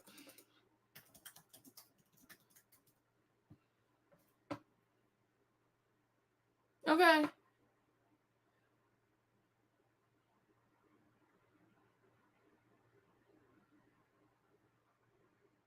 Let me see. Our good friend Tamron Hall has decided to leave NBC News. Personally, Tamron has been not just a co-host here on Today's Take for the past 3 years, but a good friend, and to not just me, but to all of us here. And we want to wish her nothing but the best. In 2017, Tamron Hall vanished from our screens. Yep. But why? When fans turned on their televisions to today in February 2017, it was a surprise not to see Tamron Hall on their screens. After all, she'd been there every morning for 3 years. Yeah. There was no farewell episode, no final goodbye. You see how they did her? You see how they did her? No goodbye, no final episode. They fired her like she was nothing. And I promise you, that job right there, she probably was married to her job. Okay, the CEO, whatever this is, MSNBC or whatever the ABC. No, this is Good Morning, right? So it's like probably MSNBC, right? They didn't care. They didn't care. And imagine you give your whole career, you delay having a family, you delay having children, all the things that you're supposed to do. You delay that for a career. Oh, one day you're gonna be the next Oprah Winfrey. One day you go, oh, shut up. They sell you all kinds of dreams. And you work hard and you work harder and harder and harder. And you make more and more sacrifices. You sacrifice a relationship. You sacrifice your life. You sacrifice your health. You sacrifice time with your family. And then one day they just pull the plug on you. You don't get to come back. You don't get to say goodbye. You don't get to say goodbye to your staff. You say goodbye to nobody. They kick your ass out so damn far, you can't even find your way back. Okay? Now you're like, oh, wow. I gotta start a family. Because you recognize it was a bunch of lies. These people stole your life. They stole your life. And you end up with this dude. I was like, man, this man is not, I don't know. He's very basic. For Tamron Hall, I expected something more, I don't know. I expected something more prestigious. We're going to have fun. So I'm excited. I'm excited too. I mean, you're a father of two. Your kids are tweens? Almost 16 and 14. Okay, no, so it's pure tweens. Yeah. What do you If y'all don't remember Toure used to work at MTV. Toure used to work at MTV. So the whole time he was working at MTV, like if you remember MTV back in the day, Toure used to be at MTV, right? So he didn't just work at MTV. He had a family. He was a father. He balanced both. So today he's sitting here. His kids are almost off to college. His kids are almost off to college.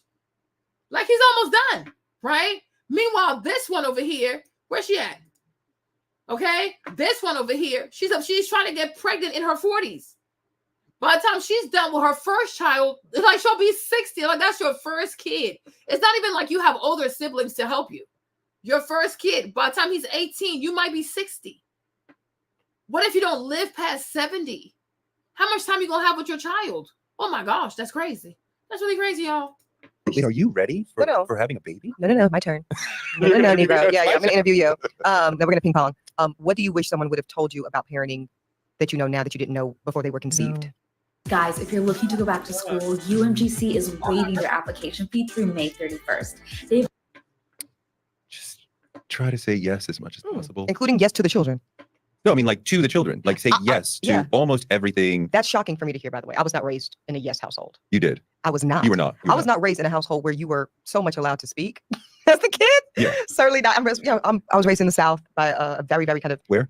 North Carolina, Charlotte. Yeah. By way of a meets South Louisiana. Okay. Super strong single Black mother, and I think of our, if I can say, our generation, kids were seen and not heard. Right. Be quiet. And pay attention. I was raised by a strong single Black mother. So she thought, so that was like her idea. Like, well, my mom didn't have a man, so I don't need one too. And now here we are. She about to have a baby by herself.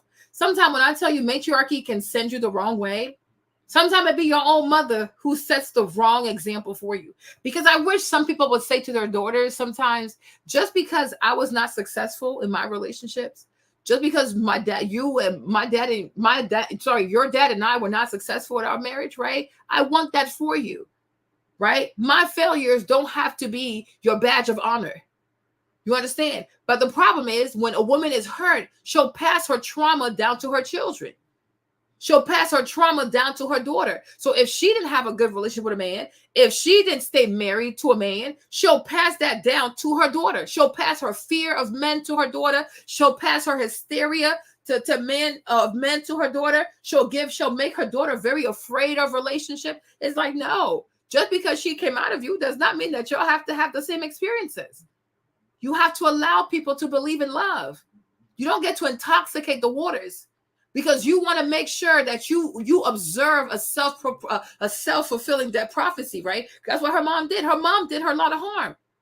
Her mom caused her a lot of harm. And I told you that's the same thing with LaToya Luckett from Destiny's Child. The majority of her horrible decisions came from her mom. I was like, girl, your mom is something else. But LaToya is a Pisces, so there you go, right? But I'm like, that's crazy. You got to be able to separate yourself from your child. Just because I was not successful in marriage, right? Does not mean that you won't be successful in marriage. Just because I didn't find the good man doesn't mean that you won't find one. And I want that for you. And I'll be very happy. At least somebody gets to experience this, right? But you have a lot of mothers, especially a lot of Black mothers, when they have a bad experience, they pass that trauma, they pass that fear, they pass that hatred of men onto their daughters. It's wicked. It's seriously wicked. Because what you should do, instead of just teaching your daughter to be afraid of men, afraid of losing herself in a man, afraid of being a divorcee, afraid of depending on a man, tell her what you think you could have done better. Right? Give her the tools to not to avoid relationships, but to be better at it than you. But you see, that also requires self-awareness. And a lot of women do not like to practice self-awareness because they are conditioned to blame everything on a man. As opposed to say, he had his fault, and I also had mine. If I could do it differently, this is how I would have done it differently. Right? And that's how you know when you're talking to somebody who's been healed versus somebody who's bitter. And unfortunately, you have a lot of Black mothers who are bitter. They are seriously bitter. And because your daughter loves you, because she puts you on a pedestal, because your opinion of her and her choices, mean a lot to her, she allows you to mislead her. And you take advantage and you keep pouring your venom and your bitterness into her. Instead of telling her, I give you permission to fall in love. I give you permission to make mistakes. And matter of fact, let me tell you what I could have done better. If I was to do this all over again, here's how I will do it. Because I believe that, it's a beautiful thing to find your person. And when you find your person, this is how you should move about it and to make sure that y'all stay in love. Because love doesn't just stay just because you people fell in love. You have to work on it. But most importantly, when it comes to any relationship and you want that relationship to last, whether you guys end up in a divorce or not, whether you stay married or not, right? The most important thing in any relationship for your own peace of mind, for your own salvation, for your own sanity is forgiveness. Forgive, because nobody's perfect.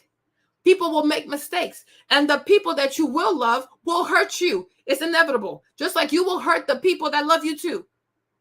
But the best way to never be corrupted by hatred or disappointment is to forgive people. And the quicker you forgive people, the better you'll be. The better you'll be. You understand? They brought up his mom. I'm like, I don't even know why y'all bring up his mom.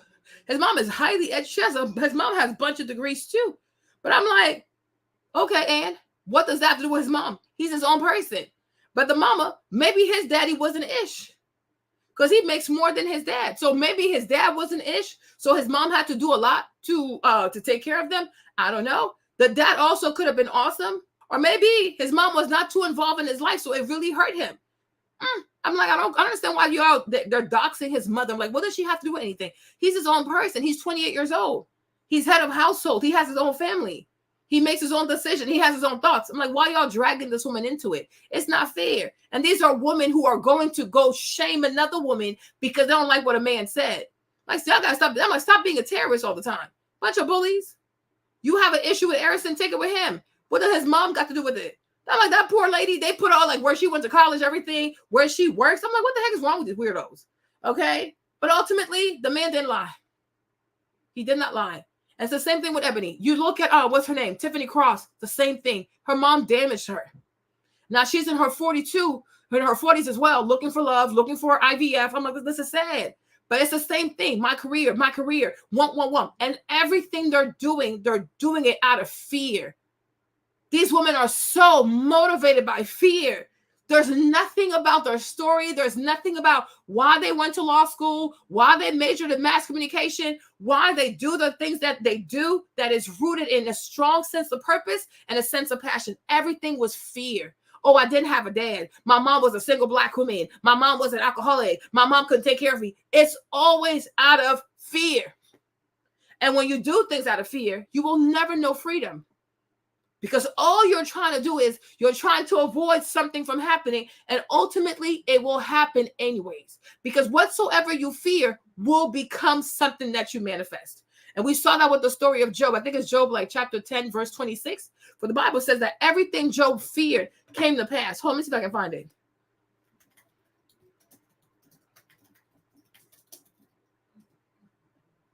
Right?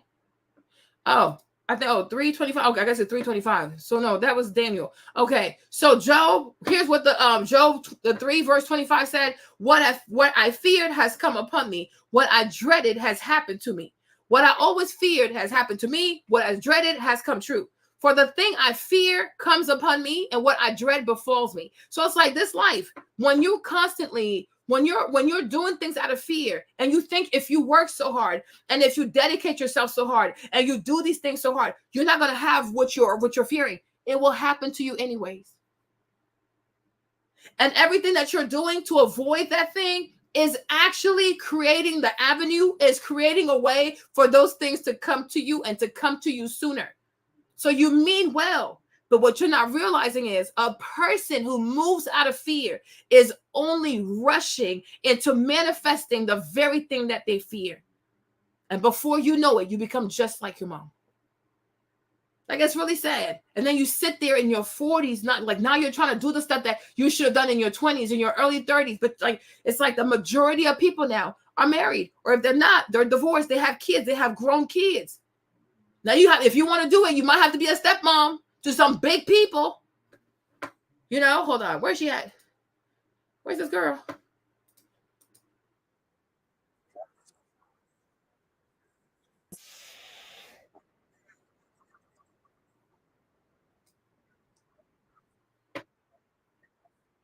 Or it can be like what some would mischaracterize as gentle parenting, but like from the beginning, the kids get to be just human. Try to say yes to them as much as possible. I like that. I mean, I don't. You don't need, I like parenting that. does not require you to be like, don't do that, don't do that, don't do that. Yeah, I feel like that's Like giving them the freedom, even if they are quote unquote making a mistake.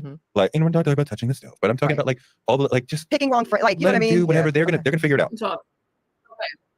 So ultimately, here we are today too with the career stuff. She took a job with the griot, her career, and now she's getting fired. Hold on.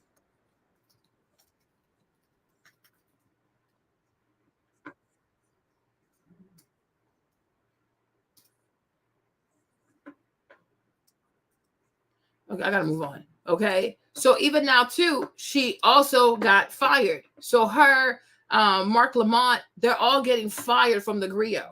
Okay, so once again, she getting fired. She got fired from the Real Housewives. She got fired from Mark the griot. You know, they're all getting fired. They're all so she just lost her job yet again. Right. So like I'm saying, like all this thing about, oh, you're gonna have a career and you're gonna go into the world and you're gonna be this, and that. Child, please. Okay. You keep getting fired. The white guy that she was dating too during COVID, he left her because he didn't want to quarantine with her. He chose to quarantine with his children. So during COVID, she was by herself because he didn't want to quarantine with her. You know, because she's not his family. She's not his blood. She's just his girlfriend or fiance, whatever she was, right? So ultimately, he chose his kids. Like there's a part where she talks about, but I can't remember. It is right here. Hold on. Let me see this is the part.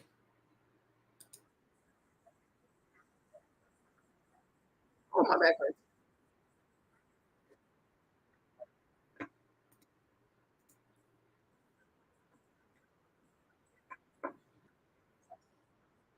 Oh.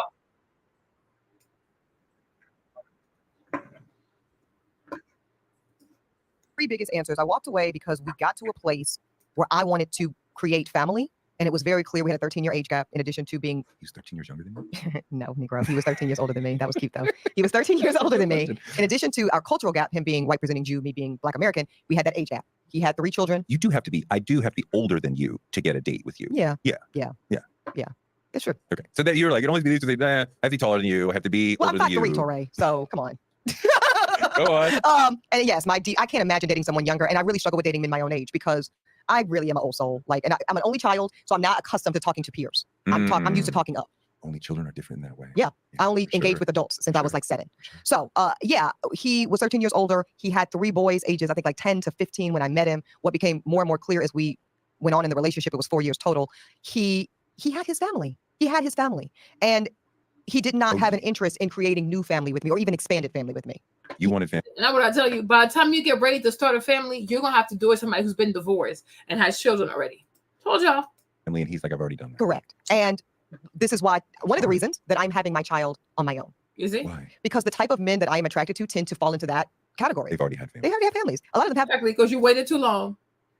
So now it's like, oh, now you have no choice but to have a child on your own. And like, once again, she's looking at having a child like it's a career thing. Like, oh, it's like a job. I'm like, it's a human being. Like I'm like, she's saying these things. Like she has no idea what pregnancy is, like what it does to your body, the moods, the sickness. Like she has no idea. If she does get pregnant through IVF or even through a man, whatever, my thing is she has no idea how her body's going to carry. Once again, this arrogance. And usually you get this arrogance from academia.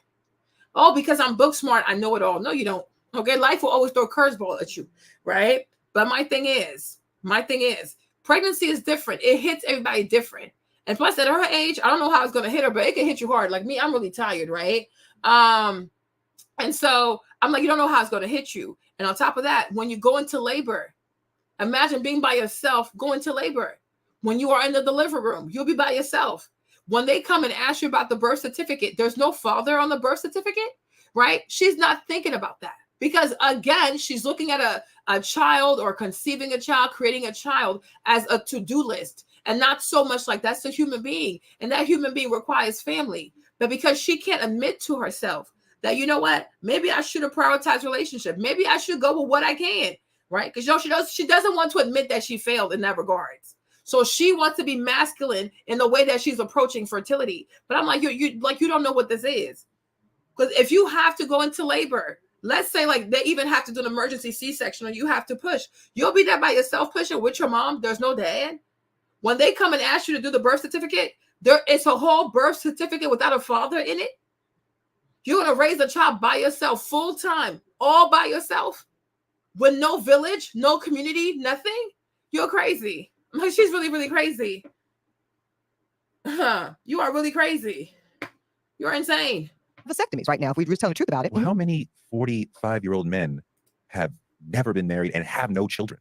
I mean, like most men have done at least one or the other. So you're making, yes, okay, yeah, exactly. Right? Most of the men you're going to date who are a little to a lot older than you. Right, have already done that. They already started their families, and most of them have already completed their families. And they're not interested at 48 or 52 or 55, which is my new cap, of staying up with a newborn. I can't be any older than 55. And that's new. It used to be that you could be, but I found that that's now it's getting caretakerish. So 45 to 55? Okay. Yeah, that man is not trying to stay up with a newborn all night. When you were younger, you probably had choices between a man that's like 27 to like 32.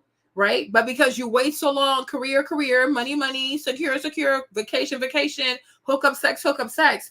By the time you mature in your head to be like, yo, family truly does matter. Now the people that you're trying to date are 45 to 55.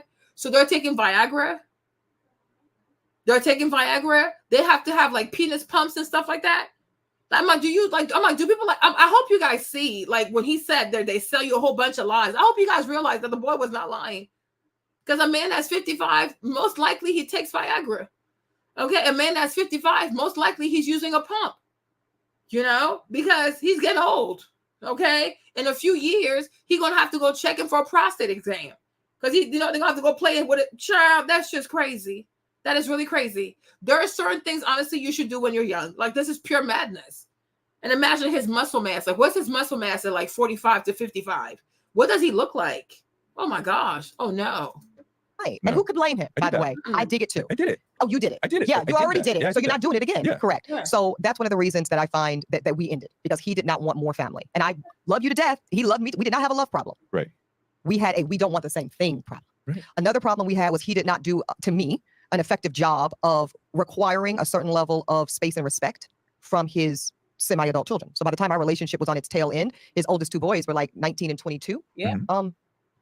And they just were very respectful young men, which, They weren't respectful to you? they weren't respectful to women, period. But your family. No, he didn't do that, though, Torre. That's what I'm saying. He didn't. Yeah. Did they say wild shit to you? They just talked about, they were teenage boys, and they talk crazy, and then frankly, there's a cultural gap, right? Where, sometimes white people, kids talk different. You get me in so much trouble, by the way. But anyway, you're like, I'm not doing anything. But it's true. But also, I think kids just are different these days. So I did not feel, because I feel like the children follow suit to the adult leadership, right? Sure. These kids will respect me exactly as much as you require them to. Speaking to my fiance at the time. And he was a bit afraid of his own children. Mm-hmm. He operated, let's go full circle to how we started the conversation. He operated in a friend's first posture. He wanted to be cool like his sons. He wanted to be at the Travis Scott concert with his sons. He wanted to be, literally taking your boys to Taylor, whatever.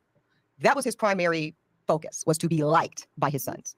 I don't give shit about no kids like me. You will respect me first, and then we'll get to the like. And so we were not aligned. And that didn't happen. That didn't happen. I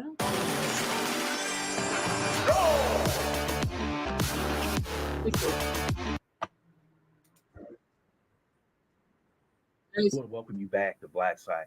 Tonight, Mark Lamont Hill and Ebony K. Williams has been fired from the Griot. First, I would like for you to subscribe to this channel. Hit that like button, hit that notification button, but also comment on this video. Mark Lamont Hill and Ebony K. Williams, members of Axe has fallen at Byron Allen's The Griot. From the Griot. They were basically people have been laid off in their podcast and video teams, including their managing editor, Christy Oglesby. This is the statement the company released. Allen Media is making a strategic change to better position the company for growth that will result in expense and workforce reductions across all divisions. Now, Allen Media acquired the Griot in 2016. Among those cuts, they've ended all their different shows except one involving Teray. So Mark Lamont Hill, who had a daily show airing around 6 p.m. On the Griot. That show has been canceled. They hadn't even had the show. It hasn't aired the last 3 weeks. Ebony Williams had a show that followed Mark. Her show has also been canceled as well. Now, remember, Byron Allen purchased the assets of Black News Channel for $11 million, buying up the distribution.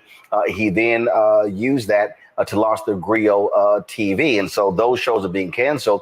And if you look at the Black-owned media landscape, other than what we do here at Roland Martin Unfiltered and the Black Star Network, that was the only daily shows on any Black-owned media outlet. And so if you look at right now, if you look at the linear cable television networks, you look at TV One, you look at Revolt, You look at Afro Channel. You look at which those are all black owned. Clio TV, TV One owns them as well. There are no daily news shows on those platforms. Even if you look at Revolt has a weekly show. You look at BET, they've got a monthly magazine show. That's all they have there. And so ultimately, once again, putting the career first, she got fired. Okay, she got fired. So she don't have a job right now. So God knows what she's gonna do, right? Who else? So then I found this young lady. So let me play this thing again. Let me start this again. Let me start this again. The women who have had the most diabolical lies told to you. How many of you are sitting here now about to cross this stage and are thinking about all the promotions and titles you are going to get in your career? Some of you may go on to lead successful careers in the world, but I would. And even when he was saying that, I was really thinking about like Sex in the City. When I tell you Sex in the City has harmed people, Sex in the City destroyed a whole generation of women by selling them these false ideals, this love for materialism, this obsession with shoes, Jimmy Choo, and the Jimmy Choo where Carrie Bradshaw was broke. Okay? Come to find out, the whole time, Carrie Bradshaw was broke.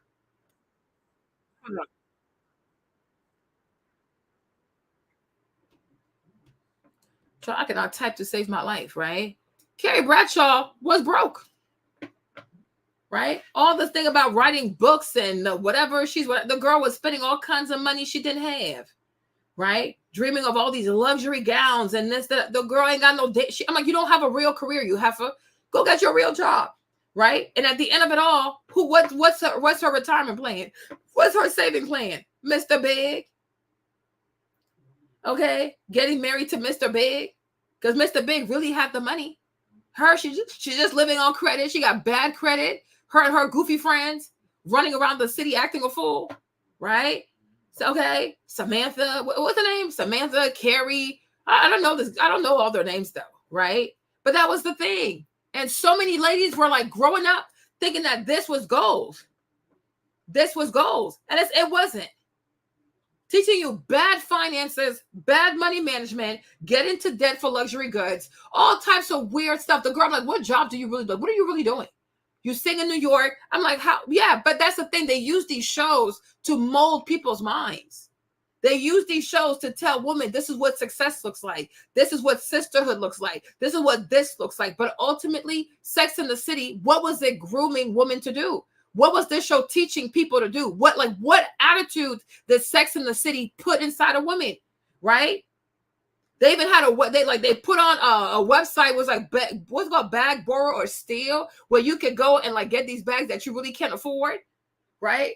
Live in debt, live above your means, date bunch of random men, have all types of casual sex, right? Meanwhile, Sarah Jessica Parker, she's married.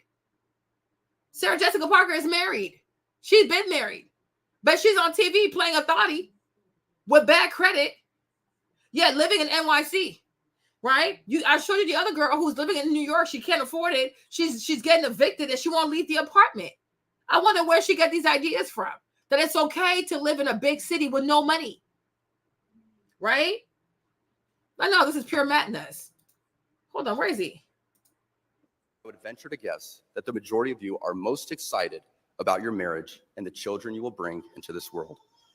I can tell you that my beautiful wife, Isabel, would be the first to say that her life truly started when she began living her vocation as a wife and as a mother.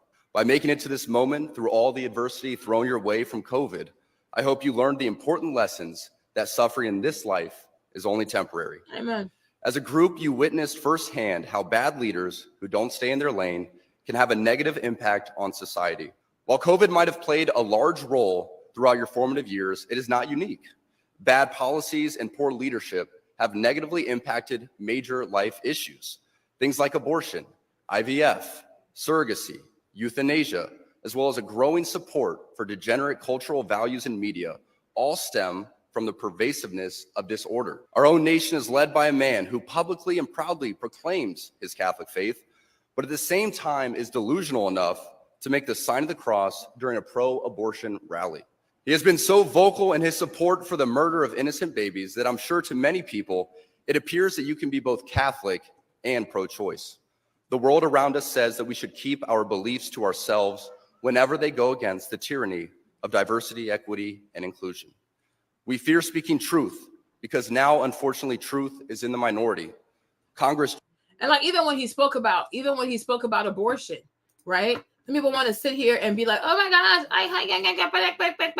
be quiet, okay? Be quiet, right? How many black children, how many black babies are aborted, right? How many black babies are aborted every single day? Hold on, the numbers here. We read this before. Hold on, because I know like overall in total, see, okay, look at this right here. They say what? Read this right here. Okay, they say consider this. If those 10 million of children had not been aborted, the voting power of the black community would be at 60% nationally rather than the current 13%. Because I believe over 16 million black babies have been aborted. Abortion is the number one killer of black people. So that's the thing. And then for me also, like another reason why I also like I mess with I stand by Harrison, because I'm like, when you're a Christian, stand by your beliefs. Stand by your belief. In America, hoes are allowed to stand by their beliefs. Gang dealers, gang members, drug dealers are allowed to stand by their beliefs. Thotties are allowed to stand by their beliefs, right? People who want to do all kinds of weird stuff to their bodies are allowed to stand by their belief. But somehow, when you're a Christian, when you believe certain things, you have to hide. Why must I hide? Why must I hide? Why do I have to hide? Somebody needs to tell me that reason why. Okay. What's it called? Right? We live in an age today where a man can go into a woman's bathroom, right? And say that, oh yeah, he identifies as a woman. He can undress in front of a child. This is a 400 million. The man can go into a woman's bathroom and say, oh, I identify as a woman in front of little girls, take their clothes off, shave their pubic. This is a pubic areas in the sink in front of children, right? Planet Fitness lost. And that's okay. I'm like, where is this man lying? Right? There's all kinds of perversion going around here. But it's like, it's okay for people to express themselves. It's okay for you got to be patient. You got to respect it. You got to use the right pronouns. But when it comes to your Christian faith, you're the problem. You have to hide how you feel. You have to hide your conviction. Stand on business. And if people don't like you based on your faith, they can go somewhere else. They don't have to hang with you. Why is it that it's always Christians or people like, if you're Muslim, if you're Christian, anybody who has a faith has to hide how they truly feel. Like, you're not allowed to stand on, my faith says this. Like, my faith tells me this is wrong. You're not allowed to do that. But people can push all kinds of perversion on your face. People can put pornography in your face. People can put all kinds of abhorrent behavior in your face. You're not allowed to say anything. You have to clap for that. Right? You have young girls now recording themselves, talking about they slept with 100 men in a week. They had 200 bodies in a week. And like, oh my gosh, I'm so happy for you. Because if you say, but why would you do something like that? Oh my gosh, you're shaming her. You're shaming her. Well, duh. Like, what the freak? Okay? What the freak? They're talking about, these people are sitting here, these people are sitting here promoting late-term abortion. Okay? What's it called? Hold on, wait a minute. Right? They're sitting here promoting late-term abortion, where a baby is inside the mother's womb and the baby gets cut up into pieces like a piece of chicken. Okay? Like, they're going to cut off his left. They cut the legs off. They cut the arms off. They cut the baby's head off. Right? But somehow you're not supposed to say, oh no, I'm not okay with this. You're supposed to be okay with this? Why? What if this was you? What if this was you? What if this was you and you were being, the U.S. government was treating you this way? Why is it that when you're a Christian, you don't have the right to say, I don't stand besides this? I think this is murder. Why I can't say it? You don't see that's murder? How can you cut a child like he's a piece of chicken? 27 weeks, 30 weeks, 36 weeks. This is how they do these abortions. This is how they do these abortions. Even you, the people who are so pro-abortion, would you have the courage to do this? If somebody put you love abortion so much, would you have the courage? If somebody gave you the tools and you see this baby first, because before you do it, you have to do an ultrasound. So when you do the ultrasound, you see the baby's moving in there. You see the heartbeat. You see the brain. If somebody gave you the tools, would you do it? I bet you wouldn't. You would have the stomach to do this? A lot of people who are so pro-abortion, pro-late-term abortion, you've never even cut chicken. You don't even know what it takes to even kill a chicken, boil water, put the chicken in the water, pluck the chicken, and cut the chicken into pieces. Because you're so accustomed to going to the grocery store and everything's already cut up for you. But you're so pro-late-term abortion. Like it's okay to do it at 27 weeks, at 30 weeks, at 31 weeks, when this baby can live in an incubator. You will take it upon yourself if somebody gave you the tools to say, okay, cut his left leg, cut his right leg, cut his arm, cut his right arm, cut his torso, cut his spine, crush his skull. Like you would have the courage to do this. You would not be doing this. You couldn't dare to do it. And people just love to talk because they have no idea what stuff is. Just like war. People don't really know what it takes to go to war. People don't know the devastation of war because it always happens somewhere else. Because it always happens somewhere else. But if you had to see war for yourself every single day, you will pray God for it to stop.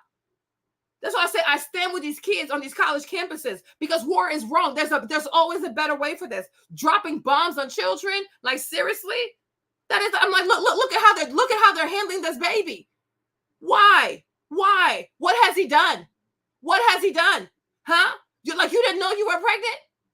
It takes you 27 weeks to make up your mind. It takes you 30 weeks to make up your mind. You need 6 months to decide whether or not you don't want this baby. You couldn't decide the first month, the first 2 months, the first 3 months. You let the baby grow into a full human being.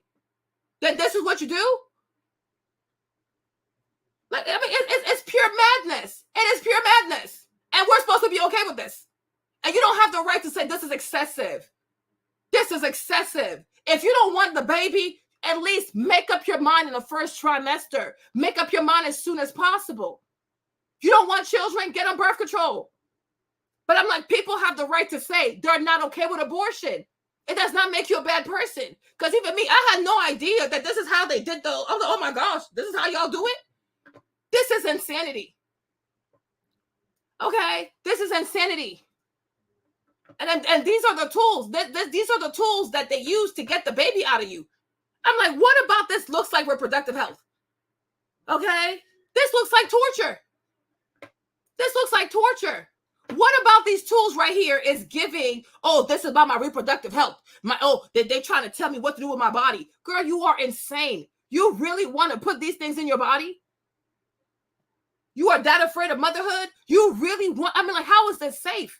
Imagine if the person misses or they scrape too hard and they rip the lining of your uterus. What are you going to do? Right? This other girl, she just had an abortion recently and they left a piece of the baby in there. I said, oh my gosh. Because usually when they do the DNC, they're supposed to even they cut the baby inside the body to take him out. So they cut the leg, they cut both legs, they cut the arms, they cut the spine, they cut the head. But when the doctor does it, he's supposed to put the whole body back on a tray to make sure he got every single piece out, right? So this girl, she went and got the abortion, the DNC, where they cut the body up like that, and they left a piece of the baby inside the body. And I was like, oh my gosh, oh my Jesus, right? Like why? Like, why does that make you? I'm like, people need to really explain this to me. Why does that make you a bad person to say, as a Christian, I don't stand besides late-term abortion? This is murder. You wouldn't even treat a dog like this. They will send you to prison. You couldn't even cut up a dog. Mike Vick was training dogs to fight. He went to prison. Now imagine if you cut a baby into pieces. Why would you ever say you agree to something like this? This is pure madness. I'm not agreeing to this. You could have gotten on birth control. Even we looked it up. When the person had sex, hold on, let me show you, right?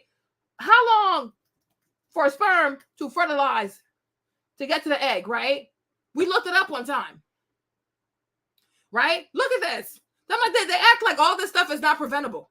After ejaculation, the sperm can reach an egg within 15 to 45 minutes. However, the process can take longer if you haven't ovulated yet by the time you have sex, because the sperm can live inside a reproductive tract and wait for an egg for up to 5 days, right? So you have like up to 5 days to even like, oh, I've had sex. You have 5 days. When it comes to the morning after pill, okay? When it comes to the morning after pill, right? The morning after pill, it works between 24 hours to 72 hours after sex. You see, you have all these chances to prevent this. You can really prevent this. You can, like why are we acting like we're slow, right? If you have sex with someone, you have up to 3 days to take care of business. Then if you're not sure, you can always go see a doctor and get a sonogram to make sure nothing is in there. But I'm like 6 weeks to 8 weeks, you can know. Then you can decide. Why do we have to wait until 30 weeks? Why do we have to wait until 40 weeks? Like the 40 weeks. Some people even do it at 36 weeks, you guys. There are certain states where you are allowed to have an abortion at 36 weeks and the baby is completely healthy. Like, how is this not murder? How is this not murder? And why are you a bad person for saying, I don't approve of this? I don't want you to cut up a baby like a chicken. It's a human being. You've waited this long. Push him out. Somebody else will raise him. Why do you have to kill it? Because he's in your body? So that gives you the right to murder someone? Because you ultimately you have more power than him? Because he's defenseless? Right? But like, what about us though? We also belong to the US government. The government is way more powerful than us. What about the day they turn on our asses too? Does that mean, oh, you get to abuse the weakest people over here? Right? Isn't that why we have laws? And that's why we elect politicians and we try to have some type of moral code in society to protect the most vulnerable? But when it comes to a baby, because he's in your body, you think you can do whatever you want to his body? Puree. I'm like, that's pure madness. That is madness. And I'm like, for a woman to be okay with that, of course, she's been told all kinds of lies. Because if she wasn't her sane mind, she would not agree with this. She would not agree. She has lost her mind. She would not agree with this. We are living in a country where they are performing. Yes, there are certain states where you can have an abortion at 36 weeks. That's what I'm saying. They don't tell people the truth about this abortion thing. Oh, it's about men trying to control your bodies. Who trying to control your body, sis? You don't even have control of your body. Why do you have a pregnancy that you don't want? You're like, oh, but what about the instances of grape? Okay. But when you're grape too, do you have to wait 36 weeks? Like, if you're grape, you know, right?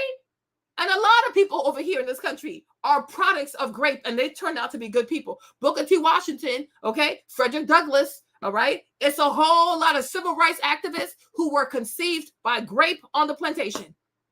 Okay, so there's a world also where a child can be conceived by grape and be allowed to live, but it's about having mercy, because ultimately the child didn't do it. The child didn't do it. And just because something happened through an evil act does not mean that the child is doomed to be evil. Booker T. Washington was not evil. Frederick Douglass was not evil. It's so many people, it's so many civil rights activists who were conceived by grape. You see a man who's light-skinned with green eyes, they don't make them that way in Africa. Okay? Like where he come from? Okay? Like, seriously, where does he come from? How? Okay? He was not brought on a slave ship with hazel eyes and light skin. Okay? So where did he get these eyes from? Where did he get his complexion from? Okay? And he's a product of grape. But nonetheless, Booker T. Washington, he used his life to do something. Without him, you don't have the Tuskegee Institute. Without him, you don't have the Tuskegee Airmen, okay? Like, this man's legacy is crazy. But he was conceived through grape. He's born in a plantation. He's a slave. He gets to be free, like what? He's like in his 20s or something like that. Okay? Make it make sense. So I'm like, even this whole, oh, but what about grape? What about grape? White Americans have raped Black women on this soil in order to have more labor for centuries. It never bothered you. So miss me with your fake ass morality. You don't really care about that stuff. Okay? Go sit down somewhere. Go sit down somewhere. Me and all this stuff does not work on me. The majority of slaves, the majority of the enslaved, okay, were produced via what? When they passed the law in the 1800s that you could no longer import African slaves in this country, how did y'all make more slaves? How did you make more slaves? Okay, we trying to know something. So like, go sit down somewhere. So just because a person is conceived through grape does not mean the person cannot become somebody great. That's not that's crazy. Okay, if you didn't know, Frederick Douglass too, it was grape. He was conceived with grape. It's a lot of them. It's a lot of them. They were conceived via grape. The mama was great. Okay, you go to Louisiana. What's her name? This one too. What's her name? Okay, you go to Louisiana too. Okay, this lady right here. It was what? It was grape. It was grape. But the thing about Marie Laveau, she'll go on to be an icon in Creole culture in Louisiana. But how was she conceived? It was the grape. Okay, it was also grape. All right, all right. They don't make them like okay. These people did not come on a slave ship looking like this. Okay, so it's like yeah, whatever. Go sit down somewhere with your fake morality, your fake righteousness. You care so much about grape, but you won't pay reparations. You are so you're so indignified by grape, but you won't pay reparations. How did you make all these people? Because after a while, you passed the law. You stopped importing Africans to this land. So how did you make more black people? How'd you make them? Right? You are so shocked. Oh my gosh, grape. You are so disgusted by grape, but you won't pay for reparations. Like, go sit down somewhere. Go sit your fake behind down somewhere. I cannot take people and their two-step level of righteousness. Like, I just can't do it. Right? Because this country right here was built on all kinds of evil stuff. And as long as y'all made money from it, you had no issue with it. Go sit down somewhere. But I'm like, people have the right to say, if you're a Christian, you have the right to stand by your faith. If you are a Christian, you have the right to stand by your beliefs. We are not living in a country where young people are getting double mastectomies at 15, right? They're, you know what I'm saying? And a lot of young people now are detransitioning, right? So many young people now are detransitioning. They are detransitioning. And they were misled. They were absolutely misled. But when people spoke against it, oh, you're transphobic. Oh, you're against what? Gender affirming care. Gender affirming care. You call cutting off the boobs of a 15-year-old affirming care? A child. You're going to do a double mastectomy on a child. A person who hasn't even lived life yet. But no, you can't say nothing about that, because if you do, you're hateful, you're this, you're that. And now today, so many young people are detransitioning. And they're in tears, and they can't go back. They can't go back because a lot of these surgeries you cannot go back. And it's so sad. And they keep it so hush-hush because they don't want to admit that, we made a mistake, or we're trying to make money off these children. Sometimes like turning your vagina into a wee-wee, I think it costs like $90,000. All they want is to make money from these young people, but you can't say nothing about it. Hold on, let me play this one. If you hate wearing bras, you should try me instead. I'm the Under Outfit wireless bra. How are you feeling? Give me how you're feeling the night before. I thought that I was going to feel like a normal person for once. You're excited? Yeah. Like, this is the promise that my family and I have been sold since I was a kid, is that we will make her into a real woman. Lies. She doesn't have to deal with what older trans people go through. She won't have to look in between. We will do it all young, and it will be perfect. Lies. Like, I mean, my mother and I to this day. That's what he said. They sell you a bunch of lies. Yes, turning a clitoris into a penis is like $90,000. That is a lot of money. So when they're like, oh, we're here to support young people, we're trying to get them gender affirming care. Yeah, right. Gender affirming care at $90,000 plus the medication, plus the therapy. So these people are going to be on drugs for the rest of their life because you cannot do it. It's not feasible. It's just butchery. Like they're just butchering these young people, selling them all kinds of lies. You cannot turn a man into a woman. You can do surgery, but it will never be a real woman. It's a trans woman. There's one trans woman in Spain. She has a vagina and she has a prostate. So I'm like, so you have to go see an OBGYN and you're going to have to see somebody to check your prostate? Like what kind of life is this? So now she's trying to teach people to not do it because she regrets it. I'm like, you can't live like this. Imagine having a vagina and a prostate. You have a vagina and you got a prostate. Like what? No, but these people, like, they're just wicked. They're so wicked. And I'm like, there is wickedness, and the wickedness needs to be called out. There's pure perversion. Hold on. Truly believed that up until recently. Yeah. So your mom's excited. You're Yeah. excited. You're thinking this is like an answered prayer. Yeah. Everything's going through. The insurance Yeah. has gone through, and you're going to come out and be a woman. Yeah. I mean, they were ready. He made it seem like I would, and he also, and that's something I think we can get into further, is there's a lot of conflicting information within gender healthcare. One thing that I was told directly by the doctor, and the surgeon, Dr. Roth, had actually privately called my parents and had conversation with them, telling us both separately that it's best for me to do this as young as possible, so that way I recover better and I'll heal better and I'll look better. Wow. He had told my mother and stepdad that privately, and then he had also told me that in our appointment. So you trusted this doctor? Yeah. Yep. Why wouldn't you? Yeah. These are the professionals. Yeah. Why would they want to harm you? Why would they want to put you at a risk for anything? They just want you to be happy. Yeah. So what happens during the procedure? The procedure was 7 hours, and immediately I woke up.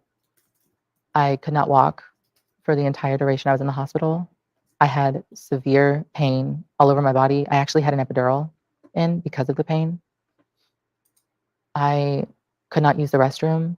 And just a few days later, I had blood clots in my legs. I had a DVT. DVT? It's a deep vein thrombosis. You see, that's not look. So they're saying, look at this. According to WebMD, the cost of phalloplasty or bottom surgery can range from $25,000 to $35,000, but some can cost as much as $150,000. So they're telling you, oh yeah, you can go and you can have the whatever, you can be a woman turned to a man, whatever. But the problem is you're gonna have to go into debt. You're gonna have to go into debt. Imagine paying $150,000 for a penis. Why? Why I can't just like my clit? It's free. Loving your clitoris, your labia minor, your labia major, it's free, right? It's free. But that's, no. You're right. There's something wrong. There's something wrong. Not the child is like, yeah, I really want this. But if the people don't have the money, you're going to go into debt $150,000. But when the man says you're being sold lies, oh my gosh, he's so evil. No, it's the truth. They lie to people out here. They lie to people. Okay? 150,000, and that's not like the rest of you. Like that's not. It doesn't help you for the rest of your life. That's just for the surgery. What about your medication? What about your mental health after that? Like if you need therapy or you need extra things, right? What about if you get infected or something does happen? What happens? You don't have to go do what? Go find another $100,000. So just for a penis, you're gonna go into debt like the rate of a mortgage for a penis? Like, seriously? Do you know what you could do with 150 and a whole lot of self-love and self-acceptance? Right? You understand? And the thing that is so sick about this, like the thing that is so sick about this quote-unquote, what's it called? This care, whatever thing they call it, right? Is the thing like, if somebody's overweight, right? If a woman is overweight, and she wants to lose weight, they'll be like, oh my gosh, you don't have to change. You're perfect the way you are. There's nothing wrong with you. Why would you want to be skinny? When you want to be skinny, you're being fat phobic, right? So when you're fat, you're supposed to remain consistent. When you're fat, you're not supposed to lose weight. When you're fat, you're supposed to love yourself, accept it, because BMI is racist, weight loss is racist, exercise is racist, trying to lose weight is inherently it's fat phobic to want to lose weight, right? People who are overweight, who could easily lose the weight for not even $3,000, right, are consistently shamed for wanting to lose weight, right? How many people that used to be part of the whole body positivity movement, and when they started to lose weight, they got made fun of. They got excommunicated. They were shunned, right? Because you're not supposed to lose weight. Because you are supposed to love being fat. You're supposed to appreciate being fat. You're supposed to be proud of your fatness, be proud of your fupa and things like that, right? God forbid you want to change. God forbid you want to lose weight. Oh my gosh, right?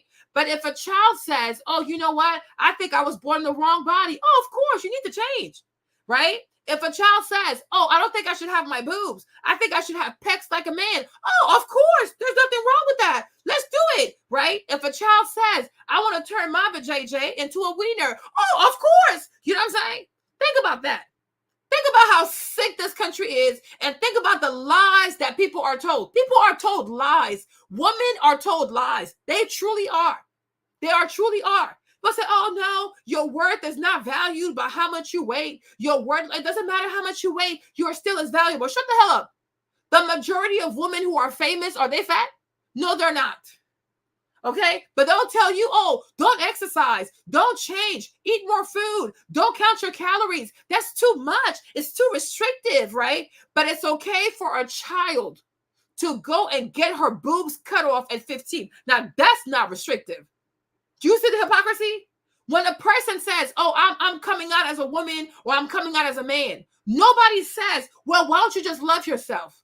Love yourself the way you are. Why do you want to change yourself? Why do you want to get plastic surgery, especially as a teenager? Why do you want to take hormones as a teenager? No one says that, because this is the thing that is normalized. Plastic surgery on children is normalized, right? Right? Sterilization of children is normalized. Cutting body parts of people is normalized. But God forbid you talk about losing weight. God forbid. Like, I mean, just look, see how sick America is, and see how demonic and destructively sick these liberals are. They are sick. They are truly sick. I always say you cannot be somebody who fears God and be with these liberals. They are insane. They are truly insane. I'm like, they're lucky Harrison got up there. Let me get up there and speak to the microphone. They've been so shocked. Like, Marlene, yes, I said what I said. I said what I said. It is so much easier to lose weight. But when you talk about losing weight, somehow you don't love yourself.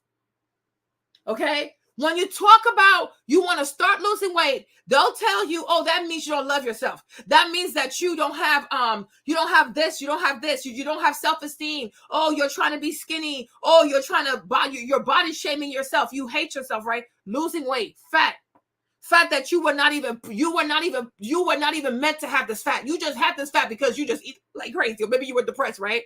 But it's natural for us to lose fat. That's why we have legs. Human beings have never been this fat, but we are fat because we have too much convenience, not because God wants us to be fat, right? People are 600 pounds. People are 400 pounds. Oh no, this is beautiful. Oh, embrace your fupa, embrace your fupa. Right? You have so many women who tell other women to embrace their fupa. Do you know what a fupa is? Do you know what a fupa represents? You are insulin resistant. You have too much sugar in your blood. Okay? But you see the ignorance of people. They'll praise you for being unhealthy. Right? You cannot tell someone who's overweight they're unhealthy. Oh my gosh. No, you are unhealthy. You are insulin resistant. You have too much sugar in your bloodline. And if you're not careful, you will become pre-diabetic. If you're not careful, you're already diabetic. But you're not supposed to say that. Oh my gosh, you have to love yourself. Embrace your fupa. Embrace your fupa. Don't you embrace a fupa. It is not healthy. There's nothing healthy about it. But they're feeding people lies. And so today, you look at so many of our young people, they're all overweight and they're doing nothing about it. Because society says, oh, there's nothing wrong with you. Just keep buying a bigger size. Keep buying a bigger size. Keep buying a bigger size. How are you going to be 21 years old and you already wear a size 24? Make it make sense. You got people out here who are in their 26 years old. They wear a size 32.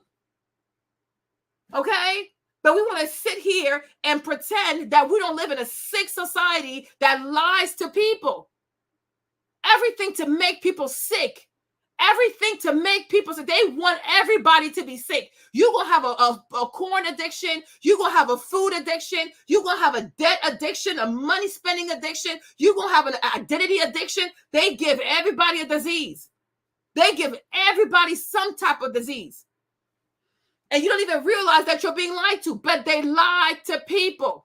This is what they do. And that's exactly what he's saying. And I'm like, oh my gosh, when he talks about people to get to be in their lane, it's true. More men should be in their lane and more women should be in their lane. But today, the women are more masculine. The men are in their soft boy era. Talk about drizzle, right? Manhood is in crisis because the roles are completely upside down.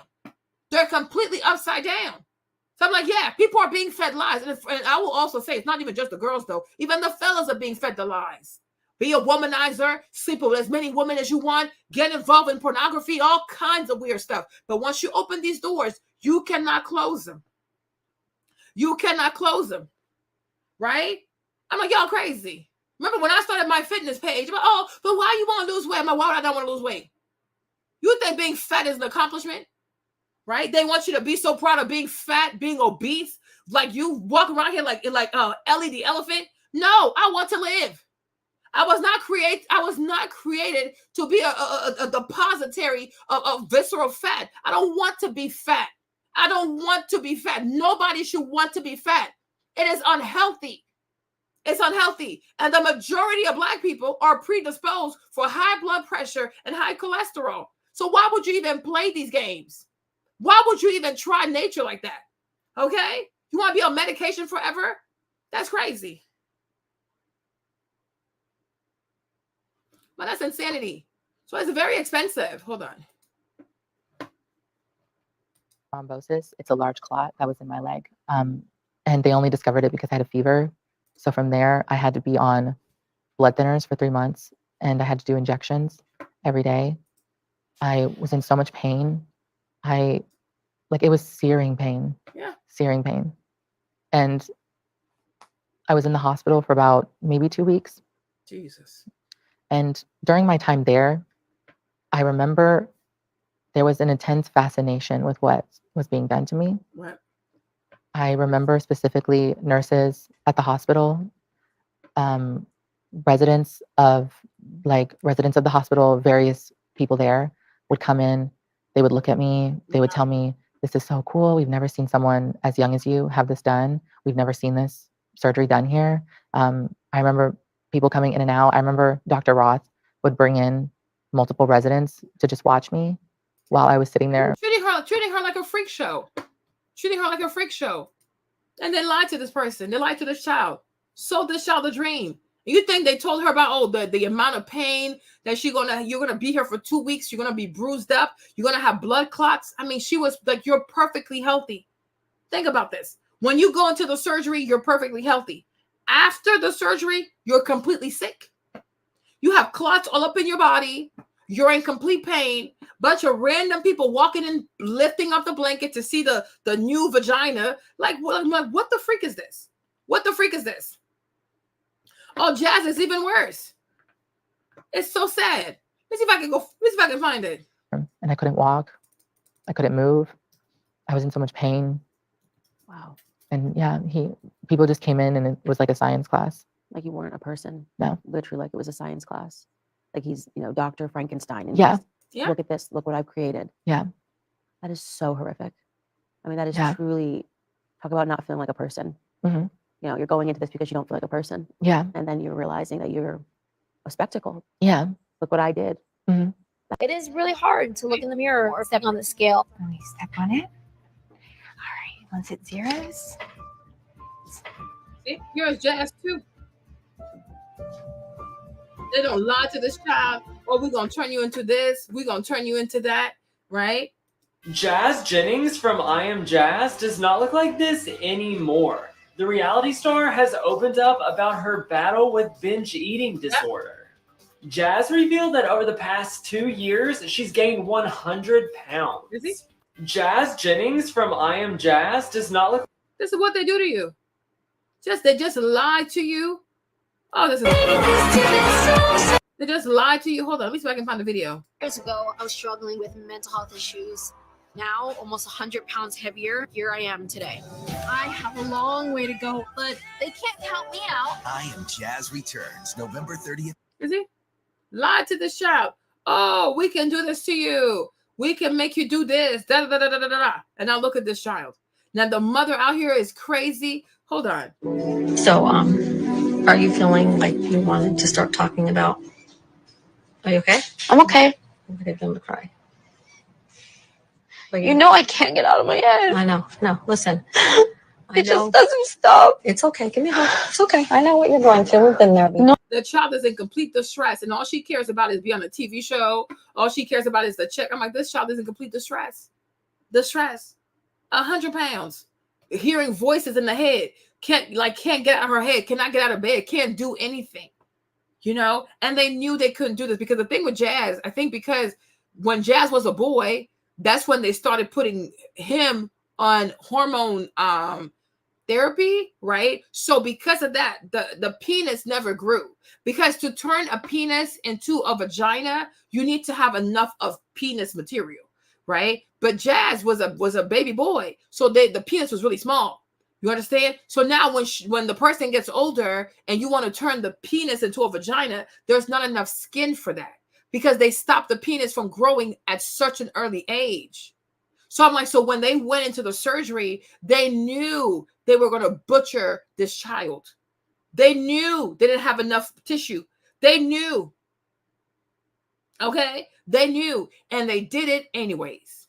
And so right now, I think on her private, Jazz has had almost like 4 reconstructive surgeries on her private. So 4 reconstructive surgeries. Jazz always has to stick something up in there because it's not a real vagina. So if you don't stick something up in there, it will close on itself. After all this money and all this pain, right? Her mom threatens her with the thingy, like, oh, if you don't put that up there, I'm gonna come over there and put it in there myself. And I'm like, what the heck? But if T.I. had said it, it would have been a problem, right? I'm like, well, how are you threatening this child? That she doesn't want to do it. Let it close. You know what I mean? Like, this is not a life. But I'm like, y'all knew it was not feasible. Why are you doing this? But imagine 4 surgeries on your private parts. What person can take this, right? Then after that, you have the depression, you have the weight gain, you have the mental confusion, like all the stuff that's happening. She had to drop out of Harvard, could not focus on school. But I promise you, initially, they told her, oh, everything's going to be just fine. We can turn you into a girl. You'll be the most beautiful girl ever. Bunch of lies. Bunch of lies. And it's so sad. You watch the show, you cry for the child. You cry. And I'm like, this woman right here, she will never go to prison for what she's done to the child. They knew that it's a small penis. You cannot turn this into a vagina. So why even do it? Why even do it? Or if you knew that one day you wanted her to have a vagina, then you should have let the boy grow more into a boy to have more of a skin. Because like if you only have this much skin, what can you push on the inside? You need like I'm saying, like you need like a good wiener size, then you can push it in there and then you can turn that into a vagina. But there's barely any skin because you did it at 7. Little people don't have a lot of skin like that. I'm like, but that's okay. We're supposed to be okay with this. But we're not supposed to tell women that, oh, you should look out for marriage or you should want to have children. Oh my gosh, that's where we draw the line. But we have no issue with this being done to kids. We have no issue with this being televised. We're watching a young person depressed, gaining all kinds of weight, like, just pretty much like just dying. She's seriously depressed. But it's okay to turn that into entertainment. It's okay to turn that into content. And people praise that type of stuff. But we draw the line when it comes to having children and being married. Like, oh, that's where, like, oh my gosh, how dare you say that to someone? Oh, go sit down somewhere. Go sit down somewhere. Let me play this video. Hold on. Might not have scholarship money. They have that financial burden. They might not have family that's involved in their academic pursuits.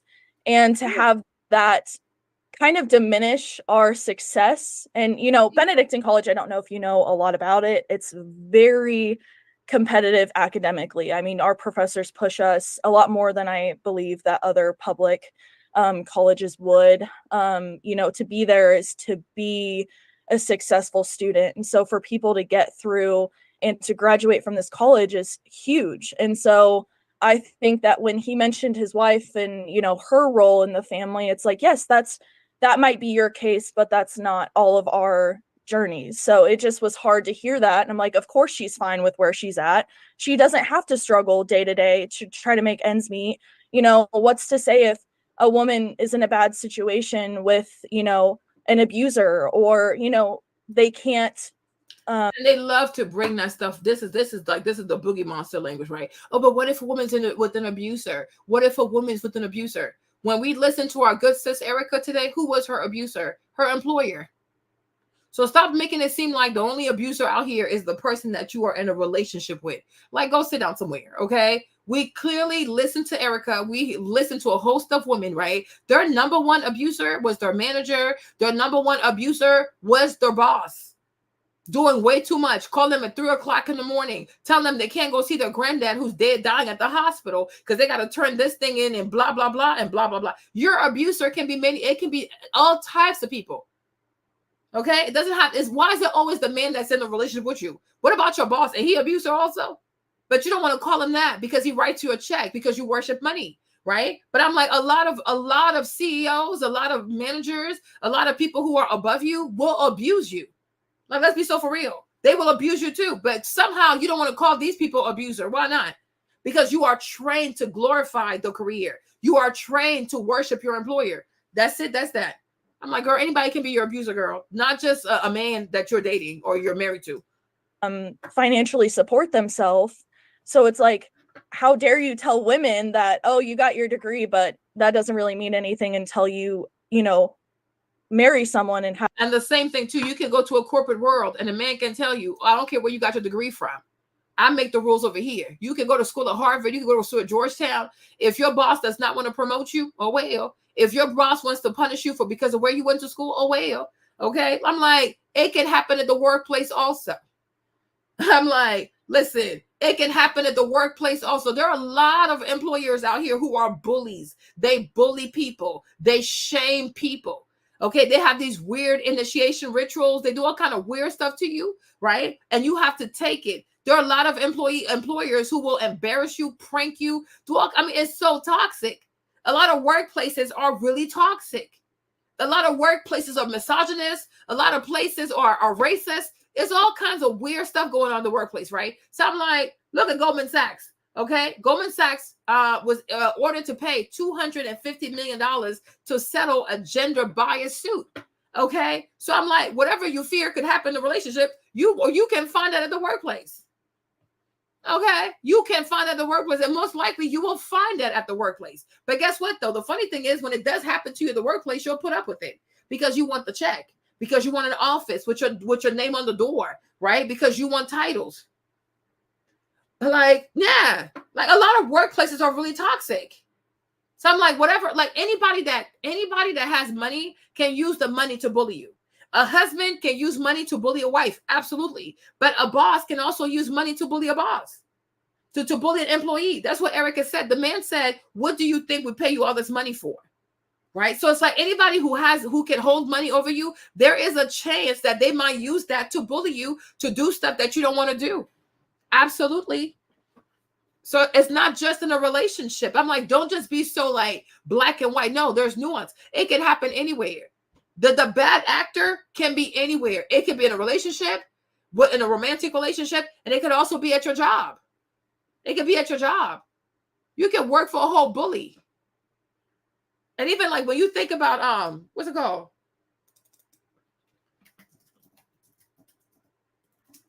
Right? Even when you think about The Devil Wears Prada too, right? In The Devil Wears Prada, right? Who's the bully? It's a woman.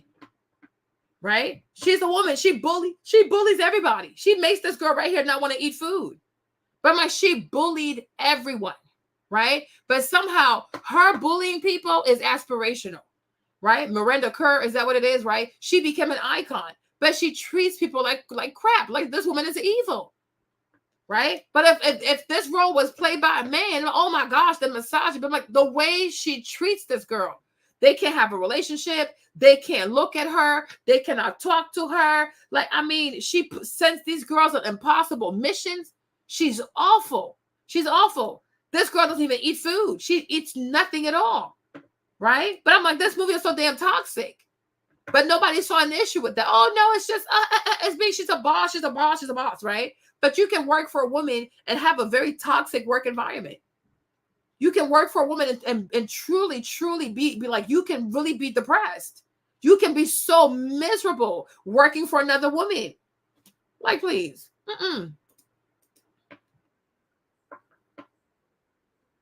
I mean, I understand he has opinions, but like I said, I just don't believe that had anything to do with our graduation. And to hear that, I was like, wow, you have no idea what people go through on a daily basis. You only see what you see from the top. And you only see what you see from the top. Everybody's perspective is different. Like, and I think about these young girls. Boy. I think one of the reasons why they're upset because it's like with what he said, you kind of like, you probably feel bad. You probably have like buyer's remorse because he probably makes you realize like, you know what? You wasted your money. You truly wasted your coins. Hold on. Let me see. So hold on. Oh, here is, what is her name again? I forgot.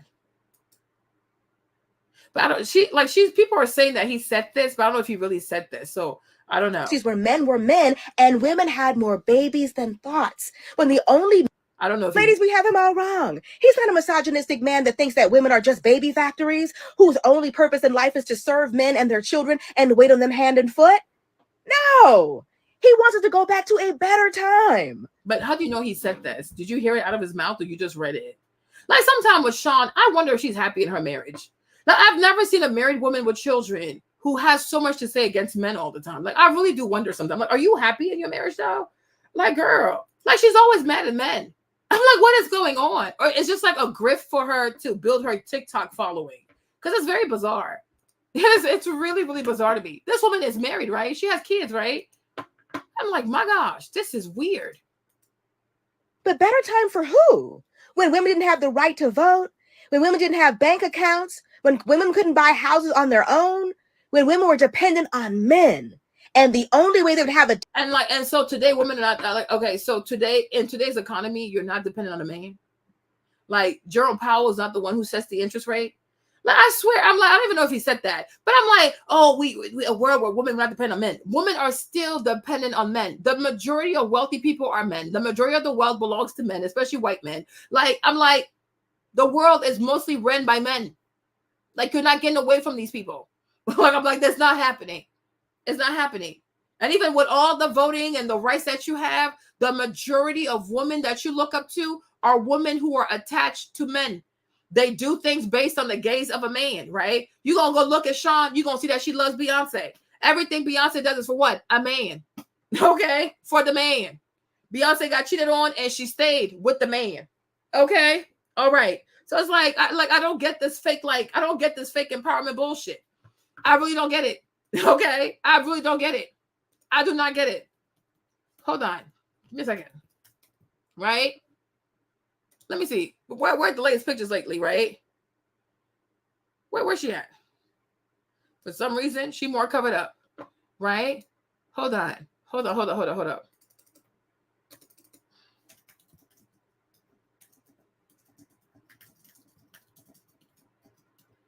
Right? Give me 1 second. Let's go right here. This is nothing compared to what you've done. And not only me, but everybody here. You taught me so many things. I was 20 years old when we first started dating. You taught me how to be a woman. You taught me how to live. You taught me how to be a friend. You've given me so much in life. And this is not enough. It's not enough I can give you. I just want you to be happy. And every year, I'm even more in love with you. And I want to spend every day of my life with you. Happy birthday. And I thank God for you every day. This is nothing compared to what you've done. And I'm serious. Like they swear they're so woke and they're so empowered and women don't need men, but they're so obsessed with Beyonce. Beyonce is a pick-me. Beyonce is the epitome of a pick-me. This chick right here is a pick-me-sha. And she wonders why she didn't get album of the year. Okay? How you gonna make a whole album about how this man cheated? You were depressed. You had to rip pages out the Bible to turn them into a tampon, and you had the miscarriage and blah, blah, blah, blah. You said all of this just to stay with the Sean Carter. Okay? Beyonce's a pick-me. She's a very pretty pick-me, but she's a pick-me, right? She depends on a man. Jay-Z's her manager. He handles her money. He handles her bookings. He fights for her. Okay? She pays her husband. And most likely, financially, Beyonce's head of household. She makes more than this man. Don't buy into the bullshit. Okay? She makes more than him. Right? Hello, somebody. Okay? And she gets cheated on. And she stays. And he probably still doing it. And she's staying. Right? So I'm like, you make no sense. Like, I'm like, you people, like, you are just a melee of confusion, of cornucopia, of just lost thoughts. Like, seriously, like, you're confused. Right? You are confused. But you want to attack a man who ain't never cheated on his wife, provides for his wife, he goes home to his wife, and he fears the Lord. Right? Sometimes I'm like, is it jealousy or what? Well, which one is it? Oh, you don't have to depend on a man. Some of your favorite women out here depend on a man. Cardi B, she makes more money than Offset. She won't leave him. Okay? She won't leave him. Exactly. Beyonce out here doing all kinds of naked stuff to still impress this man because maybe he's out here acting a fool yet again. Right? Right? This is what you got to do to keep this man interested. What are we talking about? What are we talking about? Okay? All this is for who? For the Sean Carter? Right? Who's this for? Who this for? This is how they want you to be.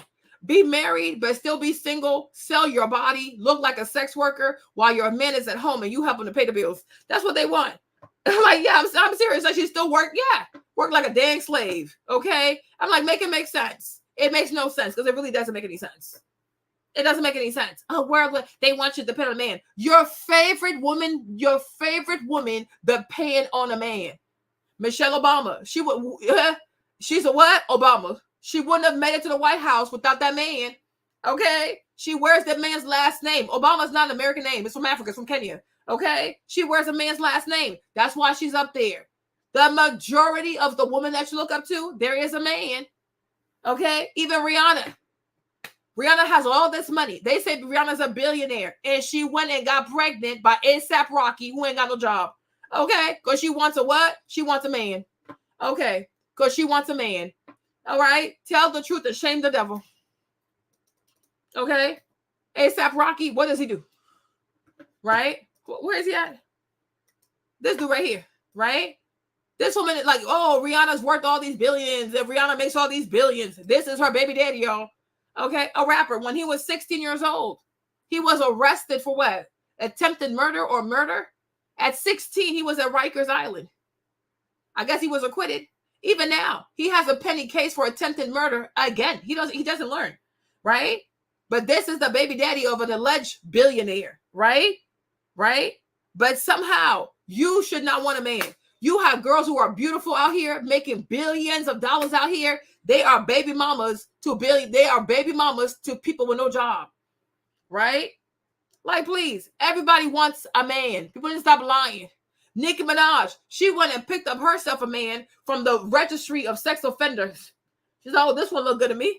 Okay, I can control him. She got herself a man from the sex registry of offenders. Okay, like, stop. Like, stop. The majority of women that you look up to, they're a bunch of pick-me's with no standards.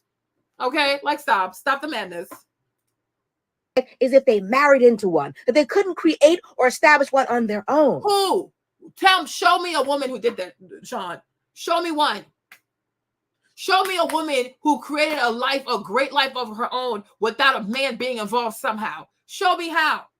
I showed you earlier about Barbara Walter out here smashing to become the best of her time. She had to lay on her back. Oprah Winfrey laying on her back. Kamala Harris laying on her back. Michelle Obama had a husband. Beyonce, she lashed on the Jay-Z, that Bonnie and Clyde situation, right? Right? Rihanna, A$AP Rocky, Nicki Minaj, she got a man. Who?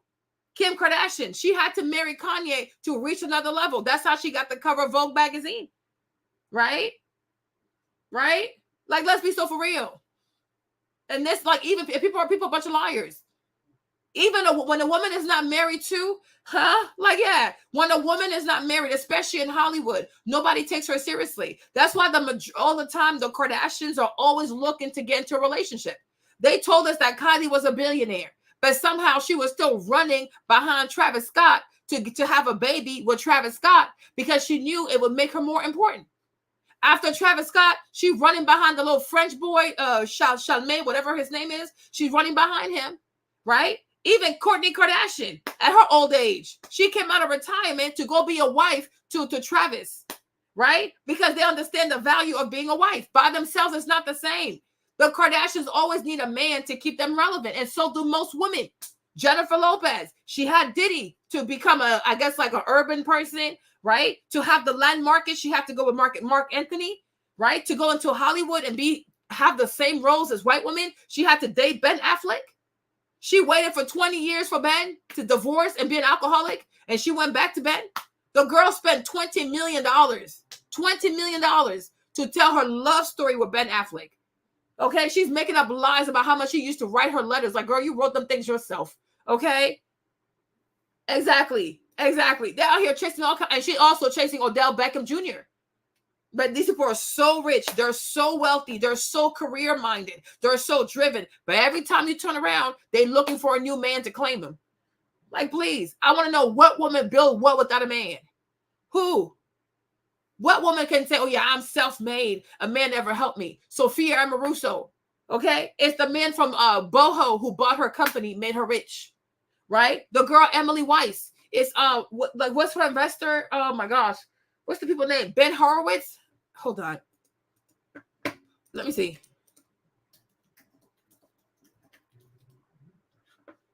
All right. Like, look at people who invested in her. Sequoia Capital, right? Look who runs Sequoia Capital. Let me show you. Hold on. These people love to lie. Y'all, please. We need men. Hold on. Wait a minute. Okay. Here are the people at Sequoia Capital. Bunch of men. Bunch of white men. Okay. They give her all kinds of money. Then she got money from all types of people. So, like, what's her name? Emily Weiss. Right? They'll tell you, oh, this woman is so rich. She's so rich. Yeah, because bunch of white men gave her money. Okay? Bunch of white men, because she's Jewish. Her Jewish people, they gave her all kinds of money. Right? They're going to try to tell you, oh, look, how Glossier founder Emily Weiss built $1 billion mega brand. No, she did not. She had help. Okay? They gave this girl over $100 million. She went to NYU to study furniture.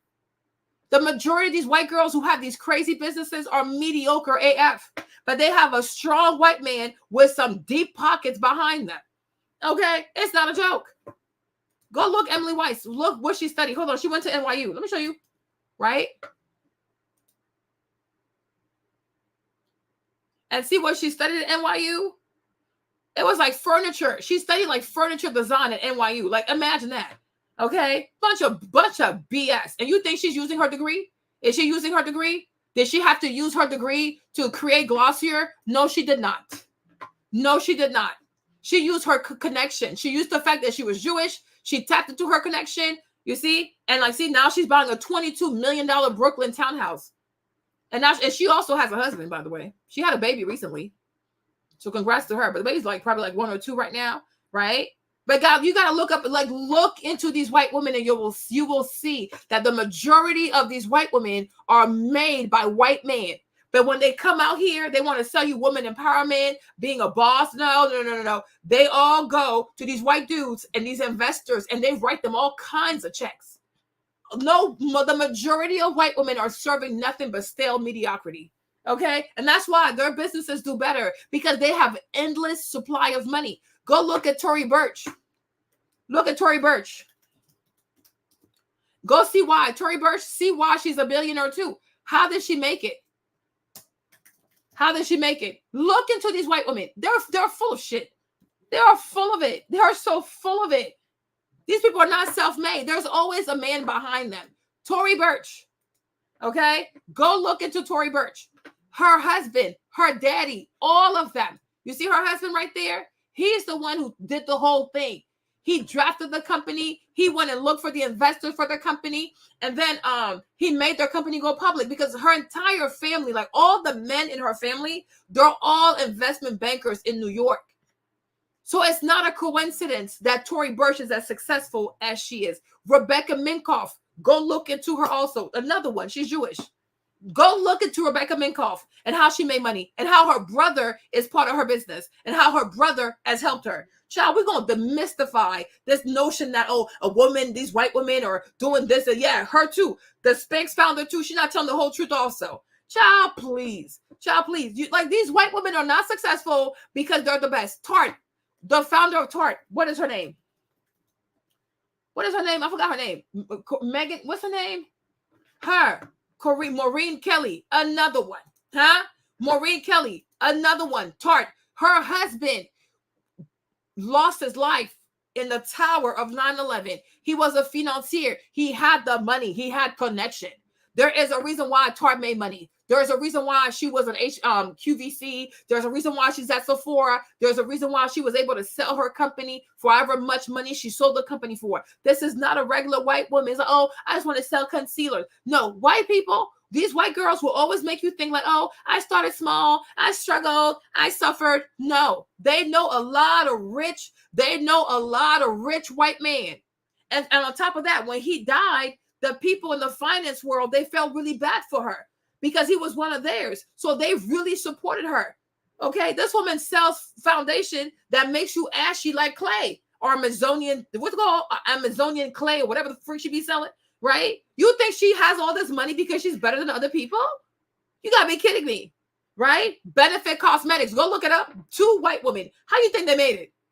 You think there was no man involved in their success? Like, please. Only black women believe these lies that you can make it without a man. No, all these white women, they have a man behind them. They have these dudes, whether they're dating them or not, okay? But ultimately, if you have an investor, you have a man, whatever, it don't matter. The one who hurt herself, Kate Spade.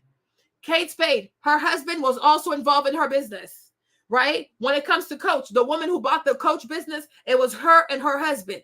Right? The lady who started the body shop, it was her, this British woman, it was her and her husband, right? That like I'm telling you, these white women be lying. No, I did it myself. I worked by myself. I raised money. I did this. They don't want to let y'all know that they have a man behind them, right? The white girl who stole money, the white girl who stole money from JP Morgan, she got 175 million. Who wrote that check? Jamie Dimon, a white man. Oh, please go somewhere on top of this. Okay.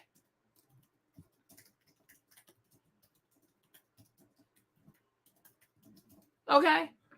Here she is. Ooh, a white woman. Okay. Even the guy, because she sold a fake business to them and she claimed that she had millions of users. She had to go use a white man to write a fake database because she don't know how to do it.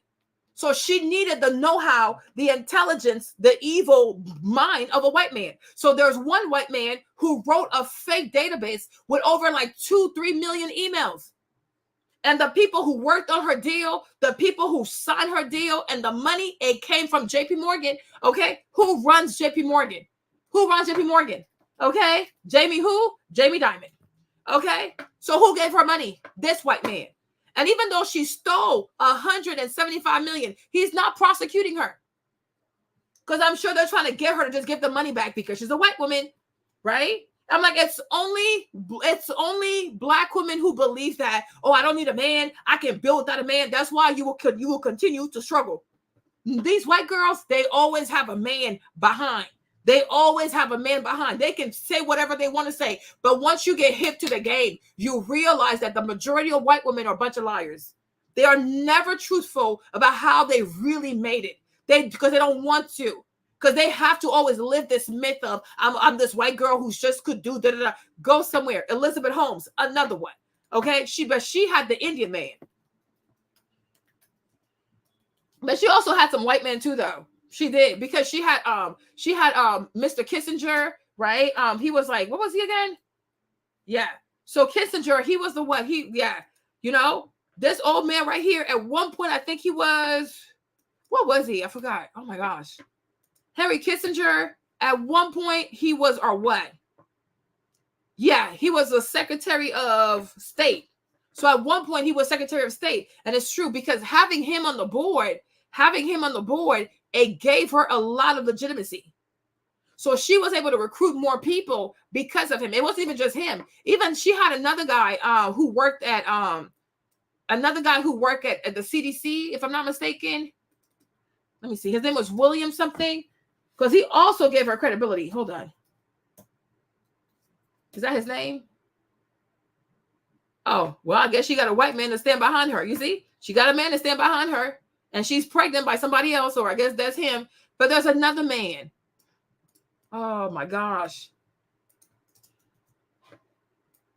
Will something. Hold on. Let me see if I can find it. Child, please. Rubbish. What was his name? But see, look at all the people who invested in her. Bunch of white boys. You even have the CEO of Oracle. That man is so rich, it makes no sense. Hold on. Where's this picture? Oh, subscribers only. Oh, that sucks.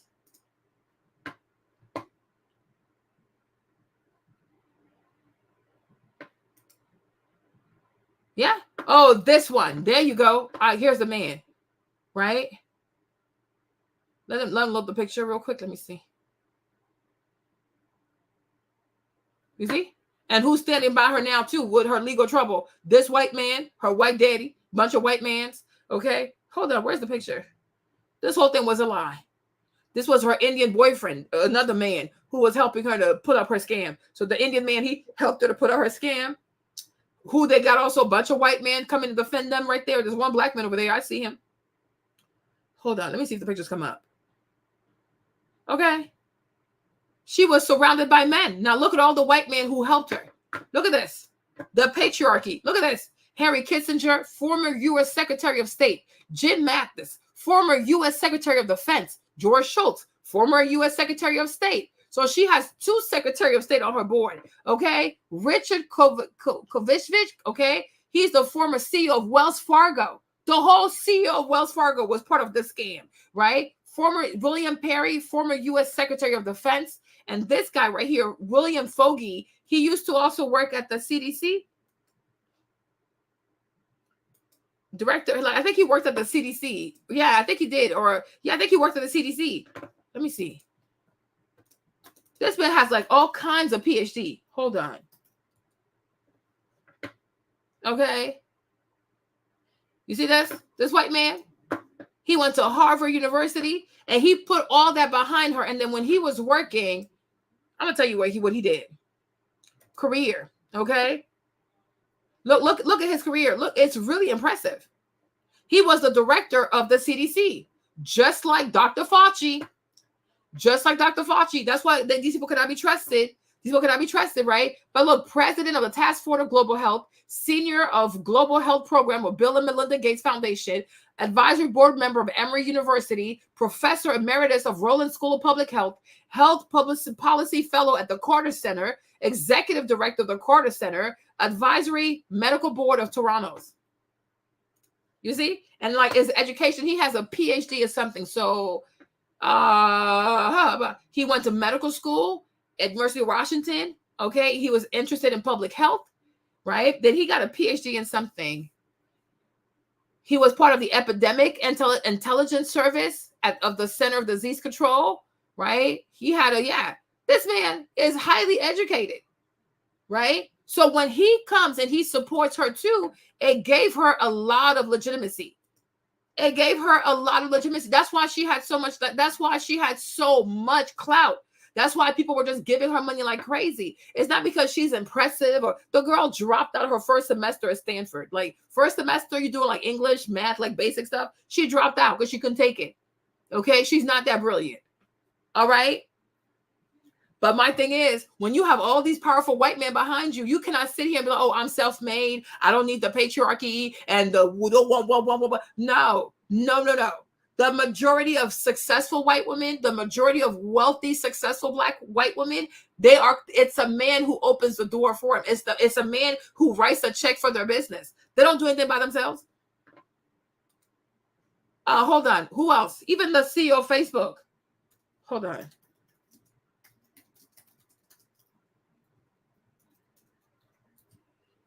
This white lady too. Cheryl, like her too. Connections. She did not get her job because she worked so hard and what. No, she got her job due to connections. Bunch of white people, bunch of white men decided to let her be the CEO. But it's not because she's deserving. Absolutely not. Absolutely not. Hold on. Let's even see if she's married too. Hold on. Okay. See, born in DC, she's a Jewish family, right? Just like Mark Zuckerberg. All these people, I'm telling you, it's all connection. Going to Harvard, Phi Beta Kappa, right? And what else did she do?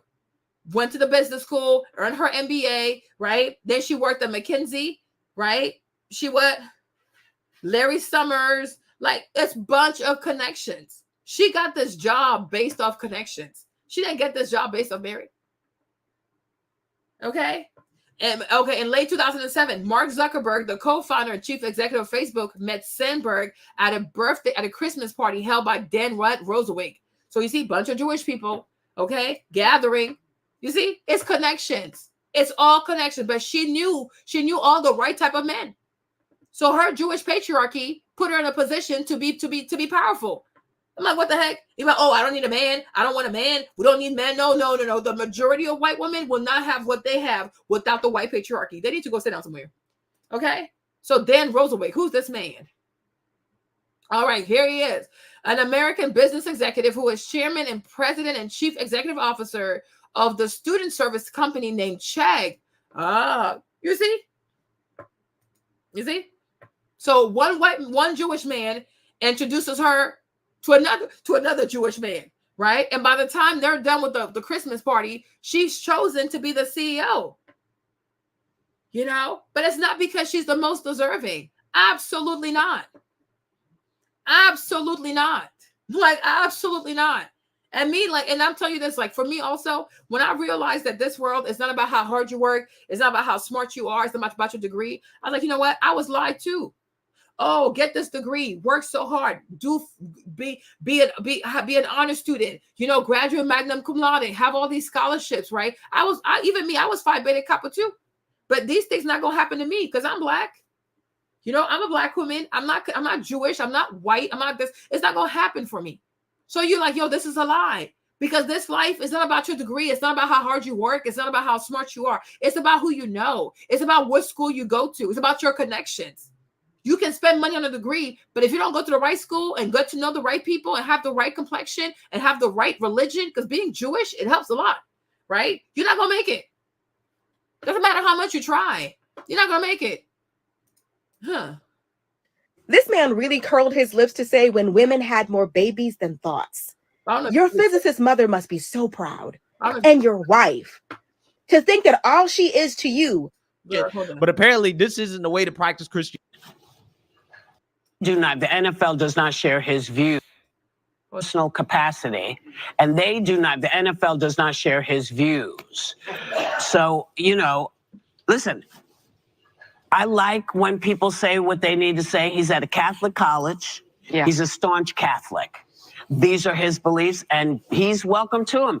I don't have to believe him. Right. I don't have to accept them. The ladies that were sitting in that audience do not have to accept them. But again, if you're going to call yourself a Christian, then you kind of have to, right? You can't say that you're Christian and then just say, well, I just don't believe what the Bible says about the role of women. Like you can't have it both ways. Outrage. The same way we want respect when Colin Kaepernick takes a knee. Right. We want to give respect to people whose ideas are different from ours, because the man who says he wants to be president, you know who? Yeah. He says the way to act is to take away people's right to say how they feel. That's Joe Biden. That's not Trump. That is Joe Biden. And I know Gemini gonna tell you can't say how you feel. That is Trump says. You got the wrong person. We don't want to be that. We don't want to be those people. So I'm okay with him saying whatever he says. And the women who are sitting there, if they take his advice, good for them. They'll be happy. If they don't, good for them. They'll be happy a different way. Well, that's my attitude. So I agree with you and I disagree with you. That's okay. So I agree with you that freedom, in the spirit of freedom of speech, I don't want people shut down or fired for things they're willing to say. Yeah. I will break with you on the comparison to Colin Kaepernick for this reason. Colin Kaepernick was standing up for the rights of many and saying in a social justice moment, this is a reminder that we're not there yet. What this man is doing is not just a devout Catholic. This is someone who's practicing something called the traditional Latin Mass, which is divergent from the majority of Catholics. It's compared. So it's like, so this is what she wants to say. It's divergent from the majority of Catholic. I don't know what Catholic people she's talking about. It is true that today, to not be called homophobic, transphobic, this type of phobic, the Catholic Church, the new Pope that they have, you know what, the Catholic Church is also very political. The new Pope that they have, he's very woke, he's very liberal, he's very like, everything is okay, everything is cool, everything is whatever. But I'm like, just because these people are under political pressure to say certain things doesn't mean that they truly represent the core Catholicism, right? I'm like, Catholic people who are Catholic have always been very, very conservative. They are anti-abortion. They are pro-family. That's why most Latinos do not have abortions. That's why most Latinas have a lot of babies, because they're Catholic. Okay. And they don't believe in like deleting their babies. So they're going to keep their babies. So I'm like, no, don't, oh, this is extreme. This is extremism. I'm like, in the 1940s, in the 1950s, the 1960s, the 1970s, the 1980s, the 1990s, right? If it's not to like recent, like the last, like the 2000s, right? Most women were at home. Like, so was that extreme, right? You had less promiscuity. You had less children born out of wedlock. You had less violence. You had less foolishness, right? So I'm like, you call that extreme. But when you have TV shows that promote all kinds of perversion, when you have artists who talk about all kinds of perversion, you're not shocked. And I'm like, this is what's so sick about society. Like, this is so sick about American society today, is that when people hear filth, they're actually okay with it, right? They're actually okay with it. But when they hear somebody talk anything that has to do with morality, they get so triggered because honestly, right? They don't want to be, they don't want to be called out. Right? People don't want to truly be reminded on what truly matters. They know they need to step up and do better. Right? When Meg Thee Stallion, let me show you this, right? When Meg Thee Stallion dropped this music video, nobody was shocked. You know, you don't see all these girls go on essays about how as a woman, you should not do this to yourself to please the gaze of men, right? No one was shocked. Hold on. Right? When Meg Thee Stallion comes out looking like this, nobody is shocked. Like, this is normal.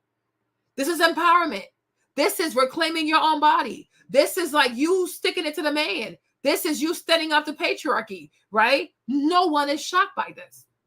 Like, do you see how filthy society has gotten? That they're not triggered by filth. They are triggered by actually you having a standard, right? But I'm like, when I saw, and it's still, you see, it's still on YouTube. YouTube has not taken this video down. It's actually trending, right? But I'm like, what does this have to do with music? What does this have to do with any, like, what is this? What exactly is happening here, right? Right? But look at this. This is the image of a woman in 2024 in order for her to sell music. But this is aspirational. This is empowerment. This is okay. This is motivational. Like, seriously, I'm like, this is, I mean, they say she got like 6 million views or whatever, right? This doesn't shock anybody. We can have songs where people sing about murder. They glamorize murder. They do all kinds of weird stuff. It is perfectly okay. But when you start to talk about, oh, a woman should be in the house with her family, loving on her children, that maternal role matters. Now, this is where you are an extremist. Okay. So I'm like, my thing is I really have, and I'm like, and people wonder why these kids today are so weird. We wonder why these kids today are so cold. These kids today are capable of unaliving people. There's a 15-year-old, she stabbed someone in New York. She stabbed a 17-year-old, right? Children today don't even bat an eye when it comes to committing murder, when it comes to doing all kinds of crimes. They don't care. And I'm like, are we surprised that today children are so callous? Because children today are an afterthought. Because if you say to a woman, you need to be at home helping raise your kids. Oh my gosh, how dare you say that to me? But she'd rather be at her job, right? Suffering, laboring away, slaving away, staying up all night to cater to her job for a paycheck.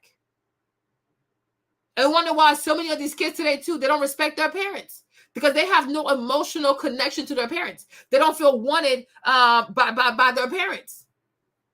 These girls run nothing but their own self-destruction. They run nothing besides their own self-destruction. The majority of them have a therapist because there's so much confusion in their heads. The majority of them are on medication. Okay? But I'm like, let that sink in though. It's an outrage to say, oh, you should be at home taking care of your children. When the majority of the women who have an issue with it, they grew up with a mother who stayed at home. The majority of my life, my mom stayed at home. And it was quite a blessing. It doesn't mean that she's less than.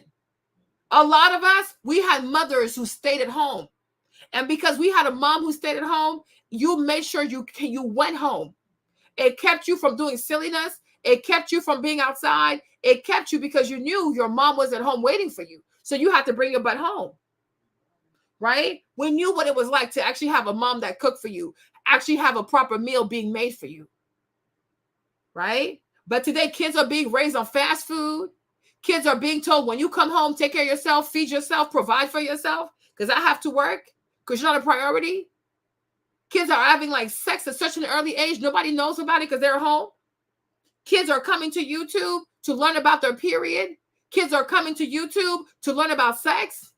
They're coming and waiting for influencers to teach them how to take care of their yoni because their mom is too busy with her career to teach her daughter how to have proper vaginal care. You look at motherhood with contempt. You look at motherhood with resentment. When you growing up, the reason why you're so successful, because you had a mother who looked after you. You had a mother who was there for you. You had a mother who checked your homework. You had a mother who took you to activities.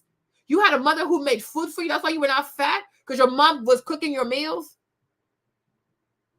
But we think we have arrived. Oh, I'm too educated. My career. Looking at children is beneath me. Your own child. You have contempt for raising a person that came out your own body. But you got time to overkill yourself for a job. Are people okay? Are you okay?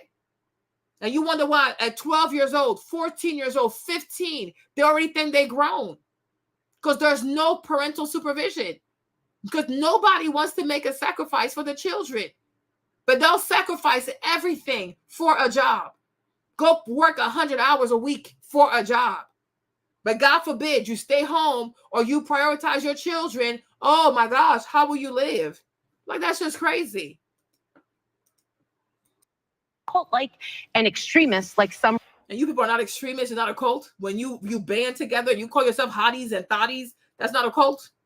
And promiscuity is your cry of heart. Like, please go sit down somewhere, weirdos. Religions in the Middle East and Asia. So this is a very extreme religion. So now you see this, and this is where her racism is coming out. This is where her Islamophobia is coming out. So now she's saying that Muslim people are extremists. I'm like, do you practice Islam? Have you ever read the Quran? Do you even know what's in the Quran? But you're gonna use your Western gaze to judge somebody else's religion, right? You think the kind of sex crimes y'all be having out here, you find the same stuff in the Middle East, even Saudi Arabia. Saudi Arabia is a safer country than America. Okay, they practice Islam. Okay, they practice Islam in Saudi Arabia. And a lot of these women over there, they're way more beautiful than most women in America. They are way more feminine than most of the women in America. They are safer. Everybody talks about how clean and safe Saudi Arabia is. You know nothing about Arab people. You know nothing about their religion, right?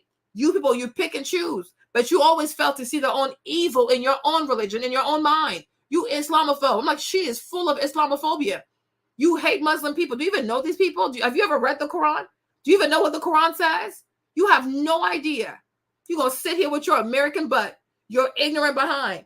Like, seriously, I'm like, what do you even know about? Like, what do you know about the Middle East? Okay, everybody talks about how safe Saudi Arabia is. You can leave your iPhone, you can leave your money, you can leave your iMac, your MacBook Pro. No one is going to touch it. They don't steal. Do that here in America. The young girls out there, they're not promiscuous, but they're super smart. They're very intelligent. So they cover up, and because they cover up, they have to prove that they're intelligent. Here in America, you meet a woman, you can see everything.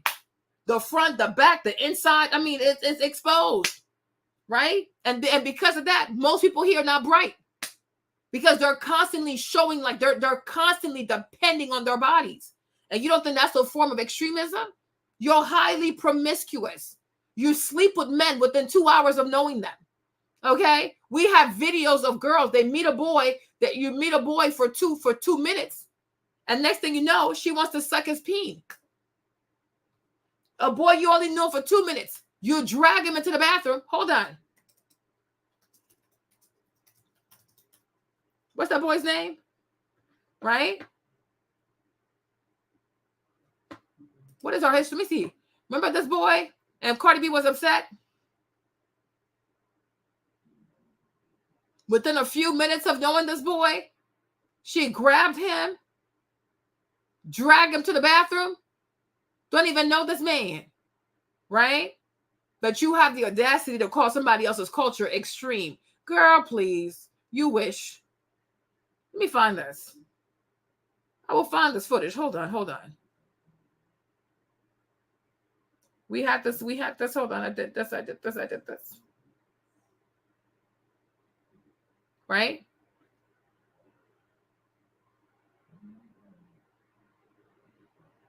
I think I'm almost there.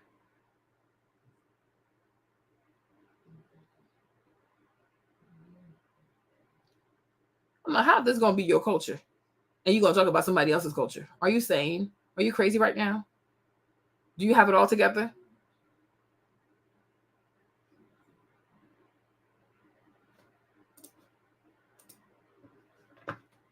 To get started in data analytics, you don't need previous experience or a degree. The Google Data Analytics Certificate. The best model. Top five best model.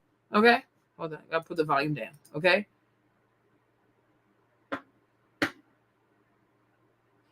Right? This is the culture here.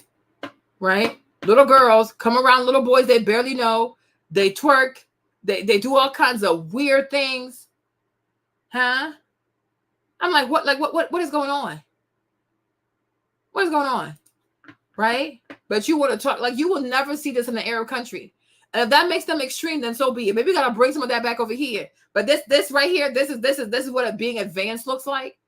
I'm like, these people swear you are the biggest. I'm like, this is what savages are. They have no control of their sexual mindset, their sexual habits, their sexual attitudes. You are the real savage. Imagine that. Imagine a country where you live and young people don't value themselves. The majority of young people today have all kinds of STDs. They're sick. Okay, look at this. The culture. What are you doing? There you go. Right? This is the culture.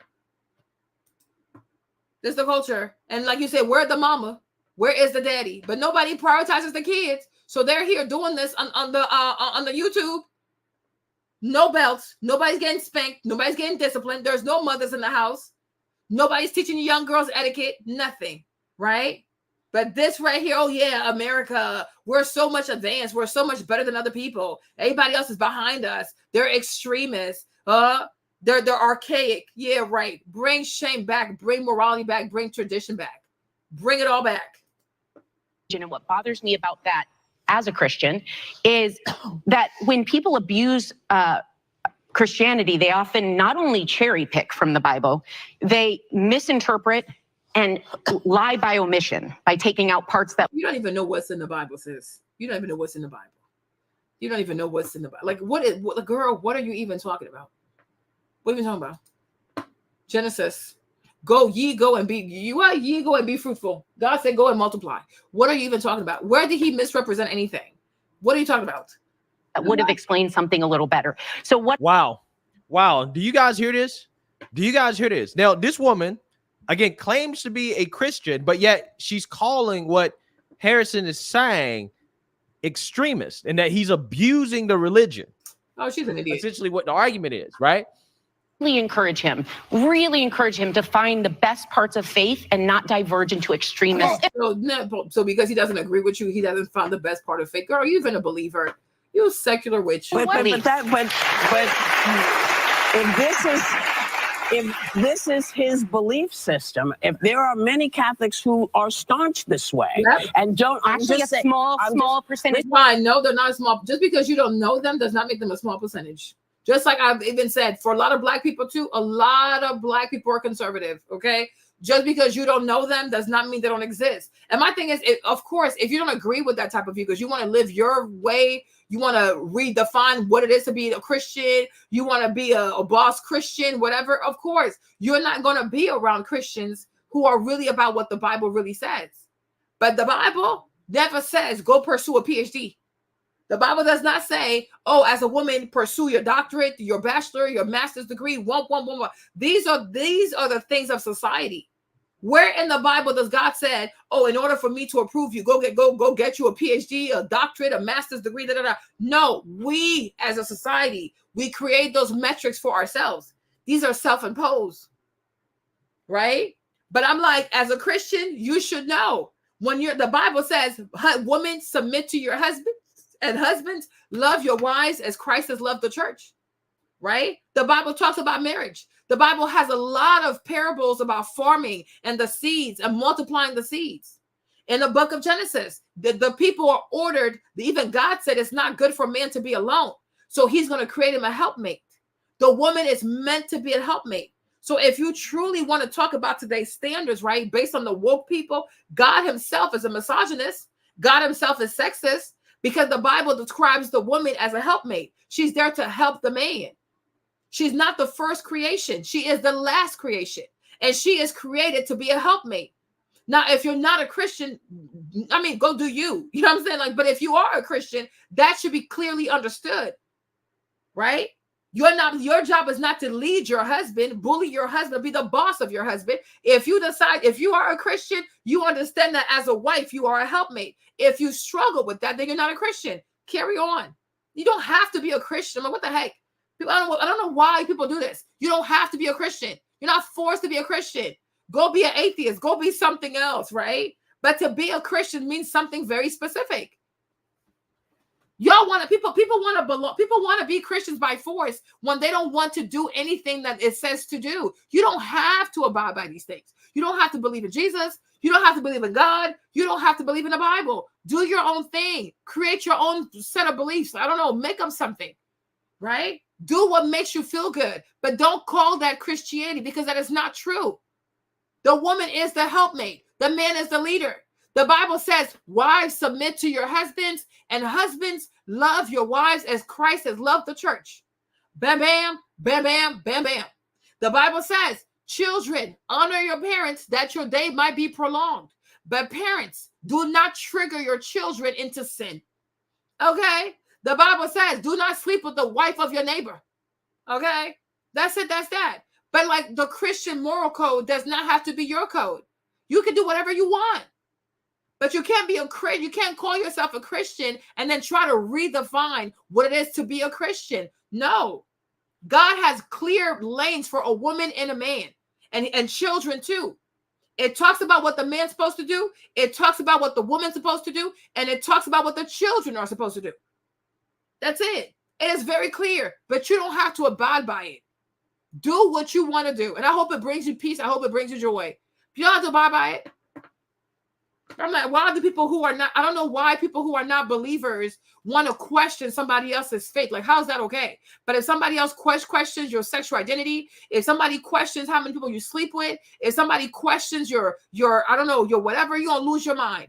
But you feel entitled to judge Christians, just like they feel entitled to mock Christians. They feel entitled to dress up as nuns and do all kinds of sexual acts. They feel entitled to dress like priests and perform all kinds of same-sex, whatever. It's like in this country, it's like people are so allowed to disrespect Christianity. But when it comes to their stuff, you can't say anything. No, Christians will not be your doormat. Like, no. Listen, I'm just telling you, there are many people who believe this way. And I'm simply saying, rather than write a petition to get him fired because Don't get him fired. Well, that's what I'm talking about. Discourages it, just so you know, in the Catholic Church, the Pope diverges from this. Because I'm like, when Rihanna did this, there was no outrage, right? Nobody was saying, "Oh, that's excessive, that's disrespectful, respect people's faith." Because she would not try this with the Star of David. I promise you that. She would not try that with the Muslim people, but it's okay to do that with the image of the Catholic Church, with the image of the nuns. It's okay. Because in this country, it's okay to put down Christians. It's okay to put down people of faith. It's okay to be against the Arab, the Muslim people. Anybody that has their faith, it's okay to make fun of them, to bully them, to make fun of their clergy people, take the I guess like sacred outfits, right? And then do all kinds of weird stuff with it. That's perfectly fine. That's perfectly fine. But when it comes to anybody else and their promiscuity and their gender identity and their gender pronoun and their gender expression and their whatever, their abortion, you don't have the right to speak on it. You don't have the right to speak and know. And a lot of Christians are going to have to learn to stand up for what it is to be a Christian. Stand up for your faith and stand up for your belief. The same way they want you to say him, jem, jer, and use all these different pronouns, you also have the right to stand up for what you believe. And if you believe that the Bible says this and that, you have the right to stand on business. Stand on your Bible. Stand on your faith. Stand up for family. Stand up for marriage. And don't let anybody try to make you feel any type of way. Because when it comes to them and what they choose to do with their promiscuity, you can't say nothing. So why do they want to speak on you? Why? Because people are so triggered to hear that, oh, you have different morals than them. You have different standards than them, right?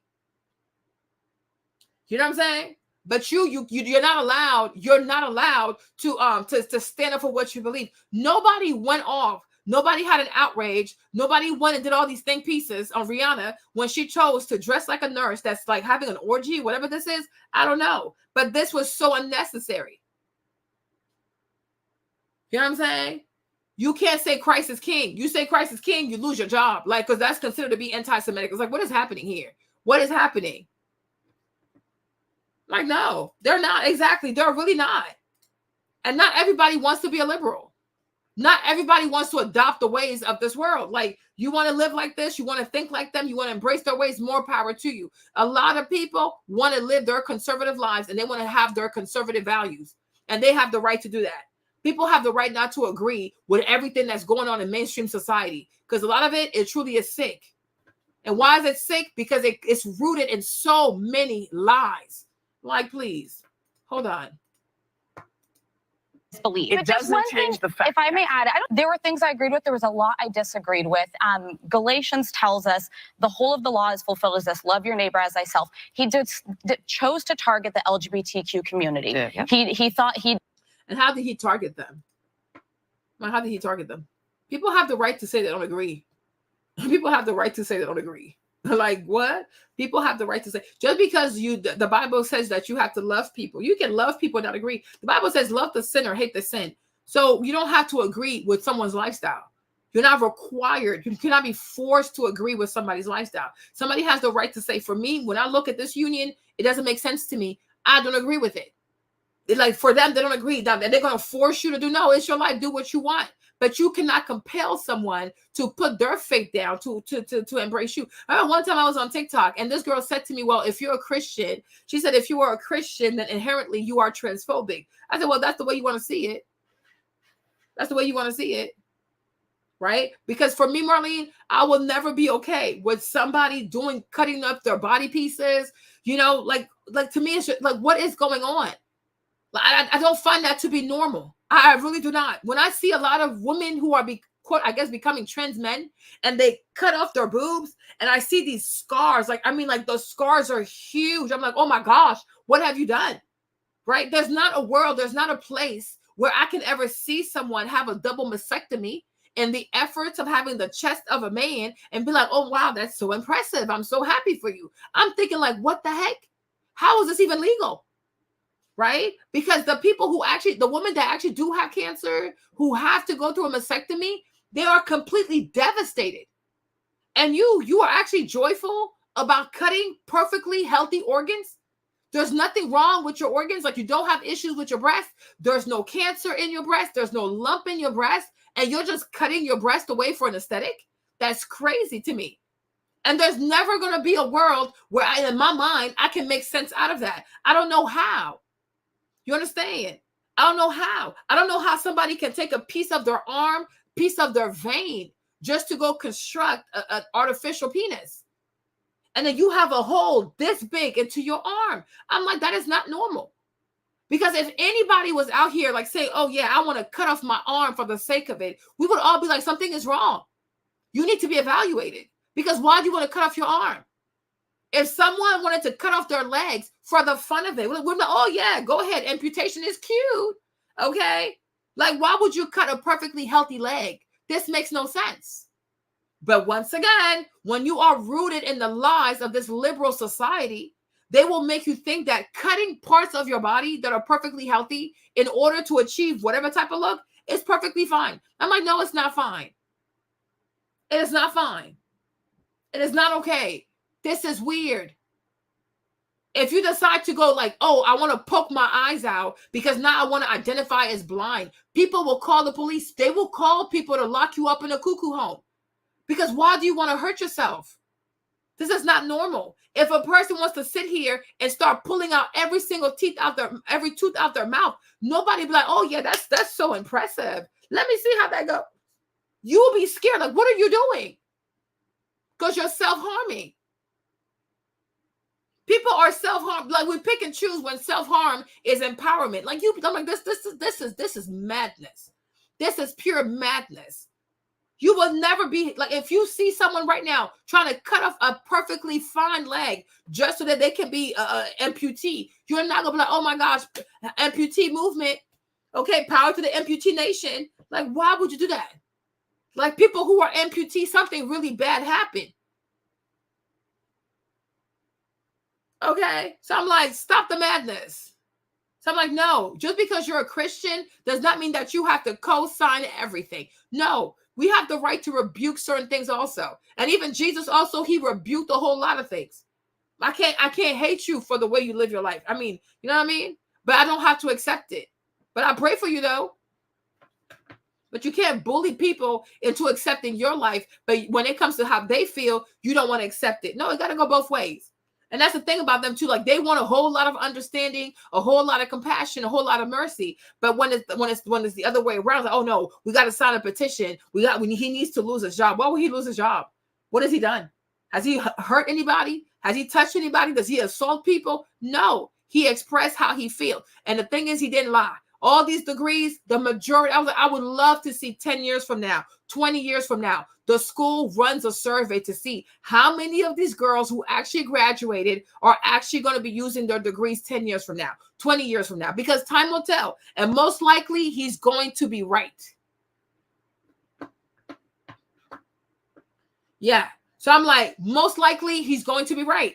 If 5 years, 10 years, 20 years from now, they run a survey on these young ladies who graduated in 2024, we will come back and see that the majority of these young graduates, these females, are no longer using their degrees. And he did not lie. And the majority of them will be stay-at-home moms. He would not have lied. Come on, please stop. There was a way that you could speak with humility about your beliefs that you stand for, but you can't alienate certain parts of scripture.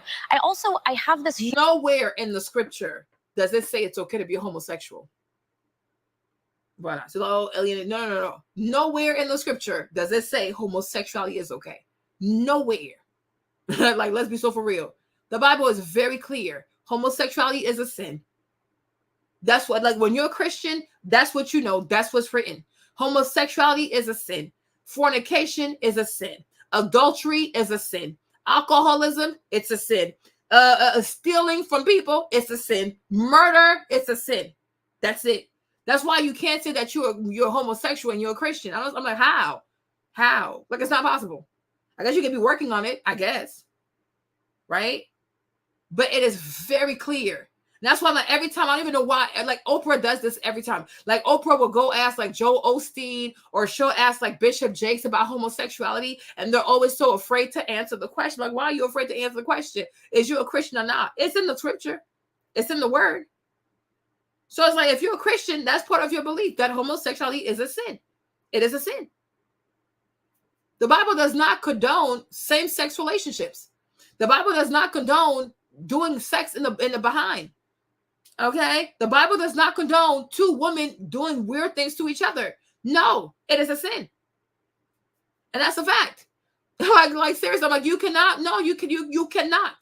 And people are like, oh my gosh, no. You have to fear God. I mean, I don't know if you are a Christian, And I'm assuming it's the same thing with the Quran. I'm assuming it's the same thing with the Torah, right? But it's like homosexuality is a sin. And people have to stop like trying to walk on eggshells like, oh my goodness, no. It's okay.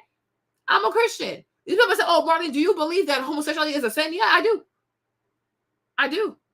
Even if I didn't have the Bible, I'm gonna be real honest. Even without the Bible, the way you have to perform intimacy, it doesn't look right to me. Because that thing back there is not meant for that. And when you go back there, a lot of bad things can happen because it's not meant for that. And people have to learn to stand on their beliefs. Now, you are free to play with that if you want to. It's at your risk and peril. Play with it if you want to, right? But ultimately, there's a reason why in order to do it back there, you have to clean. You can't eat for a few days. You have to cleanse yourself. You got to do all kinds of stuff because it's not meant for that. You know, doing it back there requires more preparation than do it from the front. And also, the behind does not lubricate because it's not meant for that. The vagina lubricates. Back there, it doesn't. And when you and when you do it back there, and when you do it back there too, you're more likely to get cut. That's why when you do it back there, you're more likely to be exposed to HIV. Because it cuts more, because it's tighter and there's less lubricant. Because that's really how you spread HIV. It's friction of open skin, right? When there's an open cut and the skin goes like this, that's when that's how you really spread the virus, right? Because there's no lubricant. It does not self-lubricate. And on top of that, it's a one-way street. It's not a two-way street. See? Like me, I'm pregnant. When it's time for me to go into labor, my vagina is going to open 8 centimeters. That's pretty big.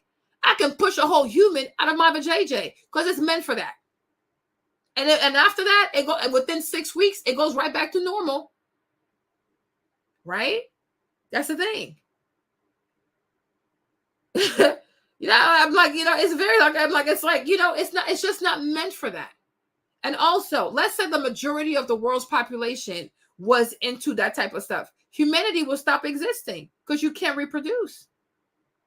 Right? So it's like, but human beings will always push the envelope. Human beings will always be rebellious. Human beings will always have their curiosity and they're going to want to do what they want to do. But just because you do something doesn't make it right.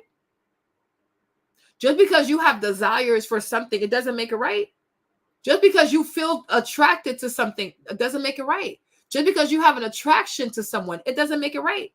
You can't say no. But the thing is, in America, especially with the liberal people, it's like, oh, no, I'm born this way. Okay. So in this case, too, then we have to make a claim for the pedophile that he's also born this way. Maybe the pedophile also can't help himself. Okay. So I'm like, just like, there are people also who want to sleep with their children. Right. So at this rate, oh, you can't help who you love. Well, okay, but what if a father loves his daughter? Like, where do we stop this? Where do we stop this BS? Just because you have a carnal desire for something, it doesn't make it right. You have the power to say, I don't want to do it. But when you live in a society that tells you, oh, give into your desire, give into your flesh, give into your lust, well, there you have it. Right? But at this logic, why are we stopping people from sleeping with children? Because maybe they were born that way. Maybe they have a natural attraction to children. Just like you have fathers who have a natural attraction to their daughters. Why stop it? Let's embrace it. There are people who are also naturally attracted to dogs. Why are we stopping them? Let's also allow bestiality. Let's allow everything. Because after all, let's not make people feel bad. If you follow this ditzy white girl right here, right? Let's not make people feel bad. If somebody wants to come in somebody else's house also at night because they feel like, oh, well, I deserve this house, so let me go kill the people in there. Go ahead and do it. Why even bother to have morality? Because that's the problem.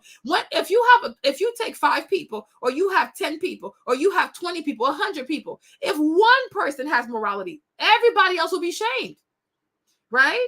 When there's no morality, everybody feels good. But if you take 2 people, if one person has morality, if one person has standard, of course the other person feels shame because they have none, right? You take 100 people. If only one person has morals, has standards, the other 99 will feel shame. So if we want to go according to her, let's have no morals whatsoever. Let everybody do as they please. If you feel like this car belongs to you, go ahead and take it. It's not stealing. right? No. As a man thinks, so shall he become. It's simply manifesting. If I see my neighbor's car, if I see my neighbor's car and I want my neighbor's car, why could I not take the car? I want it. Why are you calling me a thief? That's shaming. You're shaming me on my aspirations. Why are you cramping my style? If you see a house that you like, go in there, kill the people, kill them. Kill the man, kill the woman, kill the children, and take ownership of their property. It's yours.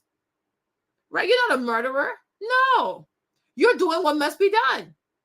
You're taking what you want. Like, I mean, let's live like this, right? Let's do it. Why do we just stop at oh no, we're just gonna stop at LGBTQ? No. Why? Let's shame no one. Let people do as they please. You see a woman that you like, she says yes, she says no, who cares? Eminent domain. Have your way with her.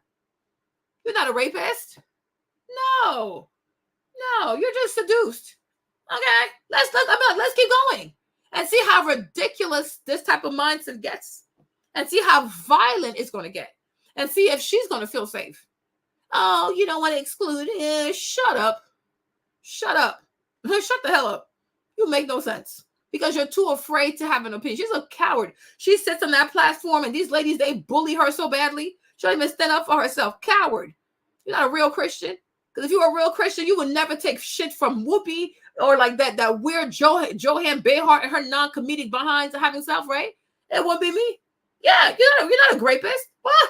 You're easily, he was seduced. He's not a rapist, Your Honor. Let's start saying this in court. Your Honor, I don't think my client is a rapist. He was seduced. I mean, after all, she's a beautiful woman. He did her a favor, right? I mean, why shame them? Open the doors of the prison. Stop shaming people. Stop giving people criminal records. Okay? They're just people who are looking for something to do. Yeah. The Bible says love everybody. Open the doors to the prison. Open the door to the mental facilities. Let everybody out. Right? Let's live in a world where we truly have no morals. And we just say, oh, whatever you want to do, I support you. Yes. Yeah, she did. They were really, they were scared of her when she came. They were so scared of her when she showed up. They know who to try this chicken business with, right? But I'm like, well, like, what are y'all, like, what are you really about like right now? Like, what is this? Bunch of cowards, right? Because you're too afraid. Because this is what y'all want to do. Yeah, that looks something to do. Yeah, they're like, but Miss Marlene, your client stabbed the witness. He stabbed the woman. I'm like, he was just being an artist. This is art, Your Honor. This is art. Look at all this blood. Look at this. It's quite beautiful, actually. The splatter of blood perfectly landing on her face, right? She should be grateful. He performed art. She is living art. Okay? Do you know what Van Gogh did? He cut his own hair. So, like, my client was just in the same artistic vein. And I actually think he should be praised for this. This is beautiful. She will have the scar forever. It's unique. If I was her, I would put that on eBay. Could sell this scar for $50,000. My client did you a favor. Your Honor, my client is not a butcher. He wasn't just stabbing her. He was performing art. This is what you call art. Oh, yes. Let's do it. All kinds of BS, and people go see if this stuff is cute, right? Oh, this is not a stabbing. This is art. But Marlene, Miss Marlene, yes, this was a murder scene. I said, oh, is that what it looks like? It looks like Jesus' 12th supper. It looks like the Last Supper of Christ. I see a body here, a body there, a piece of bread. No, I think they were having a divine communion in blood. Yes. This is so poetically beautiful. Oh, Your Honor. My client is a visionary. Did you know that growing up, he studied Michelangelo in the Sistine Chapel? Okay? So he always grew up with the desires to replicate the scene. Now, you could say it's a bit gruesome, but we are living in a time of contemporary art. Okay? Paint. Who wants to use paint? How ratchet. Blood. It is more connected. It is alive. It has soul. Your Honor, my client is innocent. Okay? Matter of fact, my client should be asked for an autograph because I think he is quite spectacular. He might want to do it again. Should he come to your house, Your Honor? I heard you have so many kids and grandkids. Okay, maybe for Thanksgiving. How about that? The supper of the night of darkness. It excites me already. Okay? Like, what the freak? Okay? What the freak? I'm like, seriously, let's start calling murder scenes like the Last Supper of Jesus. Okay? You got 12 dead bodies. Oh, yeah, the apostle shall is given. Ooh. You could be Peter. You could be John. You could be Andrew. You could be Matthew. You look like you favored Judas. Ha ha ha ha. Judah. Ha ha ha. Okay? And let's see if people find this stuff to be cute. You're not gonna find this stuff to be cute. It's insulting.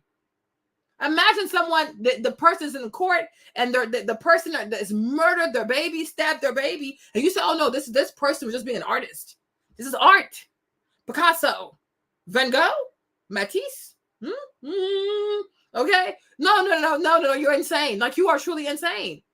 But you know, the unfortunate thing is, the more you keep becoming, the more you allow insanity, it's not going to stop. It's not going to stop. It's going to morph into something else. It is not going to stop. It ain't going to stop. Like, what the heck? I'm like, seriously. No.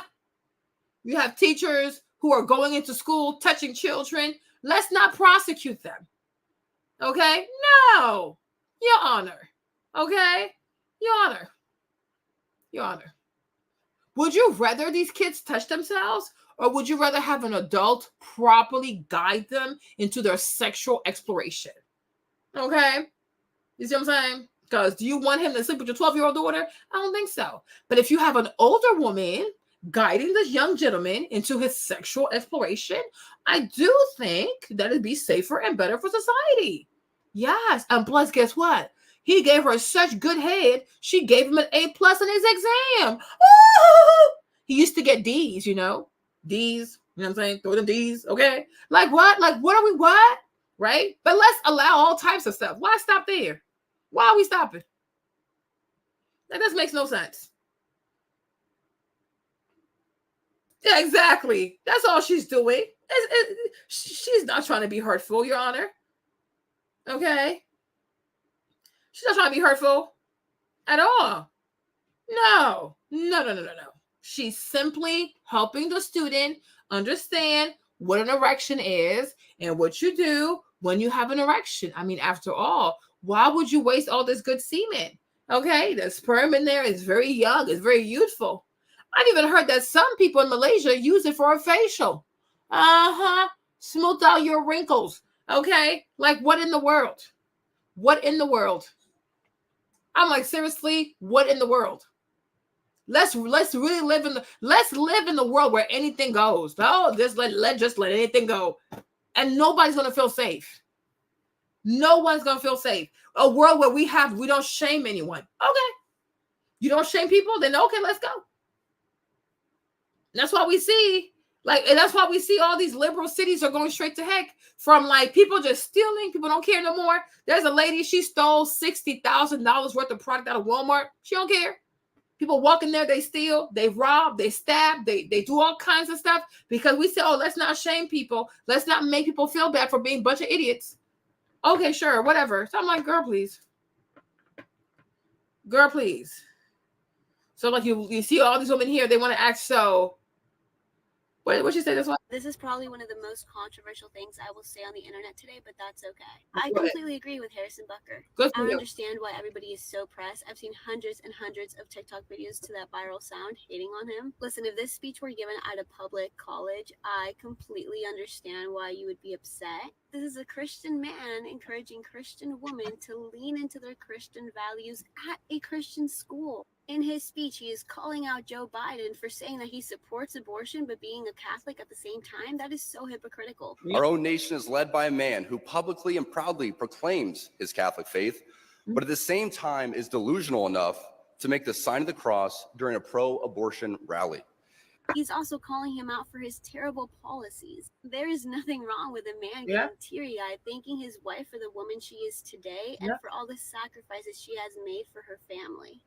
I'm on this stage today and able to be the man I am because I have a wife, who leans into her vocation. I think women have been brainwashed into giving their lives to corporate work so that the government can raise your children. But he never said to not pursue a career or that women can't have jobs. He never said that. He's also not wrong to say that this world needs more masculinity because it's true. And he is calling for men and women to live into their God-given roles. And let me point this out to you once again. This is at a Christian college. These are Christian values. And that's just my opinion. It is your right and your prerogative to agree or disagree with what Harrison Buckner said.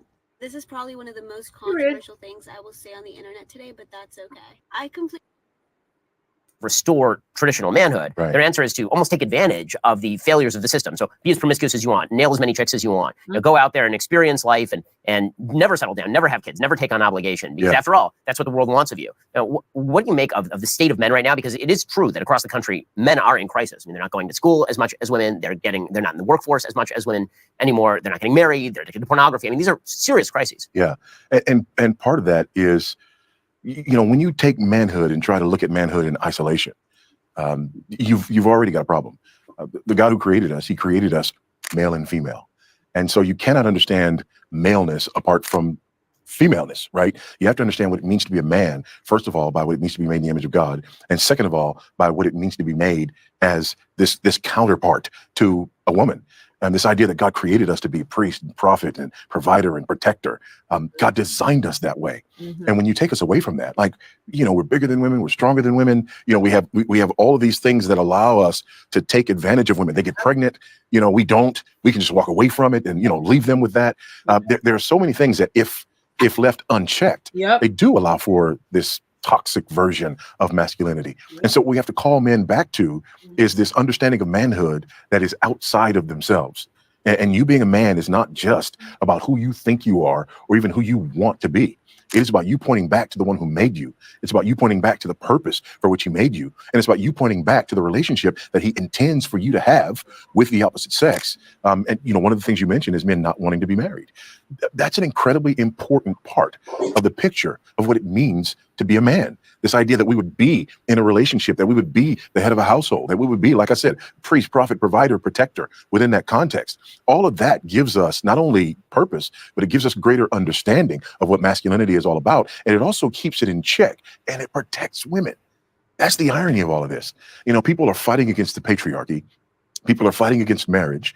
People are fighting against traditional roles. And the result is you leave women unprotected and you leave men unchecked to do whatever they will with those women. So let's say that you've talked to many, many young men, obviously, across the nation. And let's say that you're faced with a young man who's been brought up in a family without a father, just by a mom, somebody like you when you were young. And that person is saying, listen, I've had a rough life. I haven't been able to get ahead. My opportunities are limited. And now you're asking me to take on all of these burdens. Make me the case that I should take on these burdens.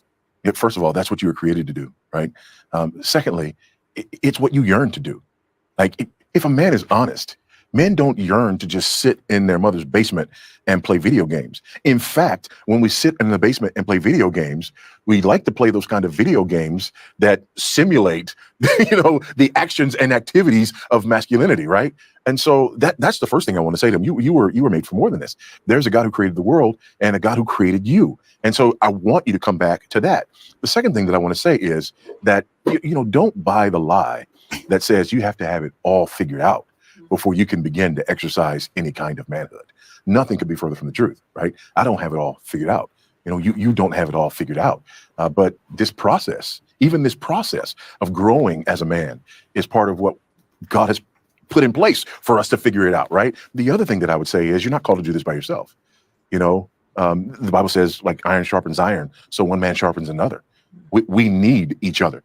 We need other men. We need other men in our lives to mentor us, to disciple us. We need men when we're younger, you know, to corral us, to check us. You know, we need that. So those are some of the things that I would want to talk to a young man about, and ultimately to point them, again, to the God who made them, and to point them to Christ, who wants to redeem that manhood. Christ, who is the ultimate picture of manhood. All of the stuff that you're saying, the feminist movement says, obviously, this is antiquated. It's not worth it. It's patriarchal. It's discriminatory. Amen. When you're calling on men to do all these things, what you're doing is you're taking away female initiative. You're robbing them of their individuality. How do you respond to the feminist movement that makes claims like that? I respond by saying that kind of manhood is a protective entity. It's a protective force, if you will, that allows women to flourish. Mm-hmm. Listen, if men are unchecked, women are not going to flourish. They're going to be victimized. And that's exactly what we're seeing. We're seeing women being victimized by. I even feel like part of the movement also that probably led a lot of women to want to work, to want to make money, et cetera, because, a lot of those men were unchecked and these women were not flourishing in their ministry. They were not you also have the war too, though. Wars have put more women into the workplace, especially World War II. Okay. Because when there's a war and the men are at war, women do have to work. But I do feel like a lot of women too, they probably didn't have the safety. They couldn't flourish as wives. They could not flourish as mothers. No, I want something more for myself, right? Because these men were unchecked. Because otherwise, if men are doing what they're supposed to do, right? If men are truly supposed to do what they're supposed to do. If a man says, I truly understand that my job is provider, prophet, protector, right? And I need to provide an environment, a healthy, a kind, a sound environment for my wife to prosper in her ministry of a mother. I don't think most women would really have a problem with that. You know what I mean? I don't think so. But if a man is crazy, yeah, if he's a degenerate, if he doesn't fear God, if he's an alcoholic, then yes, she's not going to feel safe to provide because she's like, well, what if this crazy man comes and tries to whoop our behinds in the middle of the night? I got to be able to have a car and run from here. So it's like, I can understand, but I'm like, I feel like the desire, the need to work and be in the workplace and right? It comes from a society where men are not checked and men don't truly understand what their real purpose is, which is to provide a safe environment for a woman to thrive. I'm like, that's exactly what Pastor Vody is saying. Because I'm like, if you have a man who understands and knows what he's supposed to do and he's okay with doing it, I really don't see how this girl's about, oh yeah, but I still want to go get the career and wear heels and wake up in the morning and do my makeup and run and be stuck in traffic for 2 hours and go to the work and check in. And I don't see that. I really don't see that. Because I'm like, this is a lot of pressure. It's a lot of pressure. And men whose masculinity is unchecked. Yeah. They're not being trained. They're not being discipled. They're being told that all of the things that real masculinity is about are the things that they need to jettison. And as a result, they live more like animals. Obviously, I agree with all of this. I come from a traditional religious background. Yeah. Obviously, I'm an Orthodox Jew. We take all of this, what we're talking about right now, incredibly seriously. Yeah. And my religion essentially tells me that practice precedes belief, right? I mean, we are big into you perform these commandments, and whether you believe in these commandments or not, you are going to perform them, and then the belief comes later, right? There's whole sections of the Talmud that are devoted to this idea that basically before you believe, you got to practice. You got to do the things. And then when you find yourself walking in the ways of God, then you realize that the ways that you're walking are in fact God's ways. And then it means something to you. We're a society without patience, though, and that wants the belief very often to precede the actual action. And so what we forget is that if you're not acting in a godly way, you are acting by definition in an ungodly way. Yeah. And so if you do that, then you will end up in that belief system as well. It's not just impatience. It's also arrogance. Mm. We don't believe that we need anybody to teach us. And as you were talking about that, I was thinking about in the New Testament, Ephesians chapter 6, right? Children, obey your parents in the Lord, for this is right. Honor your father and your mother. It's the first commandment with the promise that it may be well with you and you may live long in the land, right? And then verse 4, fathers, do not provoke your children to anger, but bring them up in the discipline and instruction of the Lord. What's interesting about that is before the text talks about the relationship between husbands and wives, and it's pointing, to the gospel. It's assuming, that you're Christian. But that section right there, it really points to law. The idea that children, when they're being brought up, they have to be taught how to behave before they believe. Exactly what you're talking about here. And in order for that to happen, you've got to have a structure, and not just a structure, but that structure of the family actually has to have a direction. Otherwise, children are just sort of left to their own devices. So again, this goes back to what we're talking about with the idea that we need structure, that we need order, that we need leadership, that we need mentoring, that we need discipleship, but that we also need a standard. One of the things that is so odd about sort of the current moment is that we constantly say what we pursue is diversity. We want diversity, and we have to recognize other people's diversity. What we've actually done is we've flattened human beings into androgynous widgets who apparently have the same level of development from the time they are one to the time that they die. Yeah. And so we treat children like they are adults, but they are genderless adults who can make full decisions about everything on their own at the age of 5 without any sort of previous roles or structures. And that's not the way that life actually works. I mean, as you are pointing out correctly, in my view, life is a series of roles, and those roles are provided to you by your biology, which was implanted in you by God. Yeah. And that is the way that society works. And when we sort of arrive on this earth and we're told, make your own way without any of those structures, you're no better off than, and there's an actual phrase that's used in Hebrew called Tino Shenishba, a baby born in the forest. The idea is that a baby born in the forest has no actual moral obligations because there's no structures around them. It's literally the biblical excuse for not being responsible for your own sin. And we've created an entire society of babies in the forest by deliberately removing the parents and the home and the church and structures from around them. And then we wonder why people are wandering around aimlessly. And they're insecure, and they have more problems with mental health than any other generation has ever had before. You know, I'm sure you remember the famous experiment. It's been done a number of times. You take children out for recess, you know, and there's no fence, and the children all stay huddled closely together by the building. But the minute you put a fence, the children wander all around the yard and play. The idea there is those boundaries make children safe, and it makes children feel safe. And we have a bunch of children growing up without boundaries, and they don't feel safe. And here's a newsflash. If they don't have boundaries, they're not safe. Our friends over at GenuCell sold out of their dark spot corrector, and our listeners have been begging for a restock. Well, great news. Just in time for summer, it's back in stock. GenuCell's famous dark spot corrector has not one, but 3 cutting-edge treatments on behalf of the values that we're talking about right now. And now it seems as though if you do, you're immediately labeled a bigot or terrible. And so religious leaders seem to have almost abandoned the field. They instead talk about vague ideas about tolerance and niceness, and they'll talk about human dignity, but not in any sort of deep and abiding way. They use buzzwords rather than actual hard-nosed rules. And you know, what do you think happened? Why is that happening? I think there are a couple of things happening. Number one, I think the people pointing the cameras like to point the cameras at those people, right? There are, you know, many out there who have not bowed the knee to Baal, but people don't like to point the cameras at them. I think that's number one. I think number two, there are a lot of people out there who are enamored with success. They read their own fan mail. They like to be liked. I mean, we all like to be liked, right? And so you just sort of start carving off the edges of the truth at first, until eventually you're doing things for clicks and for likes and not for your calling. I think another thing is the academy. I think for, you know, over a generation now, we've had people, you know, people in the ministry, people in our churches. It's not like, you know, they're born and dropped into a theological training institution, right? No, they're born, and the overwhelming majority of them are educated by the government all the way through university, and then maybe they'll go to seminary. But the worldview that these guys are taught from, you know, beginning almost to the end is this, you know, sort of Gramscian neo-Marxist, you know, worldview. And it infects the way that they view the scriptures. It infects the way that they view their calling.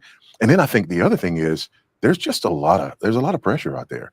And a lot of people just, they can't take that pressure. I don't like it. You know, I don't like being, because people think that I like being called names, or, you know, that I like, you know, whatever. I don't like that. The only reason I do it is because there's something that's more important, right? There's a calling that's more important. And I think people are struggling because of this and suffering because of it. Now, back to what we talked about earlier with social justice.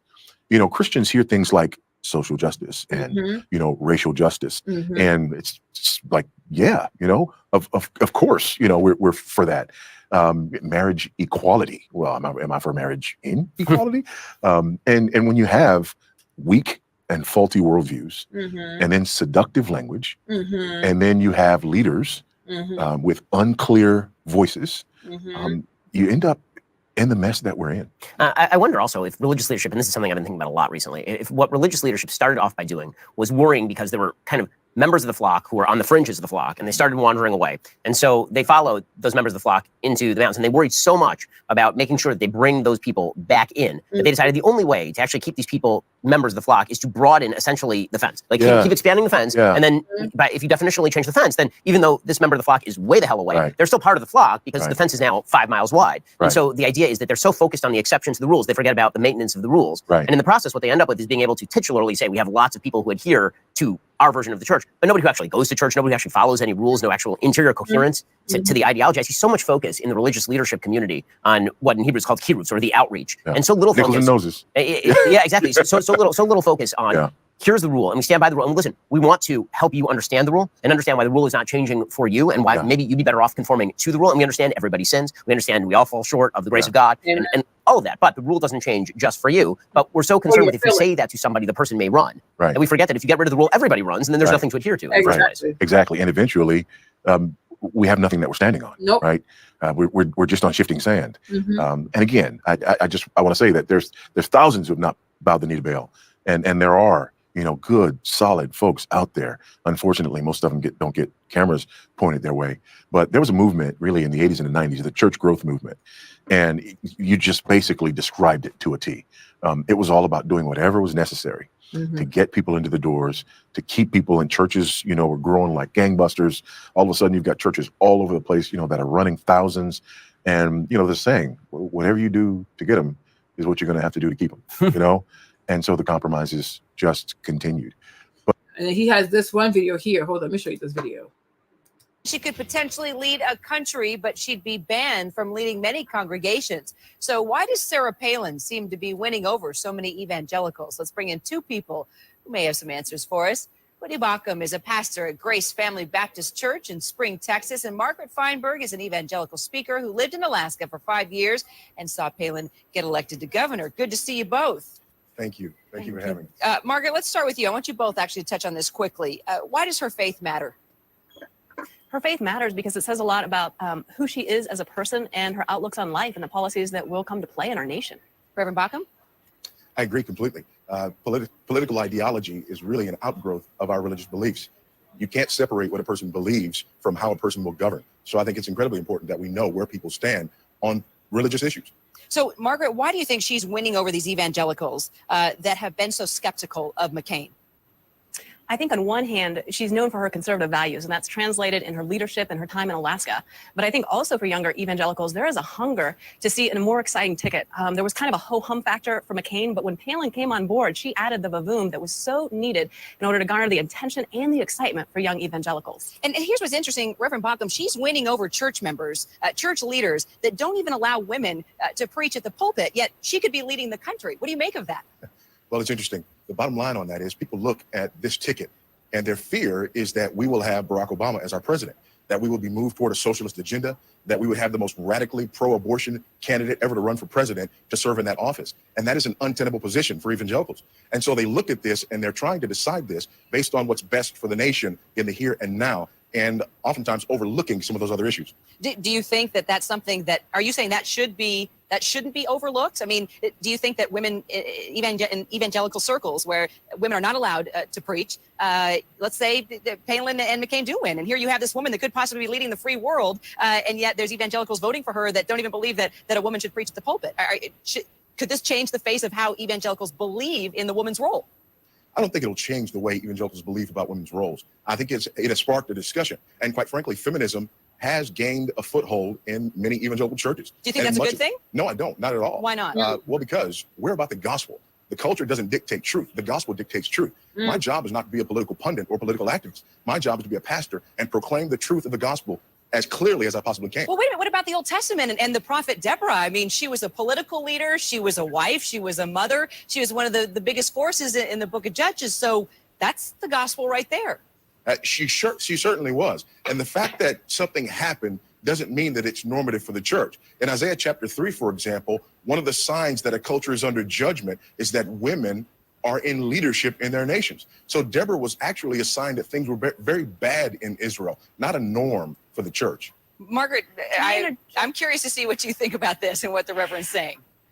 I think that that's a fair perspective, Odie, but I think we also need to look at Ephesians 5, which describes, it's saying that husbands are to lay down their lives for their wives, just as Jesus Christ laid down his life for the church. And in the same way, I think Todd has done an incredible job opening up the opportunity for Palin to use the gifts and the talents and the passions that she has been given in order to make a difference in her community and possibly in our nation and world on a significant political landscape and effect. Margaret, is the Reverend sounding a little sexist, or is it just me? I would have to say the Reverend is sounding a little questionable there, but in the sense that I believe that everyone, despite gender, has an opportunity to serve, to give, and to play a role in making a difference in their communities, in their churches, and around the world. Reverend, this could be an exciting time. I mean, this could break through. We're becoming progressive in so many ways. We're seeing a black man possibly winning the presidency. We're seeing a woman here that's on the Republican ticket that's rousing up evangelicals possibly to think twice about the woman's role in the church. I mean, this is fascinating times. They are fascinating times, and they're also frightening times. When you see Margaret Feinberg use Ephesians chapter 5, which clearly says that a husband is the head of the wife, in order to justify somehow with this sleight of hand that Palin's husband is laying down his life by allowing her to do that. Number one, she's playing fast and loose with the text.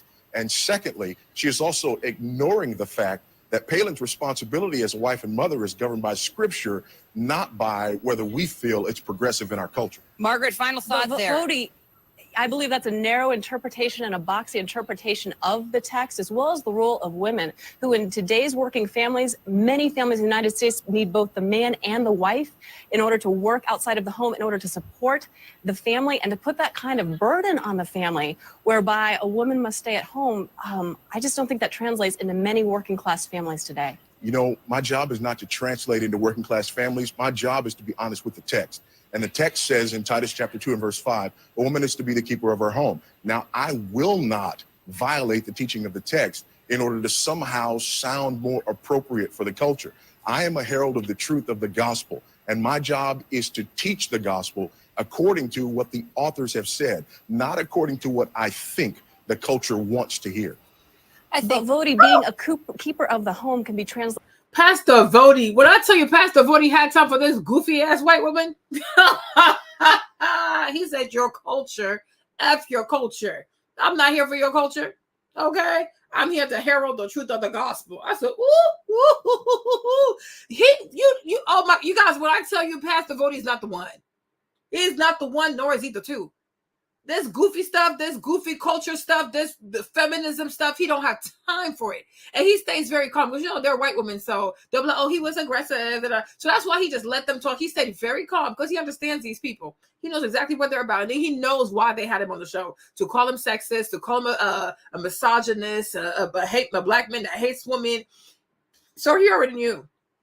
So he was very strategic, and she intentionally keeps calling him Vody and Vody. Like his name is like, he goes by Pastor Vody, but she intentionally calls him Vody because she's trying to trigger him, right? Oh, I'm gonna take this man's title. So he's like, girl, what the heck are you doing? Okay. So it's like, girl, bye. You are careless. Okay. A woman like, he's like, oh, we are here for what the word of God says, not what you say, not what your culture say, not what your whatever, because you people in your culture changes every 2 days. We can't keep up. We can't keep up. And if we have to keep accommodating how we read the Bible based on the culture, one day after, why even have a Bible? Why even have the Quran? Why even have any holy books? Because it's like, it doesn't matter because they can't keep up. Because human beings, they just wake up to sin. They wake up to be crazy. They wake up to try all kinds of perversion. Why would you keep up with that? That's the whole purpose of having a religious text. Is that it inspires people to want to become better. But if the religious text says everything you do is okay, then why even bother having it? Why even bother having it? Right? Like, what in the world? Hold on. He's not done with this girl. In so many different ways. And that means that if a woman happens to be the breadwinner, shouldn't they have the opportunity to step out and take care of their family in that way? Listen. All right, what about the text that says the man and the woman should submit to one another? I think I'm just going to leave it right there, folks. And I'm going to be studying the Bible tonight. And I promise to bring you two back, especially as we see this go forward and seeing how evangelicals vote. Thank you so much, Margaret Feinberg. And good job, Pastor Vody. He didn't back down. Pastor Vody is something else. He is like, he does not back down. Like, he is just like, he does not back down whatsoever. He stands on his position. Now, you can like it. You can dislike it. I mean, it's up to you. Do whatever you want to do, but you know what I mean? Yeah, I'm like, this culture right here, this culture of filth right here. And then imagine the people who eat from the trash can. Like, imagine that. Because that's how I see people who just adhere to culture, right? It's a bunch of people who eat from the trash can. They'll eat rotten food. They'll just eat anything from the trash can. Like, they just eat whatever. Because they want to be liked, they want to be cool, whatever. Like, they just eat from the trash can. And you're someone who actually eats at a table. You wash your hands, you eat at a table, you have a proper meal, you have a fork, you have a knife, you have a spoon. And the people say to you, oh my gosh, come eat with us. I'm like, why would I listen to you? You eat out of a trash can. Your culture is trash. I don't eat out of a trash can. See, I have a house. I sit at a table. I wash my hands. I sit upright. I eat my meals. You devour from the trash can. We are not the same. We are truly, truly not the same. That's why I tell like we're not the same. Right? It's like, oh, but you shouldn't judge. Of course you don't judge because you eat from the trash can. You eat trash. You eat debris. You eat carcasses. You eat whatever's thrown at you. You have no standards. Like, you eat from the trash can. I don't. So you and I are not the same. And I think that's the part that, like, that really triggers them. It's like, oh, wow, like, you're really going to say that? I just did. Did you not hear me? Did I stutter? Did I stutter? Just like my other friend, like when she sent me the thing, she said, oh, I'm not going to judge how people meet. I said, I am. Tinder is giving you were looking for a sugar baby. What else you got for me? Right? We're not the same. I'm like, especially, and the funny thing is people be like, oh yeah, people are so upset about what he said, right? That, oh, women have their education. They should use their education. Okay, fine. And the moment you use your education to decipher that the world over here is disgusting and you want to speak your mind about it, oh my gosh, how can you say that? I say it because I'm educated. Okay, I'm not an imbecile. I'm educated. So using my education, okay, this equation right here is letting me know that your answer is a whole lot of BS. I don't want it. Right? I don't want it. You have the right to have standards. You have the right to judge. You have the right to say this is not okay. You have the right to have values. You have the right to have traditional values. You have the right to say, I stand by my faith. This is who I am. You don't have to like me. I don't have to like you. Matter of fact, you not like me doesn't change anything. The sun is still going to shine and the moon is still going to get up. Like, it is what it is. You know what I'm saying? I think, like, society too, they put too much emphasis on the fact that you have to be liked. People have to like you. People have to agree with you. No, they do not. They need to go find themselves. Go find yourself. Go find your real purpose. Go find your real identity. Go find what you really stand for. Go find your values. Okay, go call Dora and El Mapo. Okay, and I hope you find your way. But don't come over here and try to confuse me, because I don't want your culture. I don't want to eat out of a trash can just like you. You eat out of a trash can. You accept everything and anything. You allow people to just bamboozle you, lie to you, mislead you. You derive your sense of purpose and identity from other people, from the things that you buy, the things that you wear. I feel sorry for you. I don't want to be like you. And I feel like sometimes even like being like worrying yourself about being liked also, I feel like it's excessive pressure. It's slavery. Because human beings at their core are a bunch of heathens. They always want more degeneracy. Always want more degeneracy. Very seldom do human beings actually seek salvation, peace, wisdom, and sound understanding, right? It takes something really bad happening to them for them to be like, you know what? Maybe I should be a little smarter. Maybe I should be a little wiser. Maybe I should consider God in everything that I do. It's like the majority of people are godless. The majority of people do not fear God. The majority of people do not consider God in their decisions. They do not. They consider money. They consider status. They consider their pride. But it's like you don't even really consider God in your everyday life. So why would I concern myself with you? Why would I? I feel like for me, that's just me. I feel like the more you think like that, you become free. Like you're like, oh, I'm actually free. Because when it's all said and done, these people don't really matter. Because if something really bad happened to you, you would cry out to God, not to a human being, because they will never come to your rescue. They will not rescue you from anything. They can barely rescue themselves. Okay? So busy trying to be part of this culture. That's why I've always loved the story of Daniel, because Daniel was never trying to fit in. He never tried to fit in. And because he never tried to fit in, God always had his back. God always had his back because he was never trying to fit into the culture. He said, I'm not eating your food. We don't have the same God. I don't eat food that's given to gods and all kinds of weird things. I don't eat that type of stuff. I don't put that in my body. I'd rather eat some fruits than to eat this.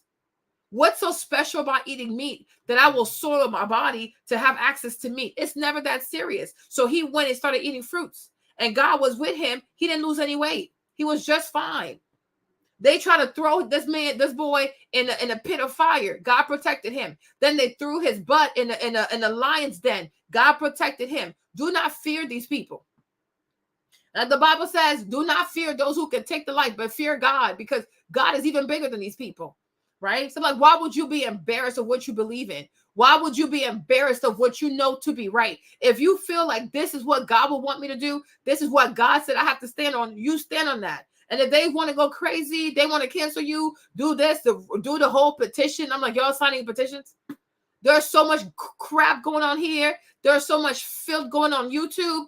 These entertainers are promoting all kinds of perversion, right? But you're not going to sign a petition against that, okay?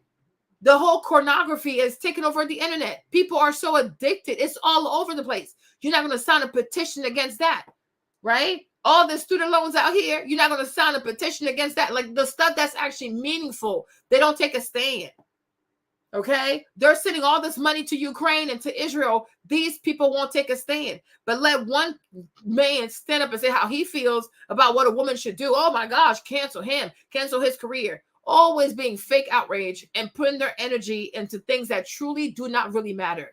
But the stuff that truly does matter, they're nowhere to be found. They're always quiet. No, please. Be quiet. No one cares. Let's see what this lady says. Ooh.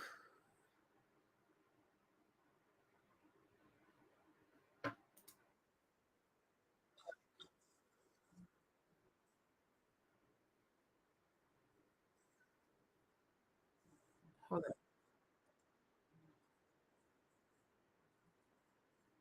Good job. I mean, my thing is he told the truth. Hold on. I want to play this video for you guys, right? This one. Hold on. Like you said. And I think that's because I am young, but I do have like a more traditional mindset in a sense of how I carry myself and like how I carry myself in my relationship. So this could be interesting. I'm 25. She's 25. My daughter's 27 years old. And so I feel like I'm talking to my daughter, one of her friends. But what caught my attention was a video that went viral. Explain to people what happened in that video. Okay, so basically the video was me explaining my love story, but more so how I got to where I am right now. So I was just like, it was one day, it was this little trend going on TikTok of like, tell the girls, give the girls some hope. The girls need some hope, okay? Because it's looking ghetto out here. Yeah. So they were just like, tell the girls, an encouraging story to, show us that love still exists. So I'm like, you know what? Let me tell the girls what I've gone through. So basically, I was just telling my listeners how I got to Dallas. So I went to college in Virginia. So you want me to tell my whole story? No, I want you to talk about the video and then we'll unpack all that. So the video that they witnessed was you telling your story about what? About how my boyfriend moved me out here to Dallas. Okay. He moved you to Dallas. How? What happened? So I was literally at work. I was working at the Omni Hotel in Richmond, Virginia. I hated my job so much. I was working overnight. Omni Hotel, if you ever like to sponsor the Dear Future Wifey podcast. So once again, right, as you listen to this young lady, her name is Erica, right? So she shares her story about how her boyfriend moved her to Dallas. Like he paid for everything. Now, if you listen carefully, she said she went to school where? She went to school in Virginia. So she has a bachelor's degree, right? I think she said she studied psychology or something like that. I can't remember, but she has a degree, right? Even though she had a degree, graduated, guess what? She ends up working at a hotel, doing something that has nothing to do with her degree, and she ends up being miserable. Okay, let's keep going. Make sure that I'll show y'all love. Don't listen to y'all former employee. Look, yeah. I'm sorry. This don't got nothing to do with him. This got nothing to do with Unc. Okay, he support y'all, but me, no.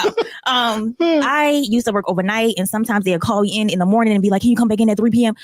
I literally hated my job. So I used to complain to him all the time, like, babe, they called me in again. Somebody called out again. I got to blah, blah, blah. Like, I'm here overnight by myself. I'm 105.54, and I'm sitting at a hotel overnight by myself. Are you crazy? Wait, so you worked with the front desk? Mm-hmm. So it was just like this. It was just a safety hazard. Like it just sucked.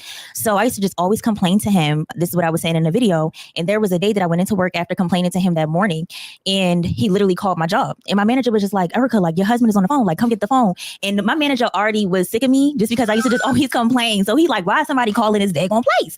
So I went in the back and I'm just like, hello, like, babe, why are you calling a daggone job? And why are you not just calling my cell phone? Yeah. So he's just like, do you want today to be your last day at work? Okay. Baby, he didn't have to tell me to. So she said she's very petite, she's very small, and she's working the front desk, and she works overnight. So even she was afraid for her safety. Okay, so degrees and all that stuff, she still ended up getting a job with something that has nothing to do with her safety. She's with her degree, with her degree, she's up there late at night by herself working the front desk. Anything can happen. She's very small. Okay. So then one day her boyfriend calls and he's like, you know what? Would you like for this to be your last day at work? She said, ooh, what you mean? He said, I'm giving you freedom, sis. She said, let me run off the plantation. Okay, hold up. twice. I said, you know what? Let me go ahead and clock. I will literally walk out of here right now. Like, tell me you not for real. Are you playing? You for real? And he was just like, go ahead and clock out. So I literally left. I told my manager I had a family emergency. And I literally left. I didn't even know what his plan was. I just trusted the man. I don't know. I was about 22 at the time. Look, please comment, spare me. Okay. But I literally was just like, whatever this man plan is, I trusted because he got himself far. So I trust him with my life too. So yeah, I literally left. He got me a one-way to Dallas. There were movers at my apartment. I was emergency. And I literally left. I didn't even know what his plan was. I just trusted the man. I don't know. I was about 22 at the time. Look, please comment, spare me. Okay. But I literally was just like, whatever this man plan is, I trusted because he got himself far. So I trust him with my life too. So yeah, I literally left. He got me a one-way to Dallas. There were movers at my apartment. I was packing. I was just ready to go. How long did it take him from the moment that he made that phone call to you moving? How long was that process? I was in Dallas a week after. Like literally, I was in Dallas the next week and I was like, this is the life I'm supposed to be living. But we're going to get into that too. But when I did, and I said this in the video as well, we did kind of have an expectation conversation. It was just like, okay, if you are going to be living here, this is what I need from you. I really want you to figure out what you want out of life. Like, who do you want to be when you grow up? Like, what do you want? Yeah. Okay. So let me play the video for y'all. Hold on. This is the video. They got like all the views. Please play. If you're in a healthy relationship with a man, can you stitch this video and talk about it? Let me give the girls some hope and tell y'all my testimony, okay? So my boyfriend and I met when we were in college, but we got into a committed relationship after we both graduated. After he graduated, he moved to Dallas for an amazing job offer, y'all. An amazing job offer that is like his dream job. But me, on the other hand, I didn't know what I wanted to be when I grew up. So I'm still in Virginia at this time, working job after job. So you see this? She has a degree. She graduates, and she still doesn't know what she wants to do. So pretty much she just majored in something just for fun. Okay. All right. Okay. Changing my career about 10 different times, trying to figure out what the heck is my passion. So y'all, one day I was on the phone with him getting ready for work, but I was also just venting to him about how unhappy I was, y'all. Like I was just like, babe, I need to change the speed. I need to figure out what I'm supposed to be doing. I have so much more to offer to this world than to be working at this 9 to 5. Now I'm at work doing my everyday duties, and my manager tells me to come to the back because my husband is on the phone. I'm thinking in my head, Boogie, I don't have a husband. So I go to the back to answer the phone, and it's my man. So I pick up the phone. I'm like, babe, what's wrong? Like, I'm at work. So he's just like, do you want today to be your last day at work? Child, the man didn't have to repeat himself. He didn't have to say it louder because I was already with it. Okay, the answer is yes. He was like, so go ahead and clock out for me. This man got me a one-way ticket to Dallas, got movers at my daggone apartment, shipping my stuff over to Dallas. Baby, the man wasn't playing. He paid the fee for me to break my lease. Like, he just had everything taken care of. I felt secure in making the move because, for one, I had a great savings account and I also have 2 degrees. So if all else fails, baby, I can do better by myself.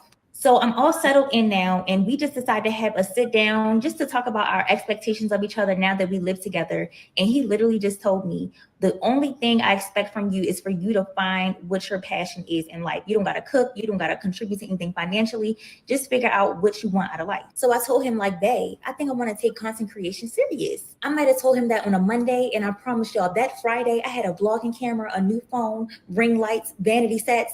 Baby, he was not playing. And the biggest thing of all, I complained about the lighting in our old apartment because we didn't have like a lot of natural light. The man moved us into a high rise. Like, I really cannot make this up. I say all that to say, this man knew how unhappy I was, so he changed my circumstances. And he also knew my potential, so he invested into my passion. And now I get to wake up every day and talk to a phone and make money. That man wanted to alleviate all my issues so I can just focus on me and what I want out of life. And that's a beautiful Black king right there. It's been 4 years now. We've gone to couples therapy. We're constantly working on the quality of our relationship, and we just are obsessed with each other. And I just love my man.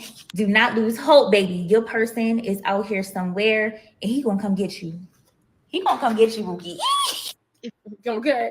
So then she also made it to the Tamron Hall show. Hold on. If this decides to start playing. Come with me to be a guest on this Tamron Hall show. I cannot believe my life right now. What the heck? Her team had a driver come pick me up from the hotel. I had an 8:30 a.m. call time, and when I got to the studio, baby, I just could not believe it. I had my own dressing room with my name on the door. Baby, I was gagged. There was a gift waiting for me in the dressing room. So sweet. This is what the full dressing room looked like. Also offered for somebody to do my hair and makeup. But girl, I am too particular, okay? I'm about to be on national TV. I need to look too good. Her team mic'd me up, and now it's time to go on stage. Look at me before we started taping. I was so nervous. But I'm telling you, as soon as the camera started rolling and they started playing my content on the screen, oh baby, I was comfortable. I had Tamron in her audience crying, laughing the whole time. There was not one dull moment, baby. I was having a ball. I was just being 100% myself. Here is one of my favorite moments from the interview. What do you want to do? I want to have your seat right there. I want to be on TV. You see, she says she wants to be on TV. So it's like you would have thought that she would have majored in something that would put her on TV. But she probably thought, oh no, I'm never going to make it. Let me get another degree. Da, da, da, da. But her passion is like, she wants to talk. She wants to be seen, you know? So she got all these degrees. She had a degree, couldn't find a job in her career field, because I'm sure you have to go get a master's after that, because I don't think you can just work as a psychologist with just a bachelor. She ends up working in a hotel. She's working front desk. Meanwhile, the young man, he's 25. So when all this happened, he's 25 years old. Right. And he gets a job in Dallas, whatever. Yeah, in Texas. Right. He gets an amazing job. I'm like, it's probably tech. He probably got a tech job. Right. So he knew what he wanted to do, because most likely he was passionate about it. Right. So he's actually using his degree. Because he's using his degree, he get a whole big old check. And I'm sure the money he used to move her, maybe it was his moment, maybe it was his like salary money, or maybe it was his bonus. Because I'm telling you, like people who major in like software engineering, computer engineering, moolah, okay? Especially if you have a master's degree, right? So he said, oh, quit this goofy job. How much you making anyways? She said, oh, the freedom? He paid for movers from Virginia all the way to Texas. Like if anybody who knows about moving is expensive, because they charge you for mileage, and they also charge you for the weight, right? Boy, he paid for that, paid for the apartment. He paid for all her equipment. He said, I want you to find what you're passionate about. You see what I'm saying? Goes to show you the majority of girls will not use their degrees. It is the truth. Like, let's stop with this fake, goofy, outrage crap. Okay? It's okay to tell the truth. It's okay. It's okay to say, you know what? I got this degree. It's like a life jacket. Like when you're on a plane, and then you have a life jacket, you have the oxygen mask, right? Like, it's okay. You know, a degree is a life jacket. You know, it's an oxygen mask, but is it really what you want to know? You're hoping the plane makes it safely. You know what I'm saying? It's nice to know, to have security, but you're hoping if I'm going from DC to LAX, you know, even though I know I have a safety jacket under the seat, there's an oxygen mask that can drop in case there's a low cabin pressure. You know, I hope I don't have to use it. And that's really what a degree is. For most women, that's really what a degree is. It's a life jacket. Okay, it's the oxygen mask. Like you like, just in case I don't have no money and the oxygen drops in here. Got to make sure I got some moolah. Okay, but do you really want to use it? No, not really. I don't want to use it. You know? But the young man, look, he said, I want you to do what you're passionate about. And she really likes talking. She likes creating content. She likes talking. I'm telling you, the majority of women are quitting their job to create content. They're giving up jobs at law firms to spray perfume on the internet. Okay, what does that tell you? They never really wanted to do it. They did it just because they wanted to say, I could. That's it. But that's not really what they're passionate about. And I said 5, 10, 15, 20 years from now, if we survey all the young ladies who graduated, like whenever he made the speech, the majority of these young ladies will not be using their degrees.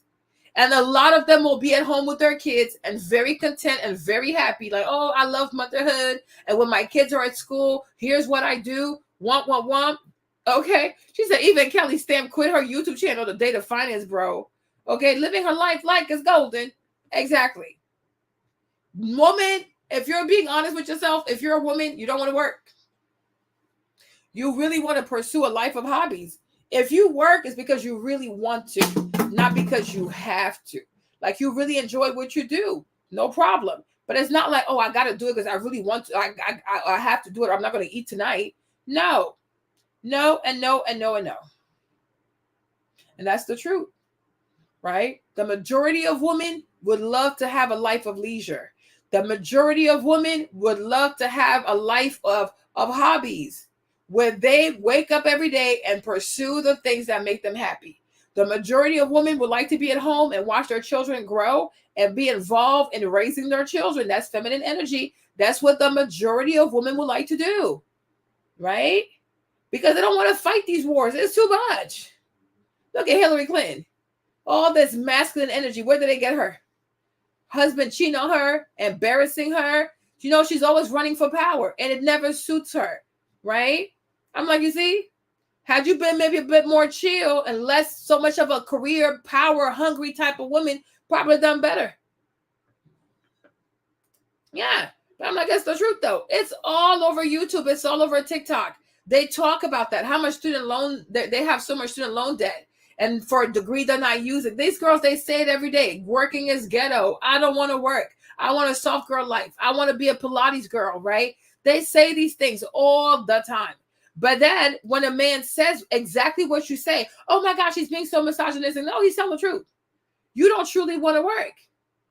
And you wasted all, and most of y'all, you wasted your money going to these colleges. You wasted your money. You wasted your time and you wasted your money. Sometimes you think about all the money you put in student loan debt. Had you invested that into something that you're passionate about, whether it's like doing hair, doing makeup, being a content creator, right? You might be like, you know what? That would have been a better use of my time. You know, look at Marcus, even the boy Marquez, who does the tech reviews or whatever. Mark has been doing this tech review since he was a baby. Now look how much money he makes. Okay, even Mark Zuckerberg dropped out of college. I'm just saying, like, a lot of them, Bill Gates dropped out of college. A lot of these billionaire people don't drop out of college. So it goes to show you, like, sometimes a college degree is worthless.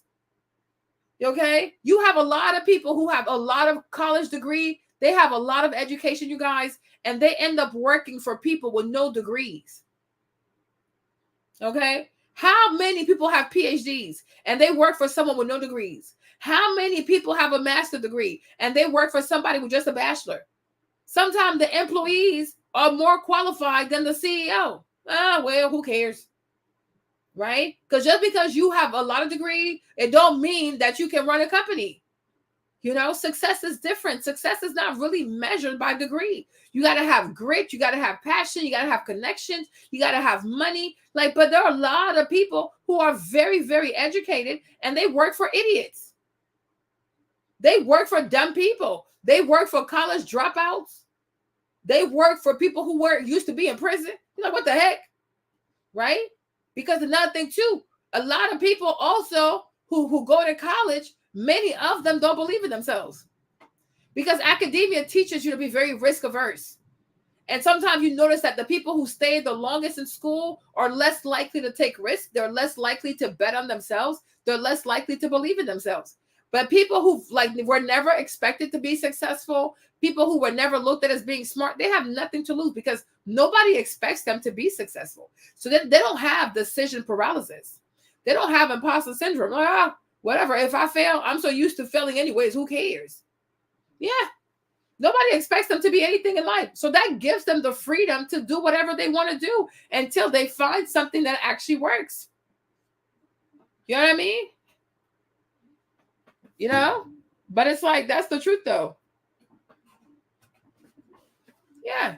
So like Lori Harvey didn't go to school. I don't think Sophia also went to school. You have a lot of people. Jeannie Ma didn't go to school. She's out here stealing cars. But somehow she ends up on TV. She ain't got no education. Adrienne Bailon ain't got no education. And these people have crazy followings. They make all kinds of money. So it's like, child, this whole notion of, you got to have a degree. The world is so different nowadays, y'all. It's crazy. It's really, really crazy. But this young lady here, she didn't want to work also. She didn't want to work. And now what she's doing is she's doing more of her passion and like an actual, this is not, I guess it's work, but it's not she does it when she wants to, how she wants to, she charges whatever she wants to charge. But I'm like, the majority of women do not want to go to work. The majority of women don't want to work. Okay? They don't want to work. The ones who do because they truly have to.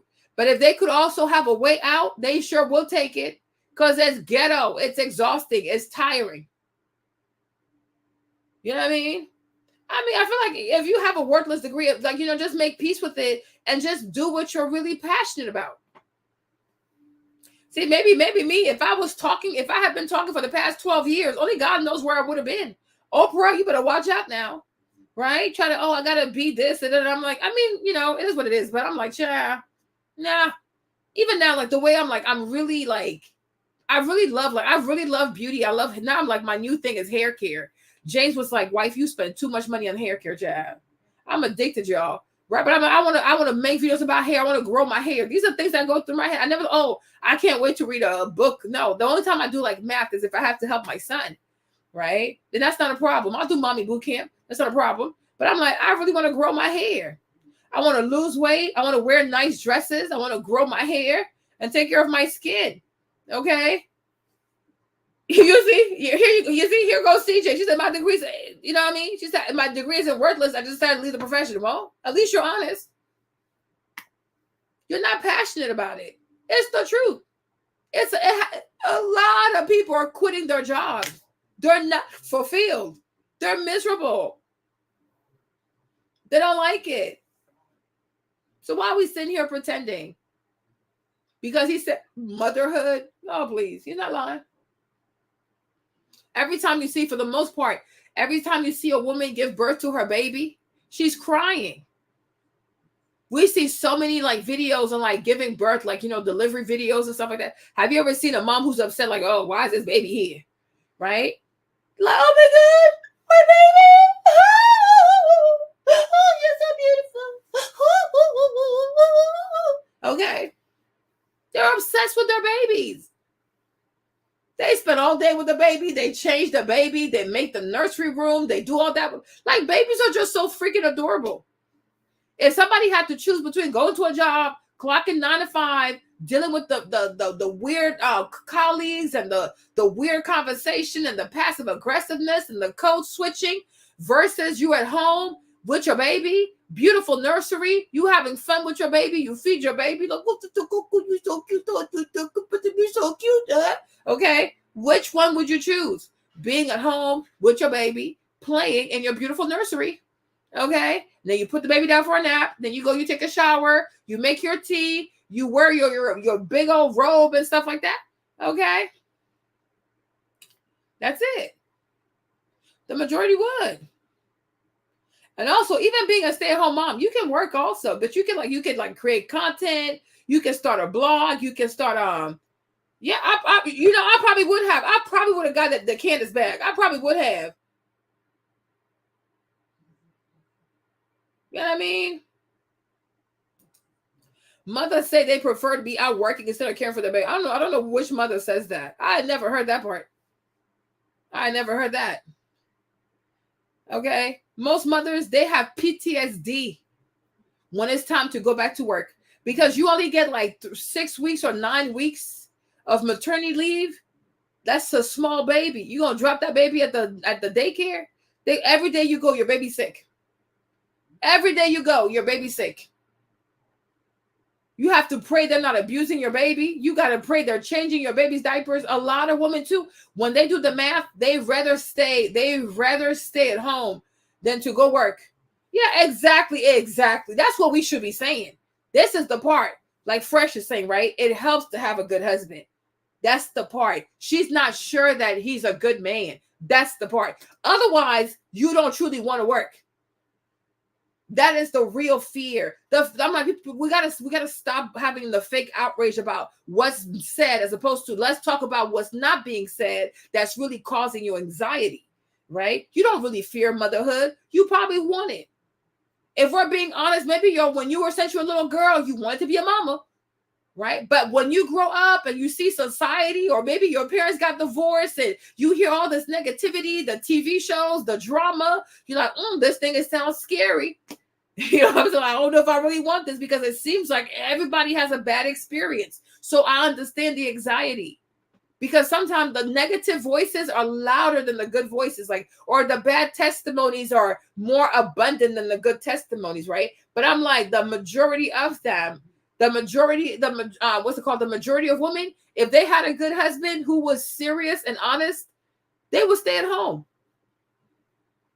Because sometimes you do the math between you going to work and paying for daycare. It's like you're working just to pay for daycare. Like, what am I gonna work for? I'm gonna work just to pay for daycare. Child, please. Especially in places like California, New York City. Oh my gosh. Daycare can be like $5,000 a month.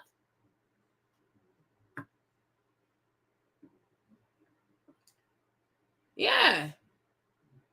But yeah, you know. And when you're able to make your own food, you control how much you gain. You know? Yeah. So it's like, yeah, it's like, yeah.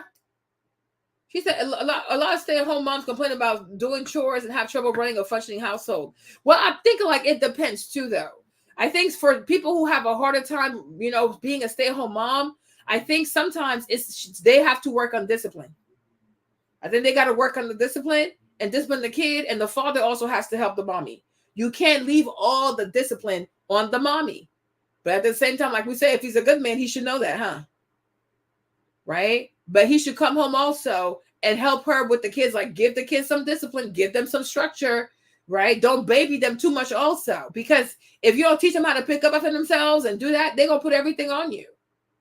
And time management, you also going to have to learn time management as a mom. You have to. You got to learn time management as a mommy, but you got to make the little people clean up. You make the little songs, clean up, everybody clean up, okay? You got to play with these people, right? And some people too, people who have a lot of means, like even though the mom stays at home, she can take the kid. Like some people still do daycare. You have people like they'll be stay-at-home moms, but because they do have the money, the child might do like daycare part-time, especially when they start talking, so they can learn to talk with their friends, etc., etc., etc. Right? So you have some kids, they'll do daycare, or they have like places where kids can go and dance. They have like gyms for toddlers, you know, to get them around like other kids and stuff. So there are children who do other activities. They're not at home all day with mom also, you know, so she can do other things also. Like, so some people have a hybrid situation, right? You know, like it's the people who do that because they have money. That's what we're saying. If your husband's a multimillionaire, it's very different. But there are people who do like half and half. So he might go like Monday, Wednesdays, and Fridays, and then she'll have like Tuesdays and Thursdays to herself. So he can have like learn how to talk, how to, you know, pick up after himself, how to make friends, work on his social skills and things like that. Well, Jack and Jill, is that like a clothing brand? Okay. You'll have those situations too. But I do think as the babies get older, you have to teach them how to put stuff away. That will definitely gonna help you. Right. And then also like part of being a mommy too, you got to have time management also. You have to. And you do have to put them on a schedule. You have to force the babies to get on the schedule because once they get on the schedule, it's a lot easier for you to do what you have to do. Yeah, they have all types. Yeah. Like my little nephew, he's in LA. Like he goes to like a dance class. Them little girls be trying to move a little too fast on him, huh? I'm like, you need to back up. Oh, hey, OG. So, you know, I just feel like that's the thing. You know, but you got to teach the little babies how to be, you know, how to be responsible within their age. But definitely putting them on a schedule, it really helps. You know, got to have a little schedule for them because once you have the little schedule for the babies, it gives you more time to yourself. But if the baby doesn't have a schedule, does whatever he wants every day, you're going to get tired. You will be drained. You know, but you got to teach babies discipline. I'm not saying spank them now. I didn't say that. Okay. But they need structure. Right. But I'm like, besides that, and you have some moms like they run with their kids, like they put them in the stroller to wear them out. They'll run like, you know, before lunch, they'll go out on a run with the baby, or they'll go walking with the baby, or the baby's going to have lunch. Then they'll go walking with the baby and it puts them to sleep in the stroller. Right. So you come up with things like that to do. Yeah, exactly. So you can make babies do a little bit of things. They can do it. And sometimes they even think it's fun. Like it amuses them. If you do it right, they'll think it's fun and they'll be like, mommy, here. They'll help you clean up, you know, because they think it's cute. And not too much sugar also, because that's too much. Yeah. But they're like, you know, it's like they're like they can help you. They know how to help because they have to help in school. They have to help at daycare. They pick up, they put their stuff away. They put stuff in their cubbies and things like that. So I'm like, you can teach kids how to put stuff in their cubbies. You can teach stuff how to put things away, how to put things back, and things like that. And they'll do it. They'll even think it's fun. And after a while, then it becomes a habit for them. You know? But I'm like, yeah, the majority of women do not want to work. They don't want to work. And that's why many of them, as soon as they get pregnant, they ain't going back to work. As soon as they get pregnant, they are not going back to work. They are not going back to work. They are not going back to work. You know, and then there are a lot of women too. There are a lot of women who flourish in motherhood. Like it suits them very well. You have a lot of women out here who are very motherly. Like even me, I don't even think I'm that motherly. Like you have a lot of women that are very motherly. Like they're very maternal. Like, you know, there are ladies out there like that's their thing. Like it really makes them happy to take care of babies. Like it just makes them really, really happy. You're like, wow, that's beautiful. You know, I'm like, that's crazy. Some people, it really is a gift for them. And they really flourish in that sense, right? But I think the thing with most women is like the fear of like having a good man that's reliable, you know, and that's serious and that really values family. And he's not gonna wake up one day and be psychotic, you know, and just turn his back because, you know, the movies are telling you, oh, how Stella got her groove back and this, that. Like, you know, there's a lot of movies that promote negativity, you know, oh, the woman helped the man and one day he woke up and he just left her. Meanwhile, there are also men who stay, but I guess that doesn't make for a good storyline. But, you know, so society tends to show you more negativity than good. So after a while, maybe you start to believe it. You start to be afraid. Like, this is crazy. But I do believe that most women, if they could really be with a good man, a trustworthy man, a God-fearing man, a man who says my yes is yes, my no is no. If I vow to marry you, I will stick beside you until God do us apart. You know, I don't think most women will have a hard time. Even submission, I don't think most women will have a hard time submitting. If they really felt safe, I don't think they would have a hard time because I don't think most women want to lead. They're tired. They want to be safe, protected, wake up, know everything has been taken care of, that they're, you know, okay, they try to do all this. They don't want to do it. But maybe you feel like if I don't do it, who gonna do it? You know what I'm saying? But I feel like if a woman is not really submitting because there's something that's missing, right? But I'm like, I don't think most women want to sit here and plan and think and this and this and that. Is like, no, why do I have a man for if I gotta do all that? So our real problem in today's society is not so much like, oh, you should be afraid of motherhood or you should be afraid of like, you know, that you might not use your degree. I think the real problem here is like men are in crisis. That's what Pastor Vody was saying. We don't have enough supply of good men. They're running away. They're running away from their God-given duty. But we're saying, oh, don't use religion. Don't talk about God. Don't shame people. So people out here unchecked. People are really out here unchecked. We don't have a lot of men stepping up to be like, you know what? I want to be married. I want to lead a household. I want to provide this. They don't want to do it. So when men are wicked, I will say, when men are wicked, then women have to go fend for themselves. But I don't think they truly want to fend for themselves. You know? So that's the thing. You know, and all the things also that could, like, I guess, like before, make a woman feel like a prize. Today, those things have been bastardized. Sex is all over the place. Vagina is all over. Vagina, boom, boom, the pum pum, the booty, it's all over the place. $5 over here, free over here, half price over here, buy one, get two off. Okay. It's been so demystified. So it's like that was the thing also that made men want to step up because the cootie cat was not easily available. But today, cootie cat, you can have it for $5. You can get a BJ for $10. You know, you can have two girls for $100. Sometimes you can have two girls. I mean, there's a price. Everything's out here for a price. And there's always cheap. There are discounts. Buy one, get one half off. Okay, so that takes away from the woman. That takes a certain drive away from a man because no matter if he's accomplished, not accomplished, he can have access to it. Right? You understand?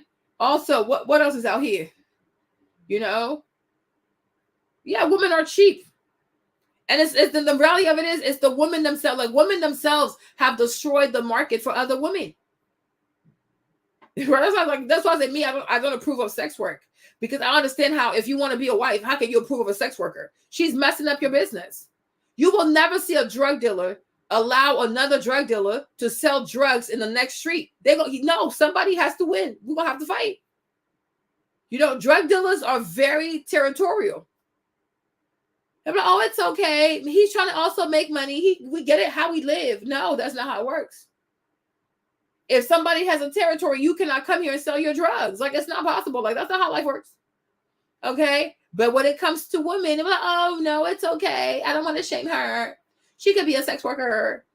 But the problem is, by her doing the sex work, she's taking away your prestige. Because then the man is like, well, you're pretty, she's pretty. You got a big butt, she got a big butt. You want me to take you on a date. You want me to court you, get to know your daddy, read your Bible. This girl will do everything for $100. You see? So it's like, there ain't no sisterhood with no sex worker. That's not possible. Because she's diminishing the product. Right? That's it. Also, when it comes to having children, any man now can have a child. Broke, rich, dusty, inmate, prior inmate, no inmate, right? Because there are so many women out here who will give their uterus, who will give out their womb for people who are seriously unqualified. A man can be a whole bum. He'll have 5 kids by 5 different women. Then you'll look at these girls. Every single one of them is very pretty. How did he get y'all pregnant? So then you tell the next man, oh, for me to be the mother of your children, you have to marry me. You got to do this and that. You're like, girl, bye. He can find himself a pretty girl. She'll have a baby in 2 days. You see? When you don't put a price on something, you don't put a value on something, when you don't hold things to a certain standard, it diminishes the marketplace. You know what I mean? Yeah. It diminishes the marketplace. If women were making their box rare, you know, even going on a dating app, like I said, dating app to me, how is that different than a Shopify storefront? Because when you're on a dating app, you're saying you're desperate. Because why are you there? You're saying you're desperate and your box is open. Right? Think about it. If you were really in high demand as a woman, would you be on a dating app? No. You're there because you're desperate. So now you've turned yourself into a Shopify storefront. Right? And your product is your box, your time, and your desperation. Now it's up to a man to swipe left, swipe right. But they're like, oh, but I'm against the patriarchy. But by doing that, you just put a man in position to accept you, deny you, like based on some foolish stuff. Like he could just say, oh, no, I don't want her. Oh, no, I don't know. Right? Because you're on these dating apps. So I'm like, women themselves, they talk so loud about their degrees, but it's like when it comes to what it takes to actually be successful in the dating world, they have no clue what they're doing. They have no clue what they're doing. And in the process of not having a clue of what they're doing, all they do is diminish the product. And when you have a product and you keep doing sales and sales and sales and sales, after a while, nobody's in a rush to buy it, right? If Chanel was doing sales every weekend, if Chanel was doing sales every other weekend, people would not be in a rush to buy. The first sale might impress the people, but after that, oh, don't worry, don't do another sale. Girl, don't stress yourself, don't do another sale, right? So to preserve a brand, you can't do that many sales. Like you can't have that many discounts. Right? You see what I'm trying to say?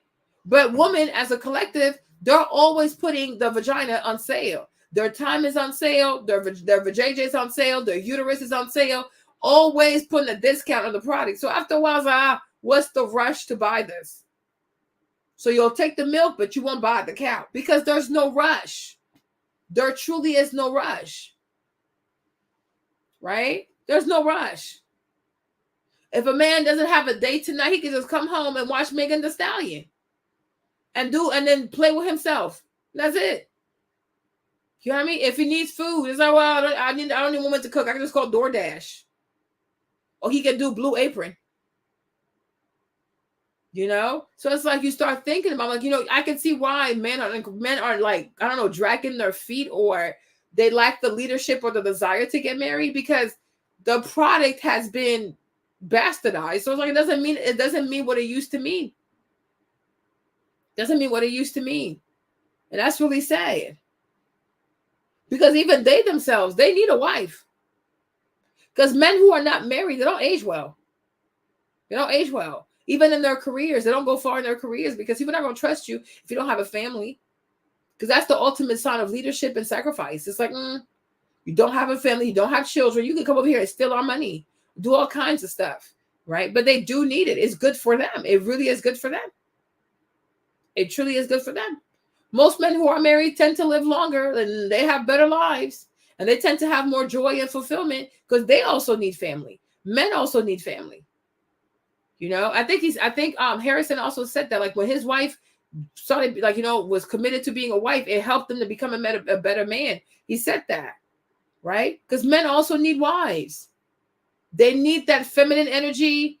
Yeah, that's easy. They go and they sleep. So it's like you take the mystique away. You know, there are so many sex workers now. There are so many sex workers. When I tell you, pornography is everywhere for free, for 50 cents, you can go from any type of price point. A man can have the sickest fantasy. If he has enough money, he can make it happen. Because there are girls out here who are willing to do it. They'll do it. You have girls who probably even have the intercourse with a dog for a man to pleasure himself because he has the money. People like Carisha said, you can pee on me. Like, a man can really come and just urinate on her body. And for money, she'll do it. So when the fellas are constantly hearing this type of degeneracy from these women, it's like, how do you take these women seriously? Yeah. I remember that story too. Yeah, just like a man she barely knew. That's why I said like Tinder is a dating app. Tinder is a hookup app. A man she barely knew, she brought him to her apartment. I'm like, you lucky all he did was steal your shoes. What if he had choked you up? That's why I say, any woman who has a profile on a dating app, she's advertising her desperation. She's advertising desperation, her time, and her box. Because if you are really in high demand, you're not going to be on no damn app. That's crazy. But I feel like, to me, when you finally give in to opening a profile on a dating app, yeah, you've reached the lowest of lows. You don't know how to play this game. So now you're going to allow somebody to turn you into a token. Hush, head. Swipe left, swipe right, like you're crazy. No, we're not doing that. We are truly not doing that. So I was like, so that was my take on it, you know. I was like, child, please, leave that boy alone. He said nothing wrong. Because I'm like, 5 years from now, 10 years from now, 15, 20 years from now, the majority of all these beautiful young ladies who graduated with these expensive pieces of paper, okay, they're not going to use it. Even the kids at Columbia, they're walking on the stage. They're like tearing up their degrees. I'm like, oh, there you go. Okay. So I'm like, you got young people who went to Columbia, spent all this money. They so mad. They tearing up their degrees because they're upset. You know? So I'm like, I just don't feel like 10 years from now, 15 years from now, I don't think these girls are going to be using their degrees. They'll be doing something completely different. And whatever they thought the life was going to be, the career world, like the career life, the corporate world was going to be, they're going to be so shocked. I'm like, and he's right. You are in for a rude awakening. What do you think? All this Drake thing. Oh, Drake is crazy. Right? But I'm like, yeah, it's like, it's all over the place. It's porn. I'm telling you, corn is all over the place. And a lot of people are sick. A lot of people are addicted to it.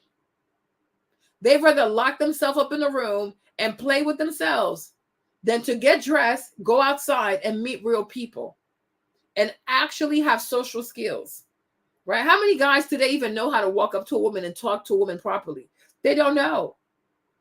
They only know how to talk to a woman behind an app in the DMs, swipe left, swipe right, right? But like the actual like skill of like sitting there and talking to a person face to face and knowing how to make conversation, that skill is like disappearing.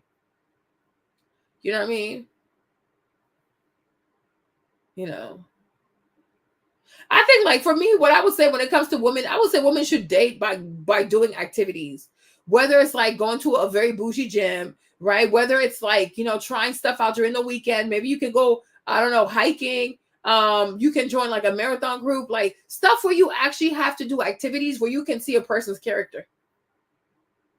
You know, I will do more activities based stuff, not just going to church now, because there's some sick people in church also, huh? Because that place, it's a hospital for the sick. But I will do more activities. I will do more stuff like where you actually have to go outside, get to know people, get dressed, be presentable, know how to carry yourself. You know, because sometimes like in your city and stuff, they could have all kinds of events like wine tasting events. They could have mountain hiking. They could have, you know, the stuff where you do stuff outside. And also try things you would not normally try. Like try activities that you would not normally try. Because you might meet people that you're like, wow, I didn't expect you to meet you here. That's pretty cool. Right? That's that. But I'm like a dating app. Well, no. Stay away from them things. No. All right. So that's that, my people. I gotta go. I'm getting tired. I'm like, oh, I need to go lay down. This belly of mine. Okay. So that's that. But it's like, do not be offended. If you were offended by what he said, don't take it the wrong way. Don't let the outrage, you know, infest your mindset. Don't take it the wrong way. Because honestly, he's not lying. The majority of women do not want to work. The majority of women don't even want to use their degrees. The majority of women want to go into content creation. Okay. The majority of women, once they have babies, their entire outlook on life changes. You know, like the things that used to drive you don't drive you the same. The things that used to motivate you don't motivate you the same, because it's like, now that I have children, like I really got to start thinking differently. And a lot of people too, once they start having kids, they become more mature, they become more focused, you know, because like now they truly have something to fight for, which is very different than just doing stuff for yourself and for your career and for your status. Like it's very different. Yeah, I mean, people used to be outside. Like people really used to be outside and meet people outside, you know. But today nobody goes outside because people don't know how to properly talk to people unless they're doing it through a phone or an app with filters on. I'm like, what is wrong with y'all? This is just weird. This is really weird. Okay, so I love y'all. Oh Lord, I will try to be back tomorrow. It's not easy, but I'll try. All right, so I hope you enjoyed today's show, but don't be upset, y'all. Don't be upset. We pray that more men out here, you know, take charge and take leadership and understand that, you know, they have to step up also and be husbands and be providers, you know, and give their wives or give the women that they're in love with, like, you know, the safety and the comfort and the reassurance they need, you know, to really thrive in motherhood and to thrive in their feminine energy, because it's a beautiful thing, you know, because I'm like working and waking up early and fighting in this world, and child, it's a lot. It's a lot. It's a lot. It really, really is a lot, you know. If you're doing something that you want to do from home, or like, you know, you even go to work, but you decide on your schedule and stuff like that, that's a lot better. And also like you work with people that you really want to work with. You enjoy your company. You love your team. You love your manager. You know, that's one thing. But to have to work just to pay the bills, just to survive, just to take care of yourself, you know, it's not easy. It really is not easy. And if more women had the choice to do what they truly wanted to do, to make money and take care of their families, I don't think they'd be working the job they're working now. I don't think they could. Yeah, you know, I don't think they would. I think some people, if they could, they would even have a non-for-profit, you know, something that they're really passionate about. They would try to be an agent of change and not just be somebody who's just working just to make money, you know, because it's not fulfilling. You know, it really is not fulfilling. Just working just to make money, giving your time away just to make money, like it really is not fulfilling. It's not fulfilling. So, you know. Oh, Lonnie, so you bought some Olaplex? My Olaplex packaging also came today. I was like, oh, I can't wait to use it. You know? Yeah, just misleading all these girls. It's true. I'm like, I don't even know why we're being upset here. You know? I don't know why we're being upset. They lie to us. They celebrity culture, it's a lie. Like climbing the corporate ladder, it's a lie. Oh, if you work hard, it's a lie. Okay. There are so many lies out there, but when you're young, you buy it all. I remember when I was younger and I buy the book Girl Boss from Sophia Amoruso. I was like, oh, I want to be an entrepreneur. I want to make all this money and da da da da. Child, then you start running a business, you're so miserable. You become so miserable. You're always stressed. You're always under scrutiny. Like, people complain more than they congratulate you. People will complain more than they'll give you like compliments. You know what I mean? You're more likely to get bad reviews than to get good reviews. Because people expect you to do good. So when you do good, nobody cares. But when you do bad, oh my gosh, they just come and roast your behind. I was like, my Lord. You know? Because even me too, I had to really think, yeah, it's garbage. All these movies about, oh, you're gonna meet somebody and go shopping and shopping and shop. You get older, you're like, nah, what's the real meaning of life, you know? And I do feel like even with the quarantine too, like the quarantine, it made people really reassess a lot of things. Like, what the heck am I doing with myself? Do I really like look at all these girls like who are selling their celebrity, like all these YouTubers, like these what's it called, luxury influencers who are all selling their bags. They're selling their bags. They're selling this. Like, I'm like, I feel like quarantine is like, plus the economy right now too. Like the economy is really making people reassess everything. Like, you know what I mean? What does success really mean? And is it really centered around money? And it's like, I don't know. And I think like since the quarantine, people are really valuing their time. Because people didn't see it before, because we were all caught up in this rat race. Like, we didn't see it. But when the world shut down and you had nothing but time, you're like, wow, like I actually enjoy having my time. I truly enjoy having my time. Like, I like having my time to myself. Like, you become very selfish over your time because you're like, wow, like that's the most important thing I have is your time. And you trade your time for money. But sometimes it's like, is that even enough money? Yeah. So it's like, you know, you grow up and you realize that you were sold a lot of lies. Hey, Abby, you were sold a lot of lies. You know, even like when it comes to friendship, when you grow up, you thinking, oh, I'm going to have all these girlfriends and we're going to dress up and go out to eat and do all this. Child. You grow up and like, you know what? I'll be grateful if I only have one good friend. You know what I'm saying? Because it's like, all these, like, I think so. If I don't get a copyright stuff, I will. Yeah. So it's like, child, you get older and you just see life differently. When you were younger, like the stuff that used to excite you when you were younger, it's like, now it's like, child, this thing just bores me. You know what I mean? I need more substance. Like, you need more substance. Like, you need something more. And so if you're really young right now, you might not see it. But eventually when you get older, you'll see it. Like, you know what? This is crazy. You know, is this what life really is?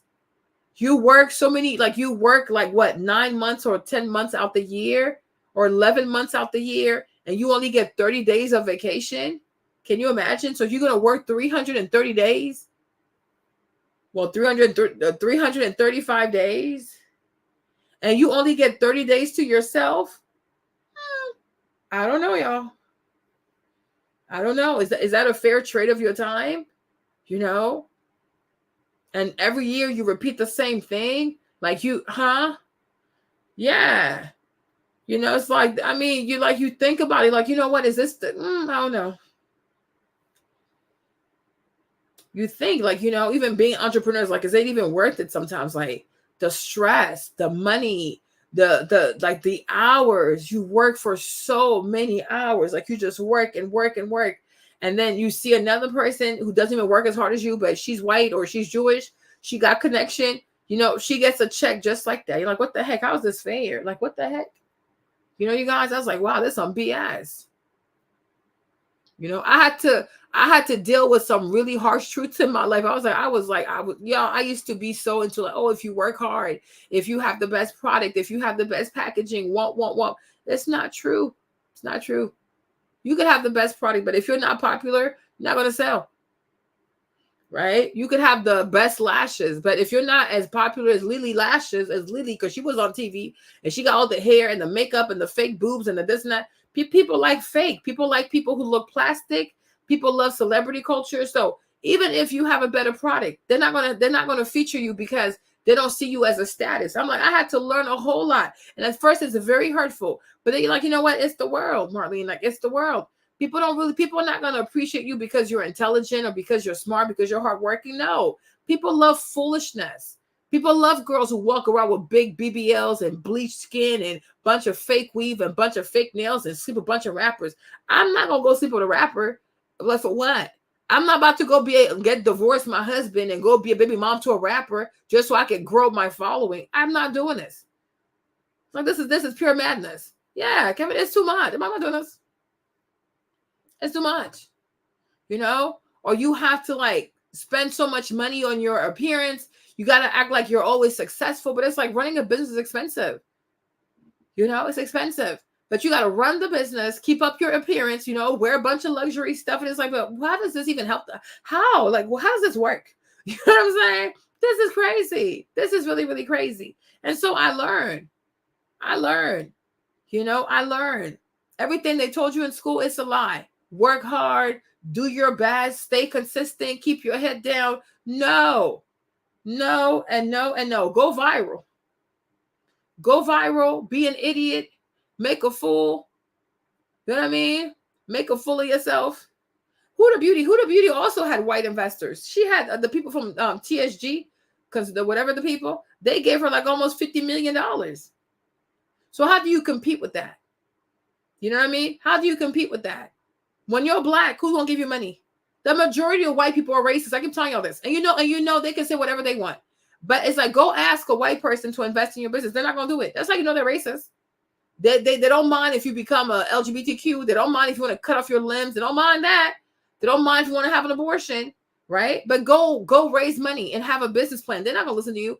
But if a white girl comes with the same idea, they'll give her money, you know, because they don't want to help black people get out of poverty. White people will support you when you want to self-destruct. You want to go do gangster rap? Want to go be a thotty? You want to abort all your babies? You want to drop out of school? You want to get into all kinds of loans to get their goofy degrees? They'll support you. Ask a white person to help you get out of poverty. They ain't gonna do it.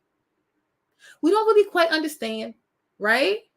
But when it comes to somebody else, oh, we perfectly understand, because they show color they don't like. And that too, I had to accept that as well. Like, you're black, Marlene. And I always said, like, if you see me up, if anybody read my resume, you would think I was a white woman. I'll be very successful. If I was white, I'll be very successful. I'll be crazy successful.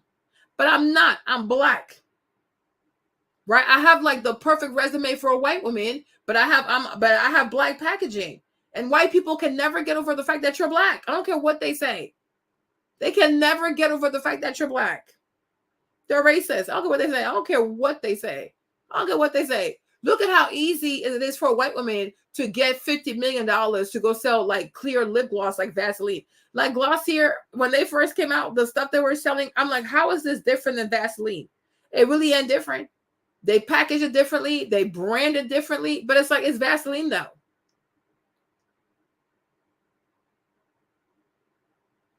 Okay. Yeah. So it's like, you make peace with it. You know, make peace with it. That's how America is. America is a racist country. And success, money, all that kind of stuff, it's reserved for white people. And even that too, it's usually who controls it. It's the white man. And the majority of white women who have money is not because they're self-made. They have a whole bunch of white men who have opened doors for them, who wrote checks for them, who have supported them, etc., etc., etc.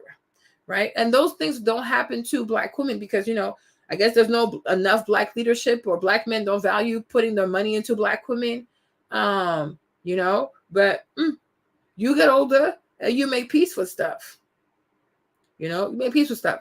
Even Candace, maybe that's why Candace felt like she had to get a white husband, because if she had the white husband, some doors would open for her that would not open if she had, you know, a black husband. I don't know, maybe not, right? But it's like, you get older, you just make peace with stuff. Like, this is how it is.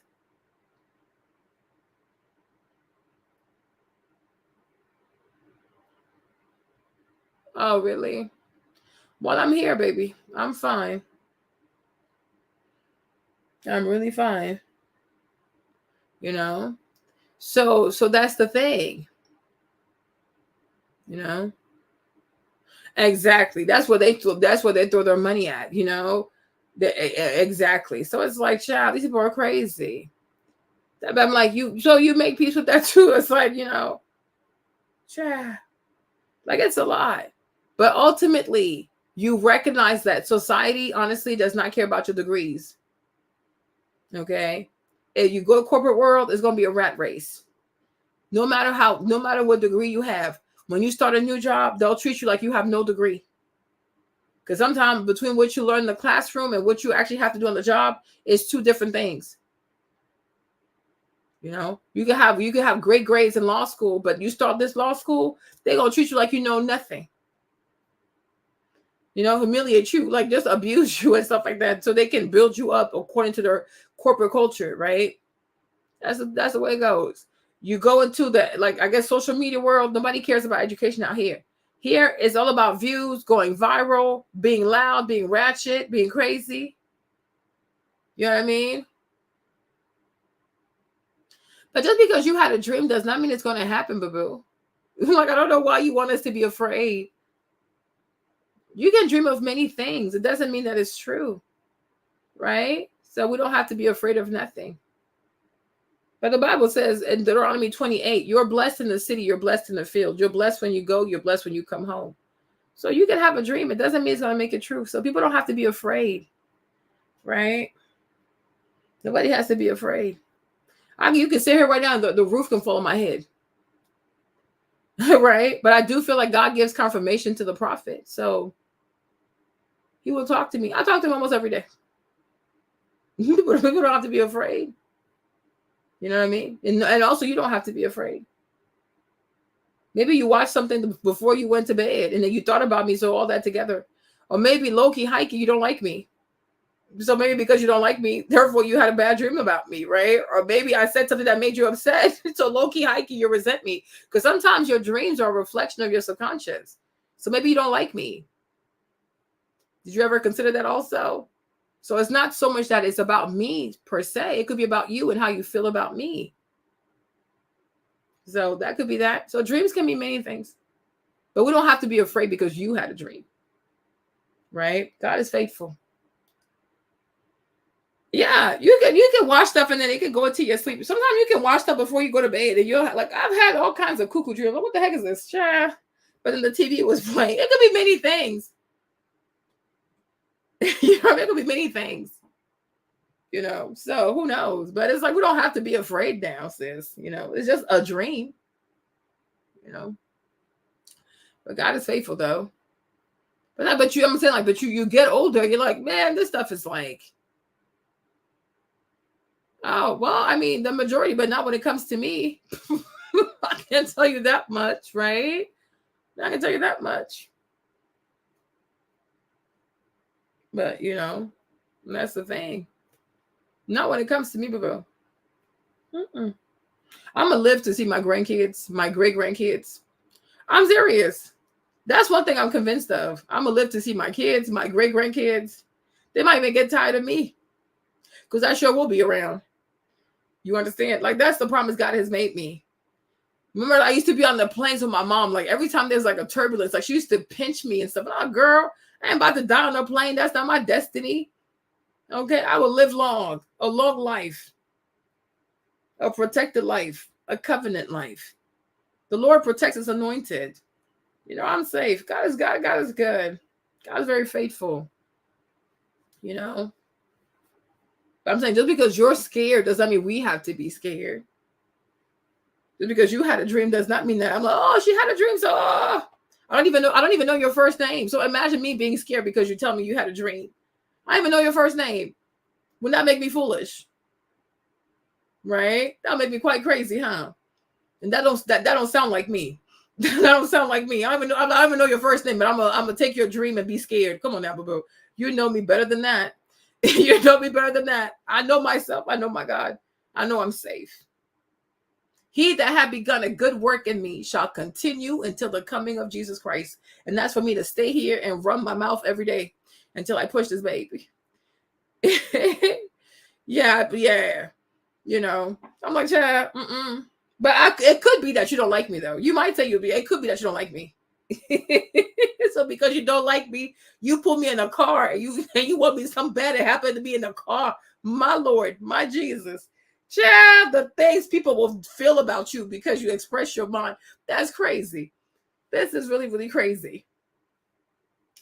This is crazy, y'all. I'm like, it could be your subconscious. you could be snitching on yourself. You could be snitching on yourself. You like me? Are you sure you like me? Or maybe you watched the Beyonce video and got upset at me. No, but it's true. No, I'm very open. Yeah. Oh, you think I'm very open because it could be her subconscious. Maybe I said something that made her upset and she went to bed thinking about what I said. And so she put me in a car and sent me straight to hell. You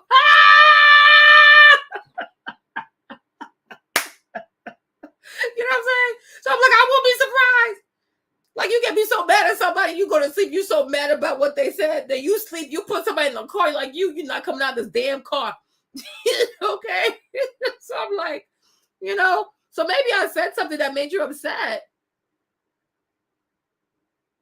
But you don't always agree with me. Yeah. So did you watch a video? You can be honest. You don't always, okay, cool. But did you watch a video recently? Did you watch one of my videos recently that like I said something that really made you upset? Because maybe you watched a video recently and I said something and it triggered you. Yeah. So you don't always agree. So that means I've triggered you before. Yeah. That's why you put my ass in that car. That's why you put my ass in that car. Release me from your dreams. Okay? In the world. What in the mighty name of Jesus? What about tomorrow? I was going to do a Beyonce video for y'all today, but I was so tired. That was like Beyonce Giselle. I go, you see? You see? This is why you put me in the car. What did I say that made you upset? What did I say? I knew it. I knew. I was like, no. That's her subconscious. I said something she didn't like. And she went to bed and put my ass in the car and drove me straight to hell. I don't deserve this. That's maybe why I couldn't sleep last night. I had to turn left and turn right the whole time. Queen has me in a car. I was like, why I can't sleep? Somebody play with my spirit. Queen, I rebuke you. You are crazy. This is y'all too much. You people are just way too much. You're crazy. You gonna be that upset at me that you put me in a car and sent me straight to hell. I don't deserve this. I'm a good person. I really am a good person. You're like, what I do, Queen? Because I was oh Lord. You got even Abby used to get so mad at me. One day she just, you know what, I give up. She gave up and gave in. So Queen, what did I say? Entertain me. Yeah, you really are wrong for that though. Like seriously, you gonna go to bed and put me in a car and send me straight to hell because you in your feelings. You're so damn mean. I swear I need to pray for a hedge of protection. I said, Lord, a hedge of protection, Jesus. This is crazy. You people cannot be coming over here and trying to snatch my soul, snatch my spirit. No wonder was it on Wednesday? Wednesday I couldn't sleep. From Tuesday to Wednesday, I slept really. I had my doctor's appointment. Come to find out, it was Queen doing all kinds of weird stuff to my spirit. Girl, I rebuke thee in the name of Jesus. What is this?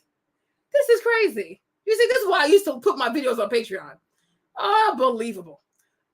Unbelievable. God, forgive your daughter, God. She was playing with the spirit of your anointed. Okay? Because I talked about Beyonce's hairline. Unbelievable. What did I say? Tell me what I said that made you so upset that you put me in that car.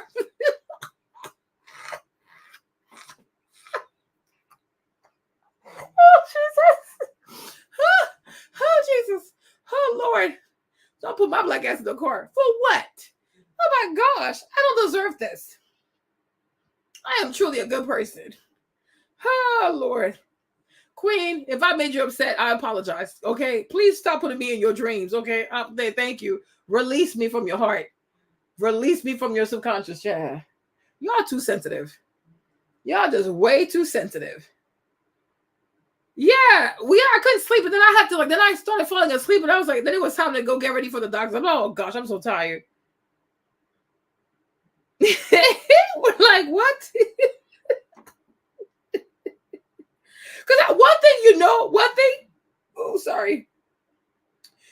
you know about dreams, right? One thing you know about dreams is that dreams are a true reflection of your subconscious. You know, that some your dreams can really tell you how you feel. They can really tell you how you feel about a person. You know, that's why I was just like, what? That's why I didn't take it serious. I'm like, Chad, she just mad about something. Oh, maybe. Yeah, because they love Beyonce, Chad. No, you can have dreams and vision and they do come true. Yeah. I've had some that actually came true. But the only one who can say like, oh, most of my dreams, a majority of my dreams come true. Like now that has to be God. Right? Because that's some crazy type of power. Understand? You know, and also if you tell somebody, oh, I had this dream about you, and they actually believe it, you know, especially if you're saying a scary dream, you know, and they believe it, their own fear is going to make it come to pass. Right? Because if you say, oh, to somebody, oh, I saw you in a car, like, or you had a car accident, and they let that go into their head, the anxiety of the car accident is going to lead to a car accident because they've accepted it. Right? Because when you said it, I did agree with you. I read what you say. Because the Bible says like 2 or 3 have to agree. I don't agree. You know what I'm saying? Exactly. Like, you know what I'm saying? But if you agree for what's being said, then there's a covenant. So I can see how if somebody says something and you let that scare you, the fear that you've accepted, it's about to happen. But I said, no, I don't think that's what it is. I think you were upset about something I said. So I feel like you probably watched a video recently that I said, because that's the only thing that's been different is like I've been posting more on YouTube. So most likely I said something you didn't like, you know? And it's like you were kind of struggling with it. Like, I don't know, I like her, but I don't like her. But why would she say that, right? And like that pensive mindset, you went to sleep with it and you put my black ass in that damn car. Child, what in the world? What in the world, Queen? This is just too much. I don't deserve this. I'm a good person. Okay, I don't deserve this. Like, let me loose in the name of Jesus. Okay, cut me loose in the name of God. I can't breathe. I was like, Lord, what did I say? Because I must have said something that triggered her. And when she went to bed, she put my ass in that car. She put the seatbelt on me like, Mark, I'm locking you in here. Go. No. Okay, so it could be that. Child. I remember I used to not like somebody so bad. Yeah, I used to not like this person so bad. Oh, I used to dream about whooping her ass. Because I think she just get on my nerves. Oh, it was too funny. It was just hilarious. It was just too funny. I was like, this is crazy. But you know, the things that, let me say this, for the things that I say, even if you don't agree with what I say, please know, I don't say things out of malice. I don't say things out of malice. I don't say things to hurt people. Like I got bigger problems than that. I don't say things to trigger people. I don't really care, right? But my thing is, what's it called? My thing is, I just don't like people being fake. Like, let's keep it a buck. Let's keep it 100.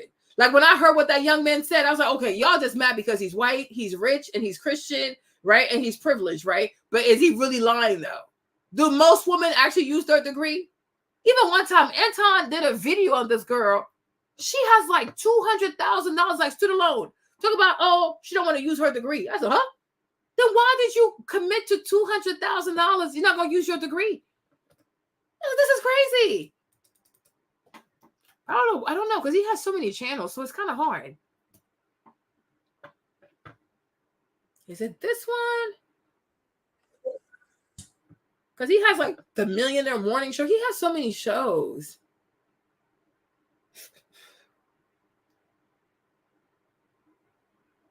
He has so many channels sometimes. It's hard to keep up. But this girl, she got like so much in student loans. She's like, don't want to go to school. I don't want to use my degree. I said, you don't want to use your degree. But how you going to pay for this?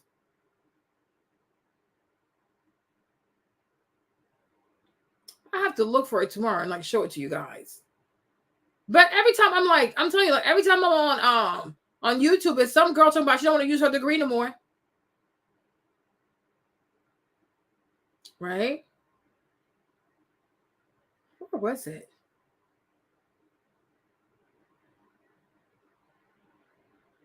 I have to look for it.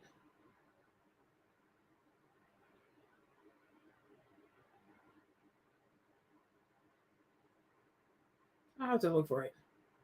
But even when you see the content, like you see the content that young people are making on TikTok also, you can tell that a lot of girls do not want to work. Okay? They do not want to work. They want to have a softer life, etc., etc. Even this guy too. Oh, financial audit, is that what it's called?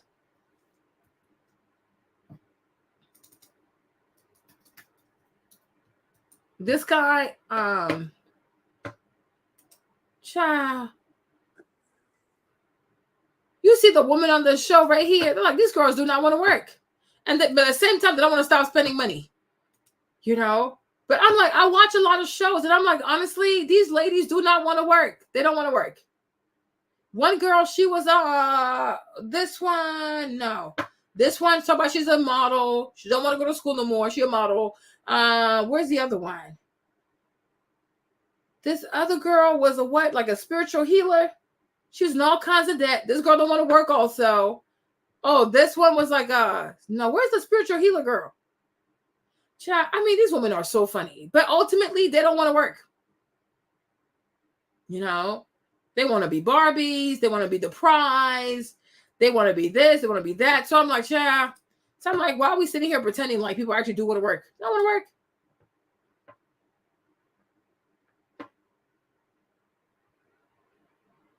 You know? Yeah. So I was like, yeah, they don't want to work. So I'm like, why are we pretending? Most women don't want to work. They don't want to work. They want to do other things, but the job, they resent their job. Like every time they wake up in the morning, oh gosh, I gotta go to work again. Can't stand that place, right? They don't want to work. But the problem is, like I said, we don't have enough quality fellas out here to help these women like achieve the dream of not working. But most women do not want to work. They don't want to work. They don't want to work. They don't really want to work. Even during the whole quarantine thing, they used to have a little series called "I Work for a Tech Company," and you would see they'd be out there playing foosball. They'd be out here in the coffee break room, drinking tea, coffee, playing games, recording content.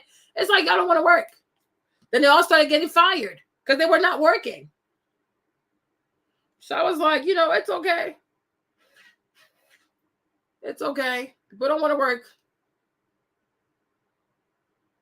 So God is faithful, y'all. But tomorrow, we're going to talk about Beyonce tomorrow.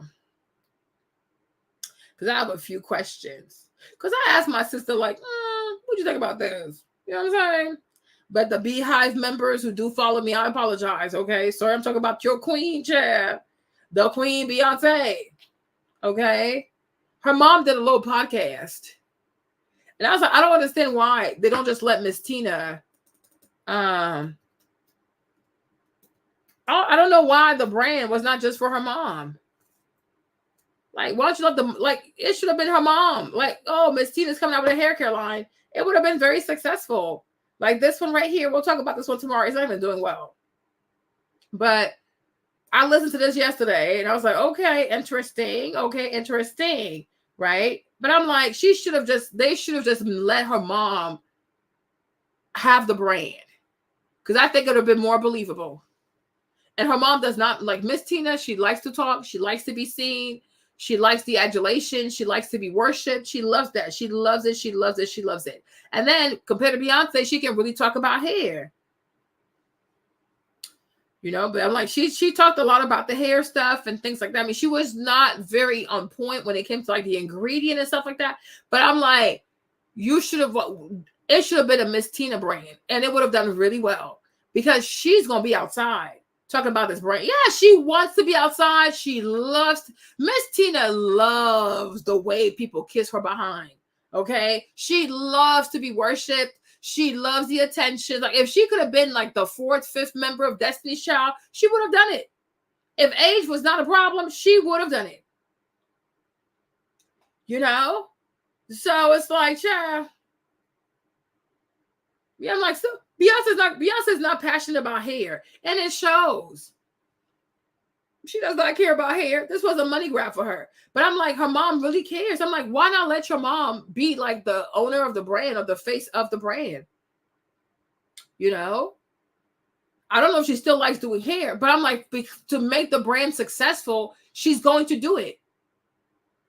Does that make sense? Like, you might not like to do the hair, but if that's what it takes to sell these products, she's going to do it. She's going to do it because she loves it. She loves being outside. You know? So I'm like, I don't know why they felt like they had to give the brand to Beyonce. Like, for what? She doesn't have to have everything. It's okay. I don't know. They feel like, oh, if you're a mega celebrity, you got to have this business and that business and this business. But for what? Stick to what you love. That's it. You don't see Adele out here trying to sell or start all kinds of businesses, but you can let your mom have this. Let your mom have it. You know, you can finance it, whatever, but let your mom have it. But I'm like, Miss Tina, she gonna be outside. She don't mind. Beyonce, you're not gonna do it because you're not really passionate about it. Okay. And I watched this other girl. She was like talking more about the product. Like, you would think she was there when they actually designed the product, like manufactured the product. I was like, girl, you're good. You're really good at this. Yeah. And that's okay. Like, you know, that's really okay. You don't have to have multiple businesses. And I feel like they put pressure on her. Oh, because Rihanna has something, so she also needs to have something. For what? For what? Learn to say no. Like, you know, I have what I want. I'm happy. Right? But if my mom wants to do it, though, I'll fully support her. Yeah. You know? But I'm like, I feel like, you know, Miss Tina, as the CEO, as the owner of the brand, I think it would have gone even better. Because Miss Tina, she does not mind being outside. She loves being outside, okay? She loves being outside. Like, that's her happy place. She loves the compliments. She loves the way people get scared when she comes around. She loves the way people put her on a pedestal because she's Beyonce's mother. She loves all that Queen Mary stuff. She loves it. She absolutely loves it. Because, I mean, I guess she's the closest thing, like, to being the mama of Jesus, I guess, right? So, I don't know. But I'm like, girl, it's okay. It's fine. All right.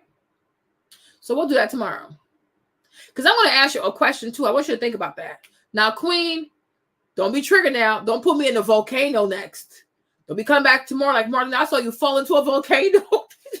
Don't throw my ass in a volcano, okay? But I was asking my little sister this, right? I was like, do you think Beyonce is a bit jealous of Meg Thee Stallion?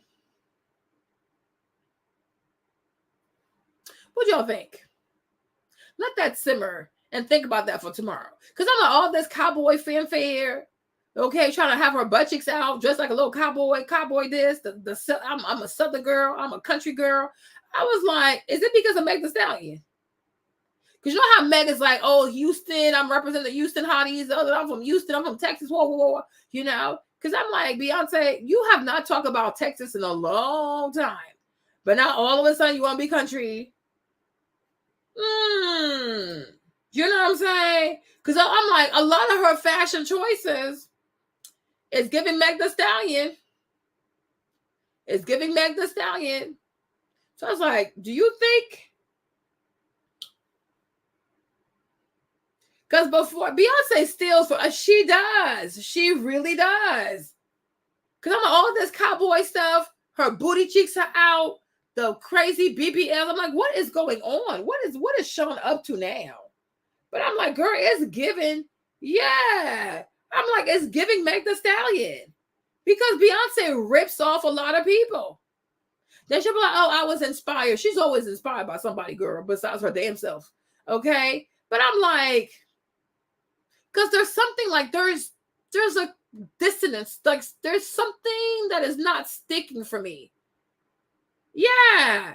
Because I was like, she was not dressing like this. Like now she wants to do all the rodeo stuff. She wants to do this and that. I feel like every time somebody has a movement, Beyonce be snatching their stuff. Like look at Anne-Marie. Anne-Marie came out with It's Just One Thing. Okay, Beyonce went and stole her song. Dun, dun, dun, dun, dun. Oh. Next thing you knew, Anne-Marie gave up. Oh yeah, sure, boo. Just ask me the question and I'll do it. You know what I mean? I was like, yeah, I'm like, educate people about what? Girl, what you talking about? But I just feel like this weird shift, because I'm like, when you think about it, going from Renaissance, like very disco, very house music type of stuff, to like this sudden shift into like whatever this country thing is, you know, I was like, I don't know. Yeah, I was like, this is very bizarre. Because Beyonce has copied a lot of people. She has stolen a lot of people's swag.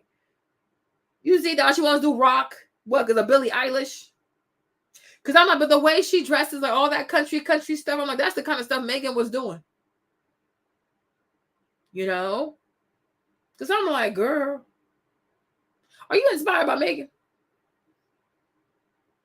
She's always copying people. And I'm like, even if you look at her career, like she took a lot from Tina Turner also. She took a lot from Tina Turner. Like if you look at Tina Turner, how she used to dress back in the day, rolling down the river. Okay, you'll see Beyonce do the same move, like do. Okay, but I was really looking at her. I was like, Cheryl, I think this woman is like. She said, when someone is under spiritual attack, how to pray and fast to break the stronghold. Sienna, the number one thing is to not believe that you're under spiritual attack. Because once you buy into it, it's a wrap. Once you buy into it, it's a wrap. Why would you be under spiritual attack for? Right? Don't let these weirdos on YouTube make you believe about, spiritual warfare and spiritual attack. Don't believe that. Right? Don't believe that. If something is not going on in your life the way you think it should, ask yourself if honestly you don't have any personal responsibility. But don't be so quick to believe that you're under spiritual attack. Because once you start believing that you're under spiritual attack, it's going to start working in your head.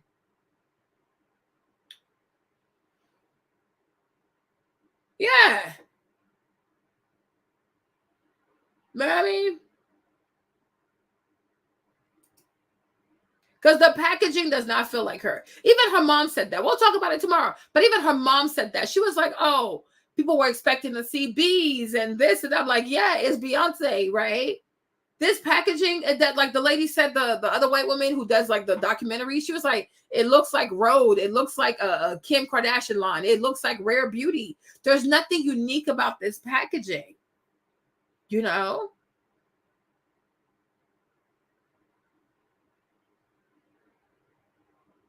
But I do feel like Beyonce takes a lot of people's swag and she's trying to make it her own. You know what I mean? So I was like, girl, like, let Meg Thee Stallion have something. My God. Because the one who really came out here with like the whole like, I'm a stallion. Yeah, I'm a stallion. I'm from Houston. You know, Tina Snow, you know, Houston, Texas, you know, like, like kind of like dressing like that. I'm like, it's giving Meg Thee Stallion. It really is giving Meg Thee Stallion. It's like, I'm like, I feel like she's taking a lot from Meg Thee Stallion. And I was like, girl, what is going on? What is Sean up to? Yeah, that's what she does. Because even I'm a Savage, like the remix, she just jumped on it. Didn't even ask for permission. Yeah, it's giving concrete. Like, it's not giving her. I'm like, the packaging has no soul to me. The packaging has no soul. I'm like, you would not know that was a Beyonce skincare brand, a Beyonce hair care brand. I'm like, yeah, I was like, John, what is this? You know? I'm like, girl, this whole Texas stuff.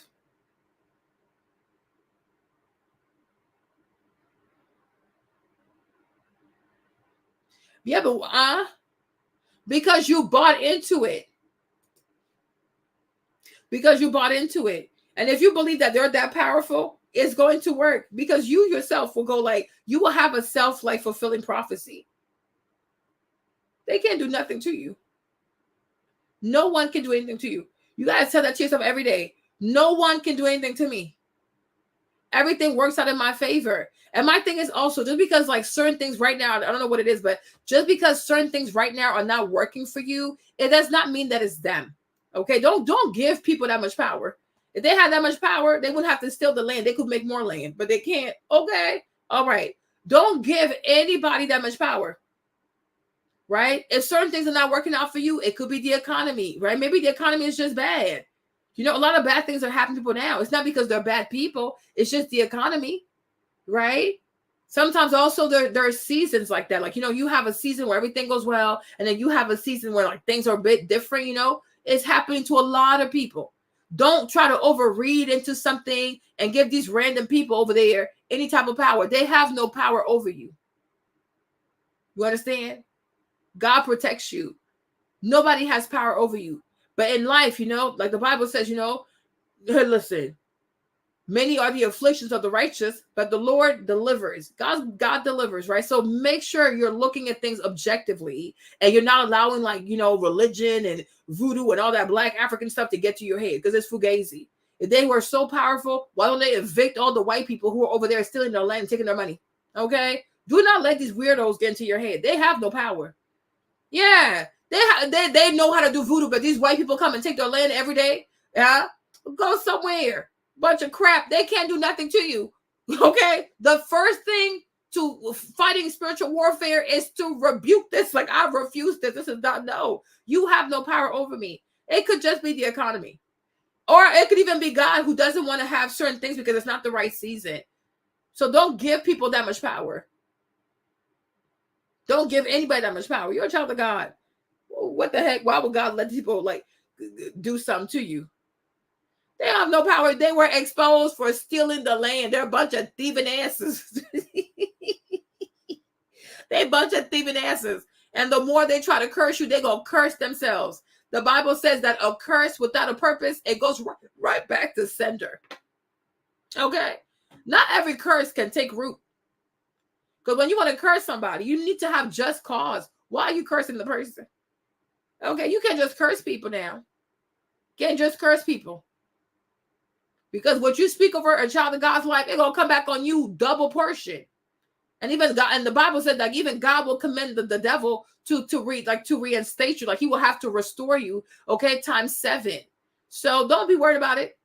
If they say bad things about you, they curse you, they cursing God. So and in my fight, it's God's fight. You can't get to me. You will not get to me. Everything works in my favor.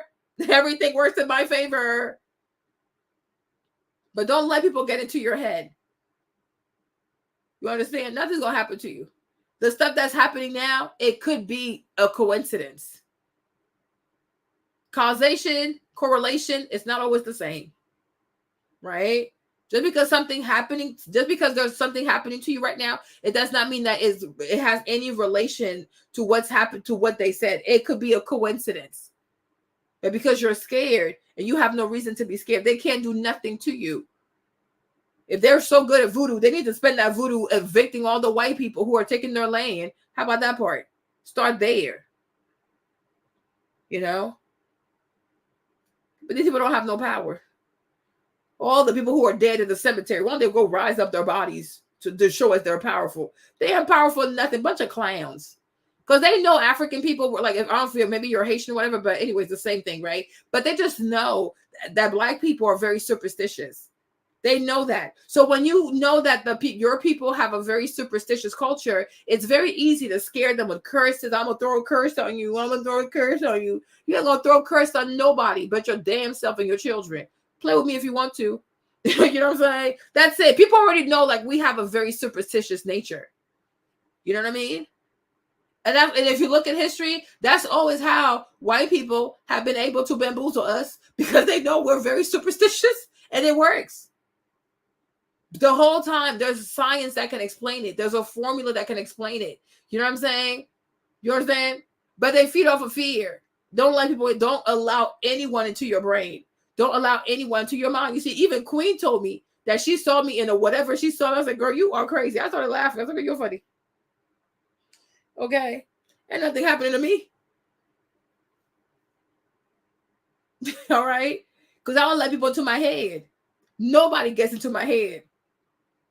I told you, I don't even watch sex scenes.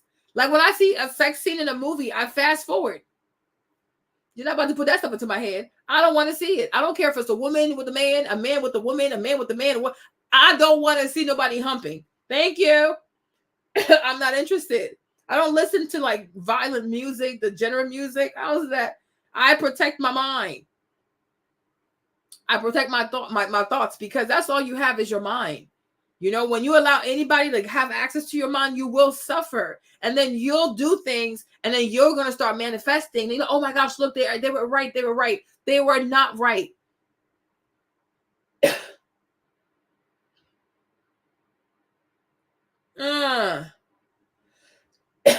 Well, and they did wrong. And what does the Bible says, right? God said what? That you have to protect the widows and the orphans. So you did the right thing. You stood up for the people that God said are the most vulnerable. You're going to be just fine. They're going to get that behind locked the hell up. Okay, they're going to be locked the hell up. It is God who told you to stand up and speak up, and you did the right thing. So he who has begun a good work in you shall continue until the coming of Jesus Christ. Fear nothing. How you say it in the how you say it in Swahili? How'd it go? Hakuna Matata. Yeah, that's the thing. Hakuna Matata. Okay, everything's gonna be well. Do not worry. Okay, do not worry yourself. Okay, it's gonna be all right. Have the spirit of a Maasai warrior. Do not let these people get to you. They can't do nothing. All these British people who have all these fancy safaris in the Kenya, these fancy hotels in Kenya, they can't go curse them and take the land back from them people. Rubbish. They're full of crap. It was raining. It was raining really bad. It was raining really bad in Nairobi. Like there was floods in Nairobi. Why did they not put their hands up and make the sun come out and stop all the rain from afflicting the people? These people are clowns. They are serious clowns. Do not let people get to you. They are serious clowns. All that flood. Y'all, it was raining so hard in Nairobi. Like it was flood. There was water everywhere. Okay? Why didn't you come out and be like, oh, I'm so anointed. I will bring out the sun and dry out the land. Couldn't do nothing. Shut up, you idiot. Have the spirit of a Maasai warrior. Okay? Fear nothing. Fear nothing. Come against me and you'll see I will stick you in your eye. You demons. They're so dumb. They're so stupid. They can't do nothing to no one. Charlatans. Bunch of empty words. People have words because God puts breath in their lungs. That's why they can say foolishness to people. If they didn't have breath in their lungs, could they even have the strength to curse you? Because God puts air in their lungs. He needs to deflate their lungs like a balloon. They'll lay down and be quiet and give the land back to these kids. Shameful people. They're so shame. Imagine you get caught stealing and you have the audacity to curse someone. What you look like? You stupid. You're so damn stupid. They can't do nothing to you, Sana. Most likely the stuff that's happening is just because of the economy. The economy is really bad right now. Everybody's scared. You know what I'm saying? Like it's the economy. So fear not. Trust yourself. Trust your gifts. And if you have to pivot, just pivot. That's it. Don't overthink stuff, right? Because right now people are getting laid off. They're like the economy is bad, and that's why we say they have to stop this war. Stop all these damn wars. People need money. People are tired. So that's it. But people can curse you. People can have dreams about you. Child, we don't care. Okay? We are safe. We are protected. The blood of Jesus. Archangel Michael protects us. Okay? Yeah, exactly. Put money in the U.S. No, go fight wars. Go fight wars. These people have money. I saw a video today from Tupac. Talk about these people. They have money for wars, but don't have money to feed the poor. I was like, you know what? Go ahead, Gemini. Oh, yeah, but it's the thing is, I feel like it's because African people are just draining. They're just draining. And usually also when you come back from a funeral, you know, they're just exhausting. It's an exhausting people. Everybody, they're just exhausting. They're draining. They are seriously draining people. So if you need time off, block them. Stop picking up their calls and stop looking at your WhatsApp, because these African people, ever since they have access to WhatsApp, nobody can sleep now. Okay? So that's about it. But whenever you want to tap out, just tap out. But mentally, do not believe that, oh, they can do this to me, they can do that to me. No. None of them could pick your birthday. None of them knew your mama's due date. None of them could predict the time you were going to be born, okay? So your whole life, your destiny, and so many other things like that, it is a mystery to all these people. It's even a mystery to yourself. So they have no power over you. They truly have no power over you, okay? But it's like all these wars over here, war over here, money over here. I'm like, what the heck? But these people, they have money. They have so much money, but the people are not a priority. They're just lining up their pockets. I'm like, politicians are a waste of time. Politicians are corrupt. I feel like if we got rid of politicians, the world would be a better place. The world would be a better place. Things would be more efficient, and things will actually work out so much better because you don't have politicians. But you add politicians in the mix, everything becomes more complicated, convoluted. Things take a lot longer. Okay. Hey, Maggie, what's up? You know, everything drags out. When you like, politicians make everything worse. They overcomplicate everything. They make everything super expensive and things like that. They're just so worthless. They are absolutely worthless. They're worthless. It's about democracy. No, it's about bureaucracy. It's not democracy. This is nothing but bureaucracy. This is not democracy. Okay, they are really inefficient and they waste so much money. Okay, they waste money. So no, we don't have time for this. We don't have time for this. Okay. So yes, y'all. So tomorrow we'll talk about Beyonce, child. There's so much to talk about. We'll talk about Beyonce. But this was a fun, this topic was interesting. You know, so these people are crazy. The world is really losing it. The world is losing it. People are really losing it. People are truly losing it. The world's a crazy place. But I will try to be back tomorrow. Yeah, we're off to bed, you guys. Get some rest. Hope you don't. I mean, if you have to work, it's okay. Hopefully, we'll get to a place where we don't have to work and we'll just do our passions. Okay? So I'll see y'all tomorrow. Love y'all very much. Hopefully, this video can stay up. Oh, they're losing it. And it's sad. Like, you see how much, like, China's not out here doing all these wars. They're investing in technology and electric vehicles, transportation, you know? And it's like they're so far ahead. Over here, we don't invest in education. We don't invest in paying our teachers more. We don't invest in building more schools, better schools, where kids can be challenged into like engineering and stuff like that. No, we rather spend money on war, right? And when you see the kind of tech that comes out of China, it's really impressive. It's seriously impressive. We don't have that over here, you know? So I'm like, it's really sad. There's no innovation. Like, there's no passion for nothing. You know, kids just want to play video games all day. Like, I'm like, where are your priorities? Like, America used to be a place that was all about like inspiration, innovation, creating, you know, but now it's like, war and war and war. It's like, it's going to cost us eventually. Because if you don't invest in education, you don't invest in teachers, you don't invest in like transportation, you don't invest in infrastructure, it's going to catch up to you. And before you know it, you become a second world country. But I'm like, when I see like other countries, like their cities, their airports, I'm like, damn, that's a fancy airport. My gosh, this is nice, right? We don't have that over here. You see the kind of stuff they do out there in Dubai and stuff. You're like, oh my gosh, you know, Japan. Like you see stuff on social media. Yeah, it really is not.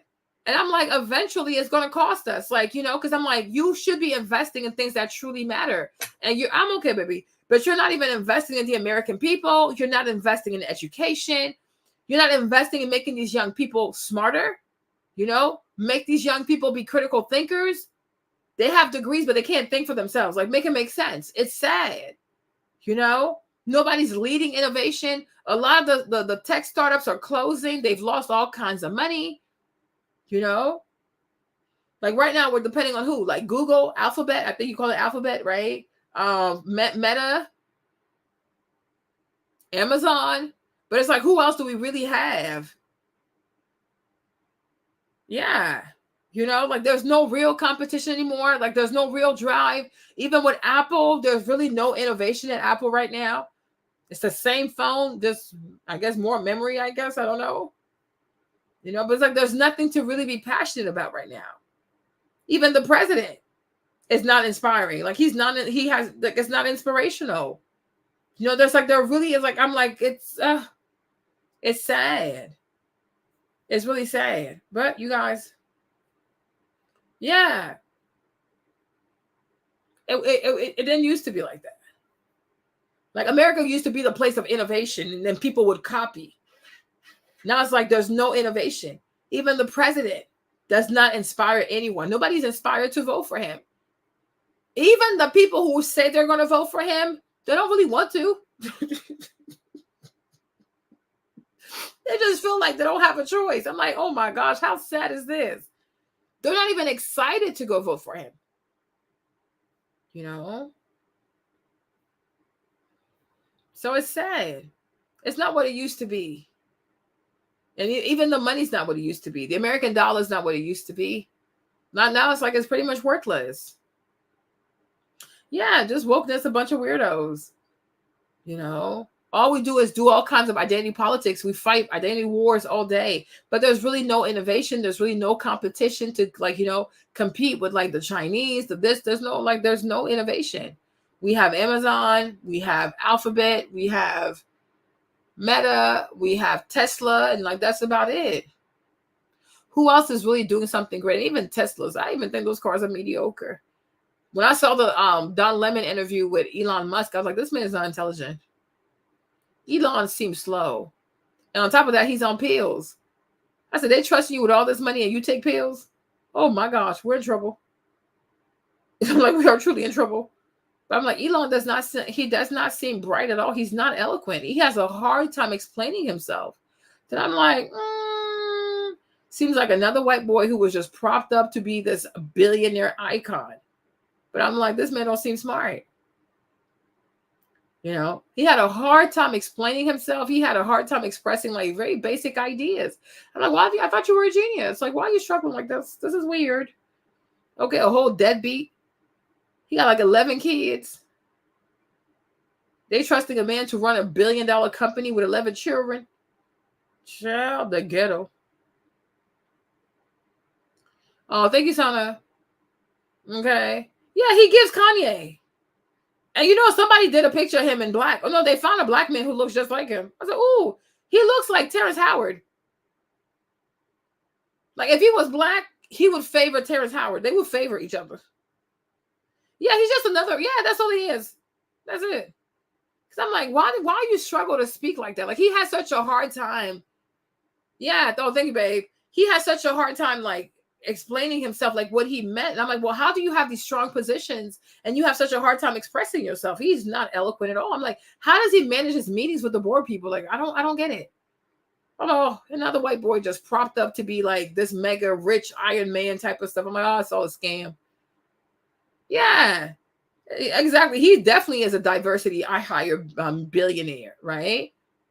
So I'm like, he's so slow. I'm like, this dude is remedial. He got like 12 kids. He's a deadbeat. Look at all them kids. What a mess. That's ratchet. And you see these cars. And think about the Tesla, you guys. I don't know if you ever saw this like similarity, right? If you look at the Tesla, the model, whatever this is, the white one, right? When you look at this one, doesn't it look like the army in Star Wars, the people who fight with Darth Vader?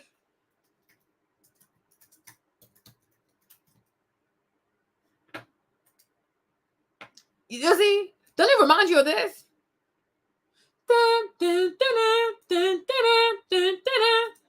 Every time I see the Tesla car, I always think about these what they call the Nendoroid.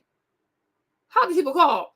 Okay, but the soldiers of Darth Vader in Star Wars, right? That's what the car reminds me of. That's what I don't know, but the car reminds me of the car reminds me of this. I was like, what is going on?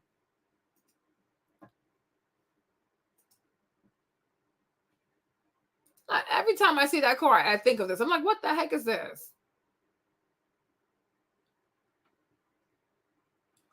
I'm like, this car, huh? You see it too, Kevin, right?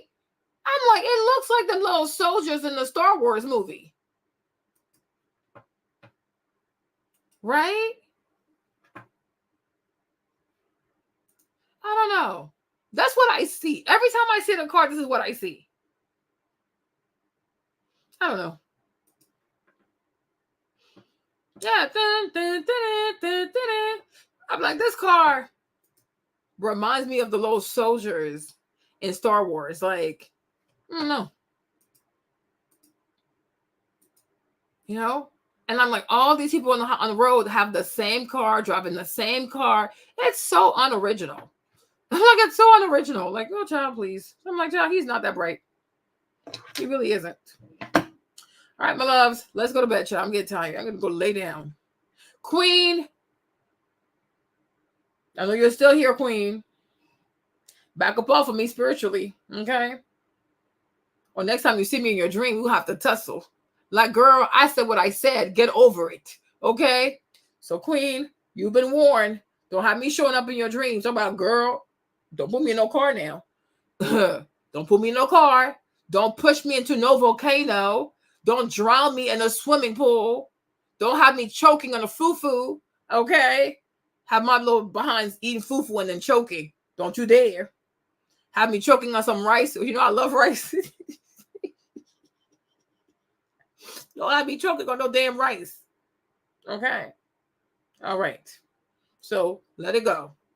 All right. God is good. Go, Queen. I see you now. Now, if I can't sleep, I'm going to call your name. Queen, get the fuck out of my house. Okay. Release my spirit in the name of Jesus.